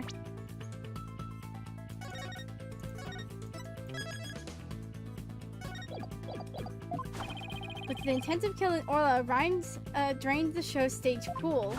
But Rhymes failed to kill Orla. Instead, he tried to spin the Shipley's murder on Orla. In order to manipulate Orla, Rhymes must have used his cell phone and a walkie-talkie. But the walkie-talkie Rhymes has is broken. I think it's the victim's walkie-talkie, the one he kept as a memento of Azura Summers. I have to find a way to prove that it's indeed the victim's walkie-talkie. Which piece of evidence left on the walkie-talkie could prove it belongs to the victim? Well, you already cleared up the fingerprints, so it's the tooth marks. We have two pieces of evidence with tooth marks, walkie-talkie, and the dummy. What's striking about these two pieces of evidence? The tooth marks are different. When I look closely, I see two different bite mark patterns. Two variations, huh? Wasn't there a trick to Orla's that had two different variations as well? Oh, it was the song. Because, wait, yeah, she knows a different song.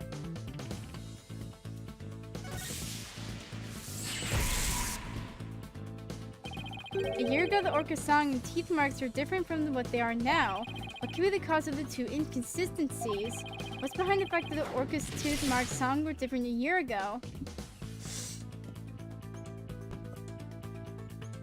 Oh my god, wait. Oh my god, wait. You're freaking kidding me. There's two different orcas. I'm starting to think there are two different orcas, the one a year ago and Orla now. And if the orca a year ago wasn't Orla, it means the bite marks on the walkie-talkie isn't Orla's like Rhyme said it was. Now I can finally prove the walkie-talkie belongs to the victim.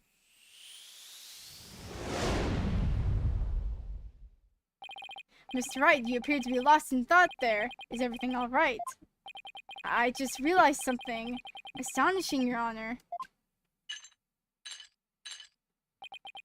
Your face is what's astonishing, Wright Dono. Your rudeness is what's astonishing, Prosecutor Blackwell. And what's this astonishing thing you realized? Until just now, I thought the orca at Shipshape Aquarium a year ago and Orla were the same orca. However, two inconsistencies led me to a new fact. And that fact is that there might be two Aura Shipleys. What? Two different orcas? But that's impossible.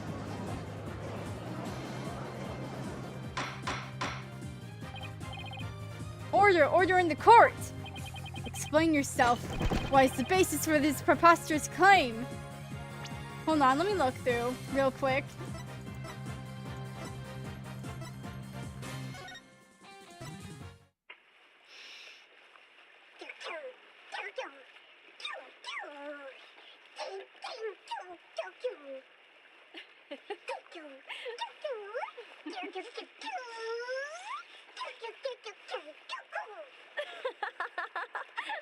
Ow.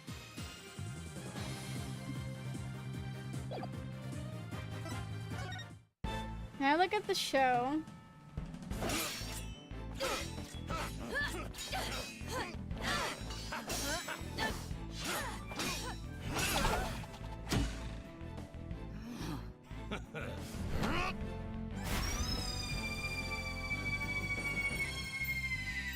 Captain Orla!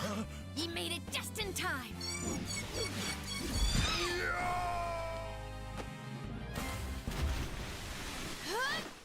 Can't see if there's a difference between the two orcas. Pirates, we love to sail the seven seas. Just a bunch of scallywags who are as free can be. We swim through storms and waves, all because you see grand treasure and adventures waiting just for me.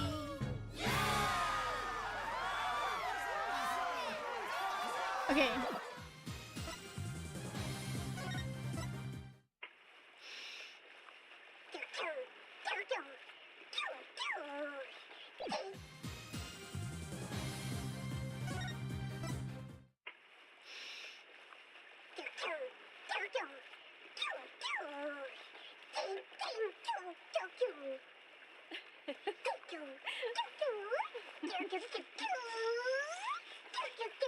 Oh, wait. This orca has a chipped tooth. That tooth isn't grown. Oh, okay. Okay, so that's how. I was like trying to look at like, did it have a different makeup? It's the teeth. Explain yourself. What's the basis for this preposterous claim? The orca show song a year ago and the one now are different. I believe it's because the orca a year ago was a different orca. Two different orcas, two different songs. It explains the show song's contradiction. What be this blood water talk? I don't understand. I'm talking about the truth. Truth that will finally catch you out on your lies. You claim that the tooth marks on the walkie-talkie were Orla's, but that's not true.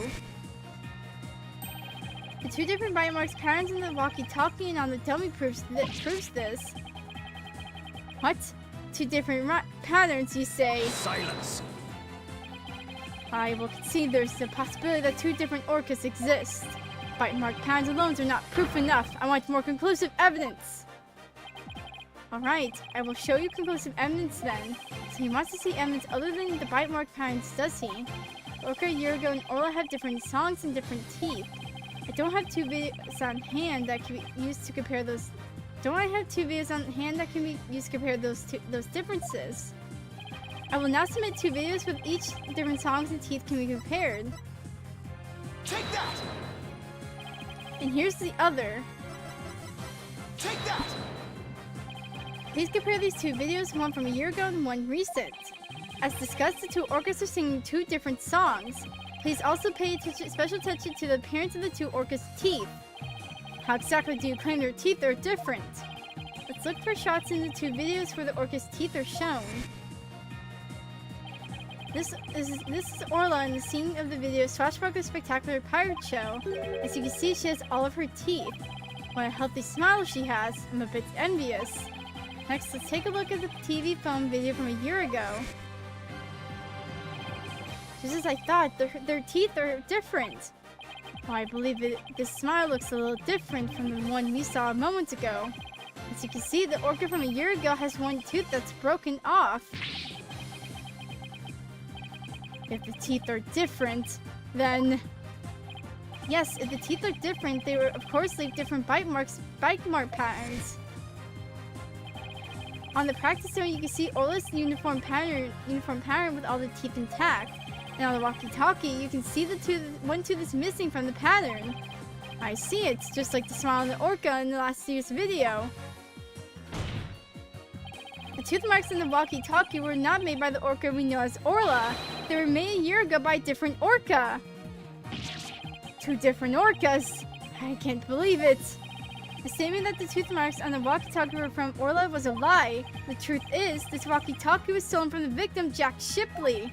And the only person who could have stolen it is... the true culprit, Marlon Rhymes.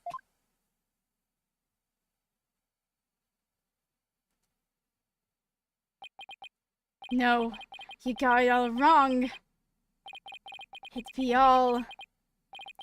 the fault of that orca. Whoa. Huh? You got it all wrong!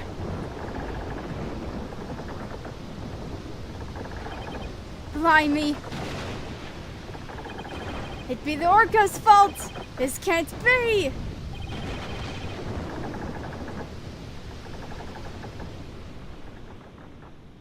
What just happened?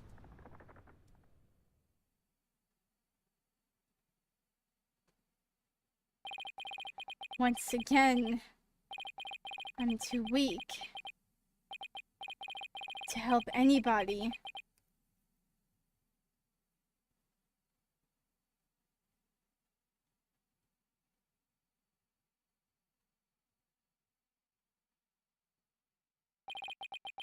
Well, it would appear we should hear more from the defendant about Ora Shipley.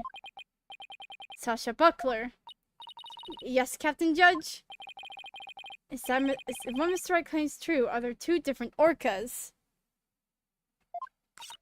The secret that Ship-Shape Aquarium was hiding was about Orla, wasn't it? Dr. Crab told me to focus on the orca's song.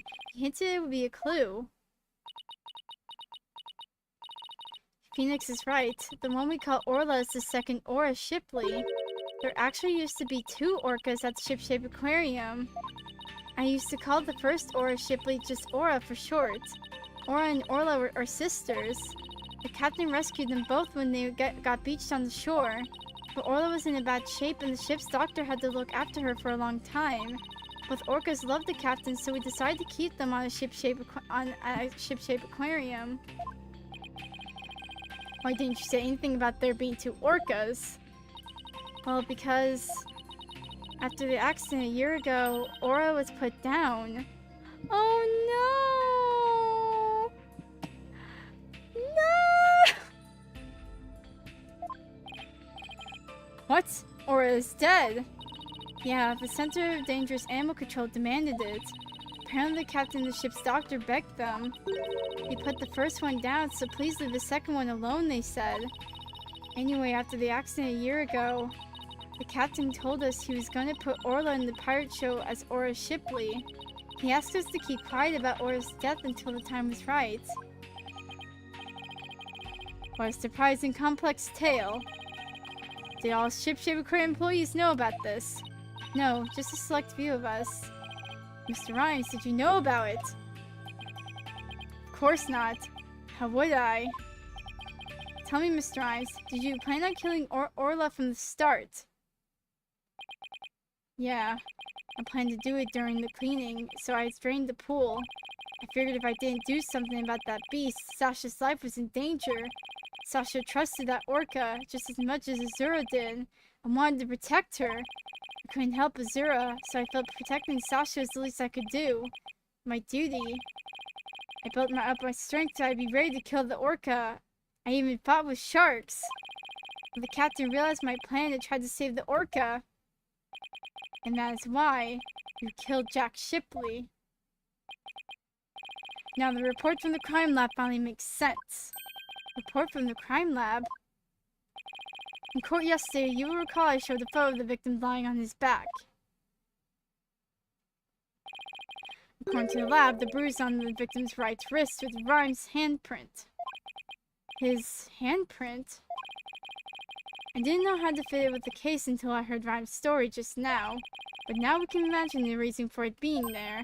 Rhymes must have made the handprint when he fought with the victim over the orca. A handprint made during a struggle. I don't care what happens to me anymore. I deserve the death penalty. I'm the one that killed the captain. Please give Sasha her not guilty verdict. You accept your defeat as well, I see. Let me be your guide to heck. Get on with the verdict, your baldness. Seems this unprecedented trial that began with an orca as the defendant has finally come to a close. Sasha is saved! Orla's going to be so happy!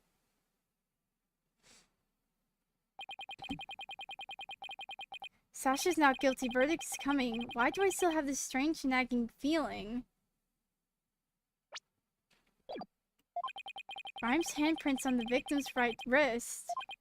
Was it really the result of a deadly struggle over the orca? I can't shake the feeling. The handprint has some other hidden meaning. Is this trial going to end without revealing the whole truth? Very well, this court finds the defendant, Sasha Buckler. Hold it!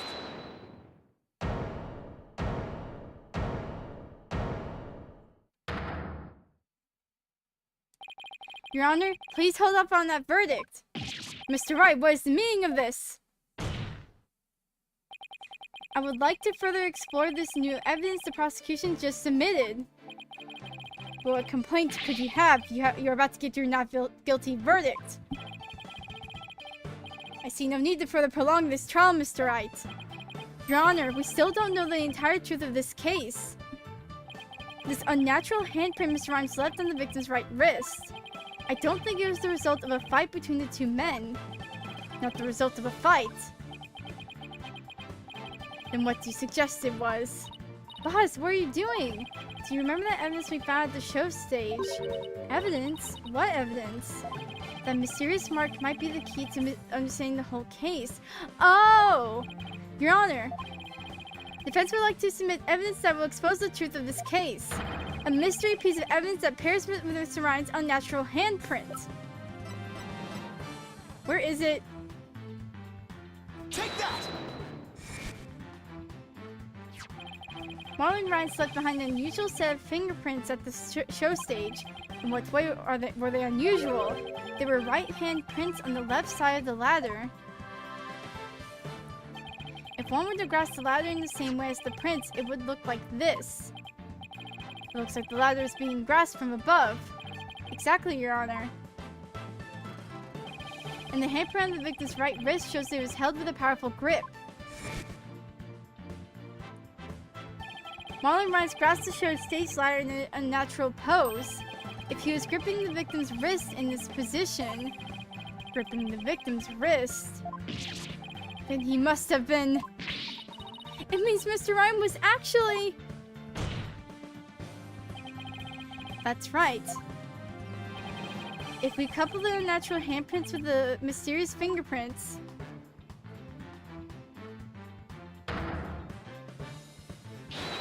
we see that Marlon Rhymes was trying to save the victim's life. What? Holy frick. But that can't be. It's impossible. Why don't we ask Mr. Rhymes himself? Yeah,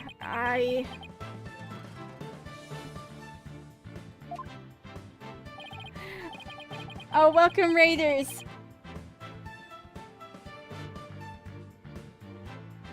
Mr. Rhymes, we want to hear the truth directly from you.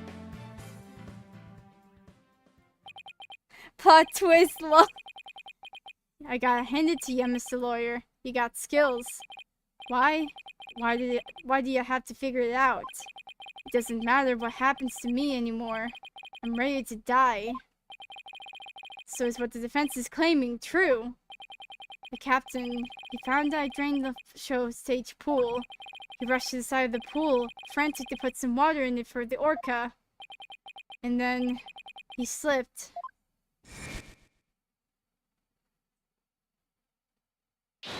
Captain, give me your left hand! No, Marlon, you'll fall too.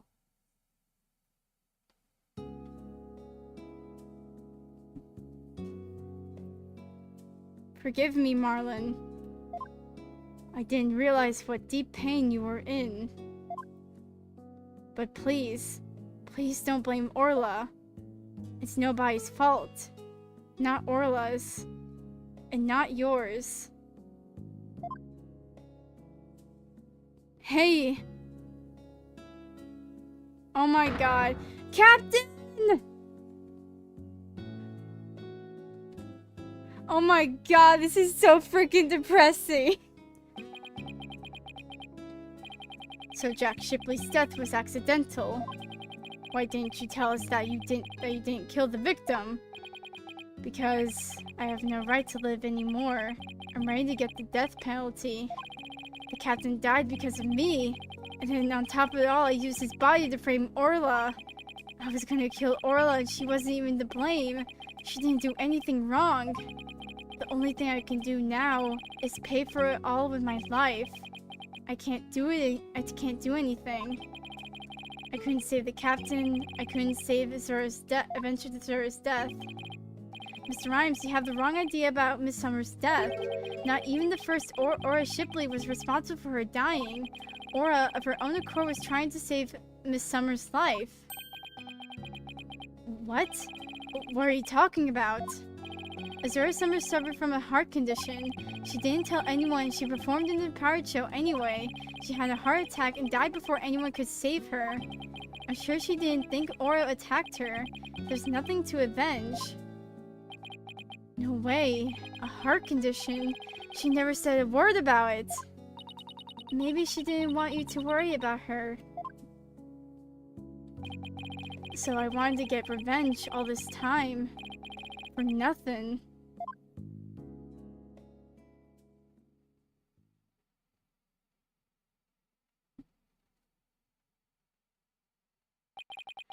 So now the case was murder. Not a year ago, and not this time either. Your responsibility in this matter is great. But I believe you can be rehabilitated.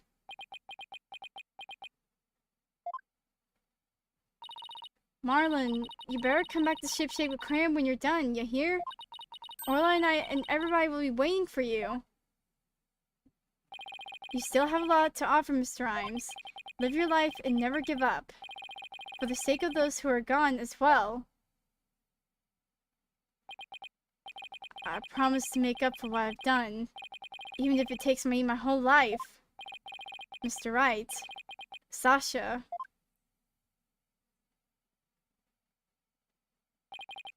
Thank you.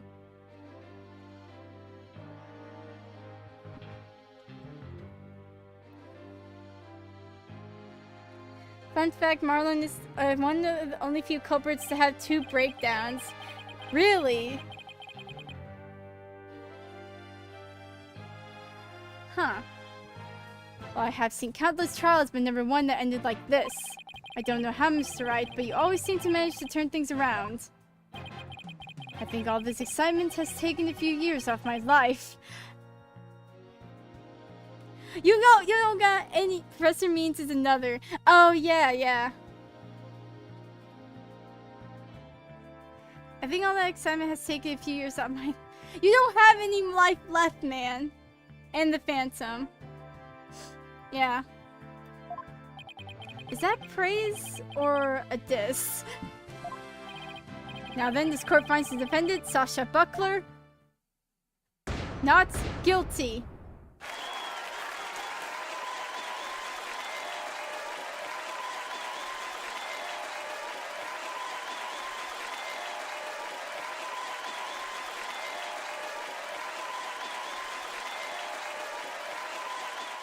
Heck yeah. Court is now adjourned.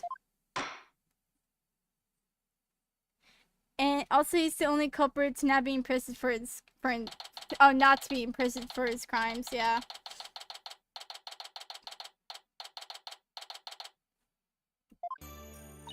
Congratulations on your win!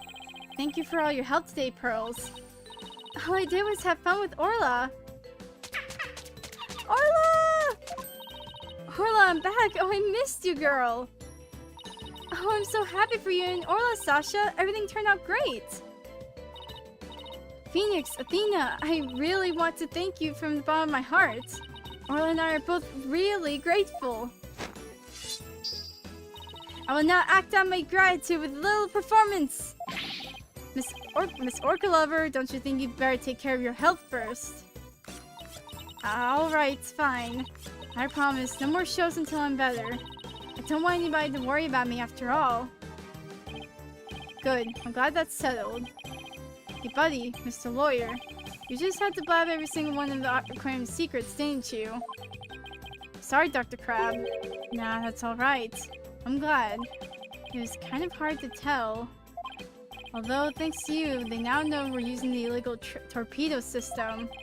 But I think we'll be able to wiggle out of the serious repercussions somehow.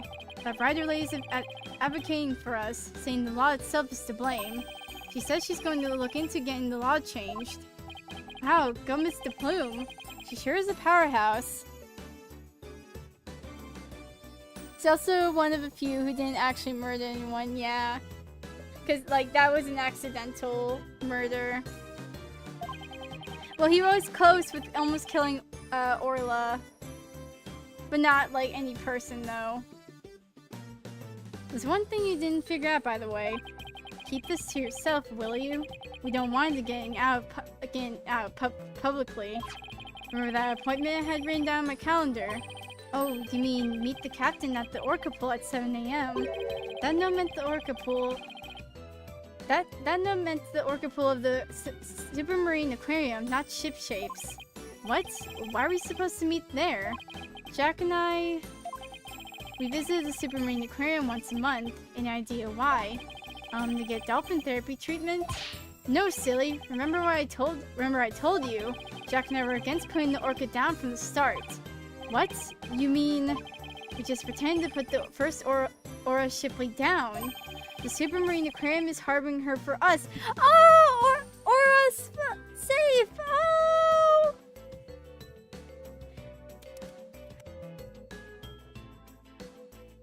Technically, Jack sacrificed himself so that Marlon wouldn't fall. Oh, yeah. Yeah. What?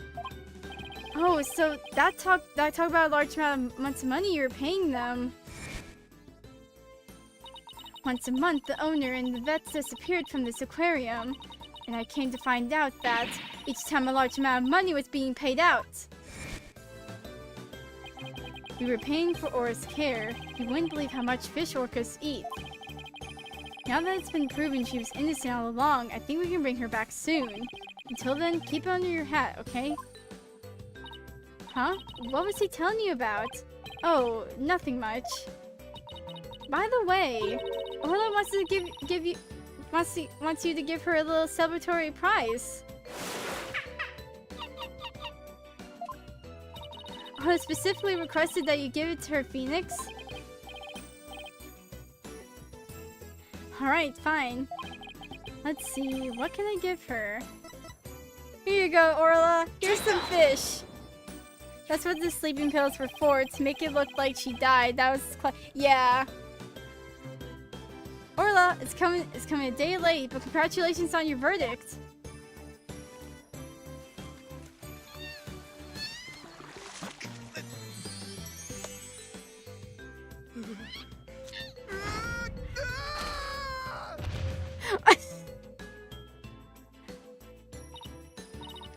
Yeah, just feed the orca my badge. Oh my, aren't you lucky? That's Orla's best trick, the thank you kiss trick. Oh, Orla, I want to be next. Oh. And so the curtain fell on my first trial in years. I'm looking forward to the comeback of Sasha and Orla's swashbuckler spectacular. After all, I made a comeback of my own as a lawyer. A few months later,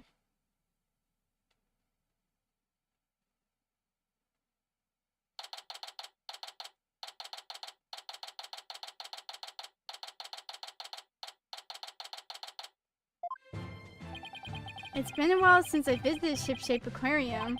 Now that Sasha has recovered from her illness, she's performing today. There's still some time before the show starts. I think I'll wander around a bit.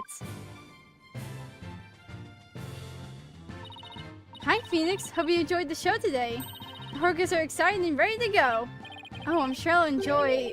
Wait a minute. Did you say orcas as in plural? Yep, let me show you.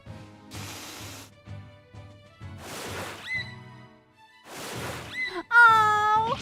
What? Two Orlas? Don't tell me... Yep, you caught it right. Or Shipley the First has returned to Ship-Shape Aquarium.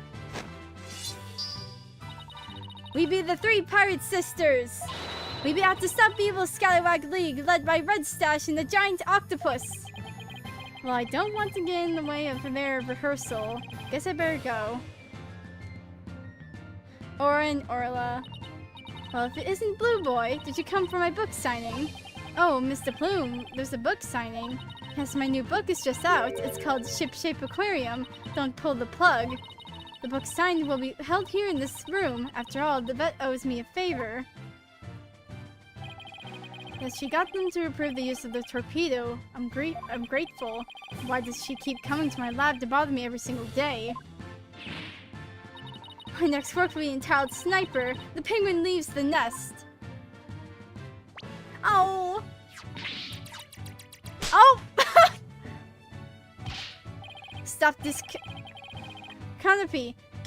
Why I'm surrounded by carping females. Dr. Crab gets all the ladies. I can't leave him to it. Oops, it's almost time for the show. Where have you been, Dad? Polly and Thea's already went in. While we were waiting, I bought some souvenirs to take back to the village. Sorry to keep you waiting. I bet they'll love your souvenirs back home, Pearls. By the way, I hear a certain someone's going to be in today's show. A certain someone? I wonder who it could be. Oh, it's almost time. The show's just about to start. All right, let's go to the show stage then. I saved y'all seats. Seats, Mr. Wright. Oh, I can't believe I get to see the show again. I'm so happy. I want to dive in the pool. You better not. I think they'll call security. You're welcome in the pool anytime, Athena. But Red Stash is the best swimmer of all. Huh? Who have you got playing Red Stash's role? Sasha, Aura, and Orla are ready to go. Hey, I know that voice.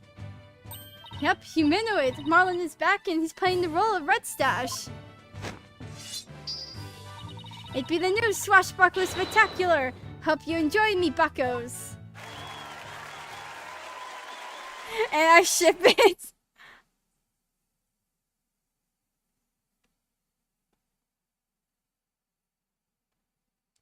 And so, our pirates set sail for bluer seas under a sunnier sky. As for me, I set foot into the world of law once more as a full-time lawyer.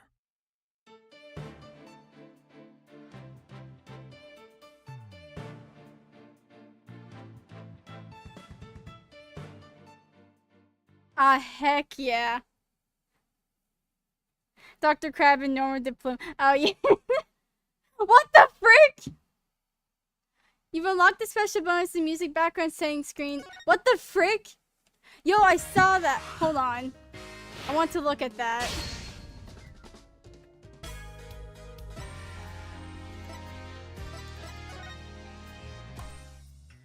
Where the frick is it? Is it down here? Yo!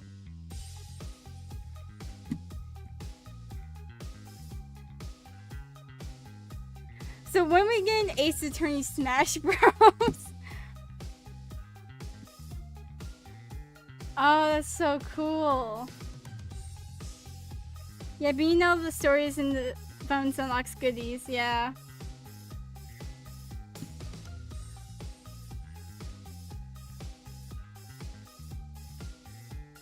We even have the judge here.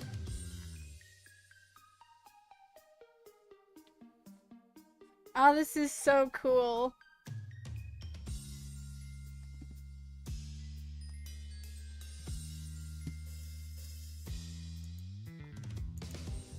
Oh geez, now all that's left is there's one for Spirit of Justice 2 and one for being all the stories, yeah.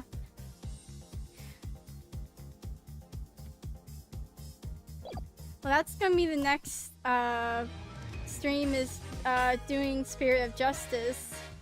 Wait, set background.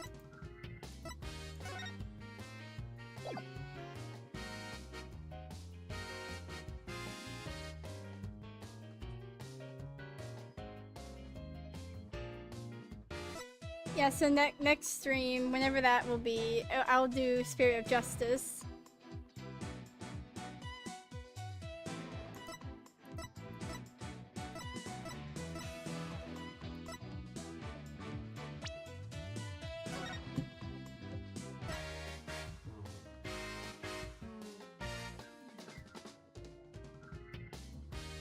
But yeah, gonna end stream here.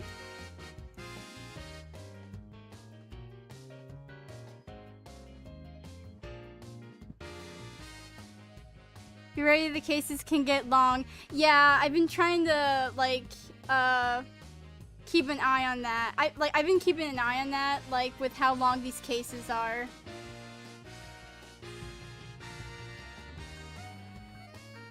So I'm no doubt that these ones here are gonna be pretty long, since this is like end game kind of thing. Turnabout Revolution especially. Dang.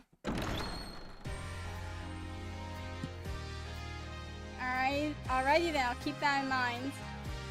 Turnabout Time Traveler is fun though. Well, I'll be sure. I'm keeping an open like mind with like all the games here. I do love Ace Attorney, it's really good.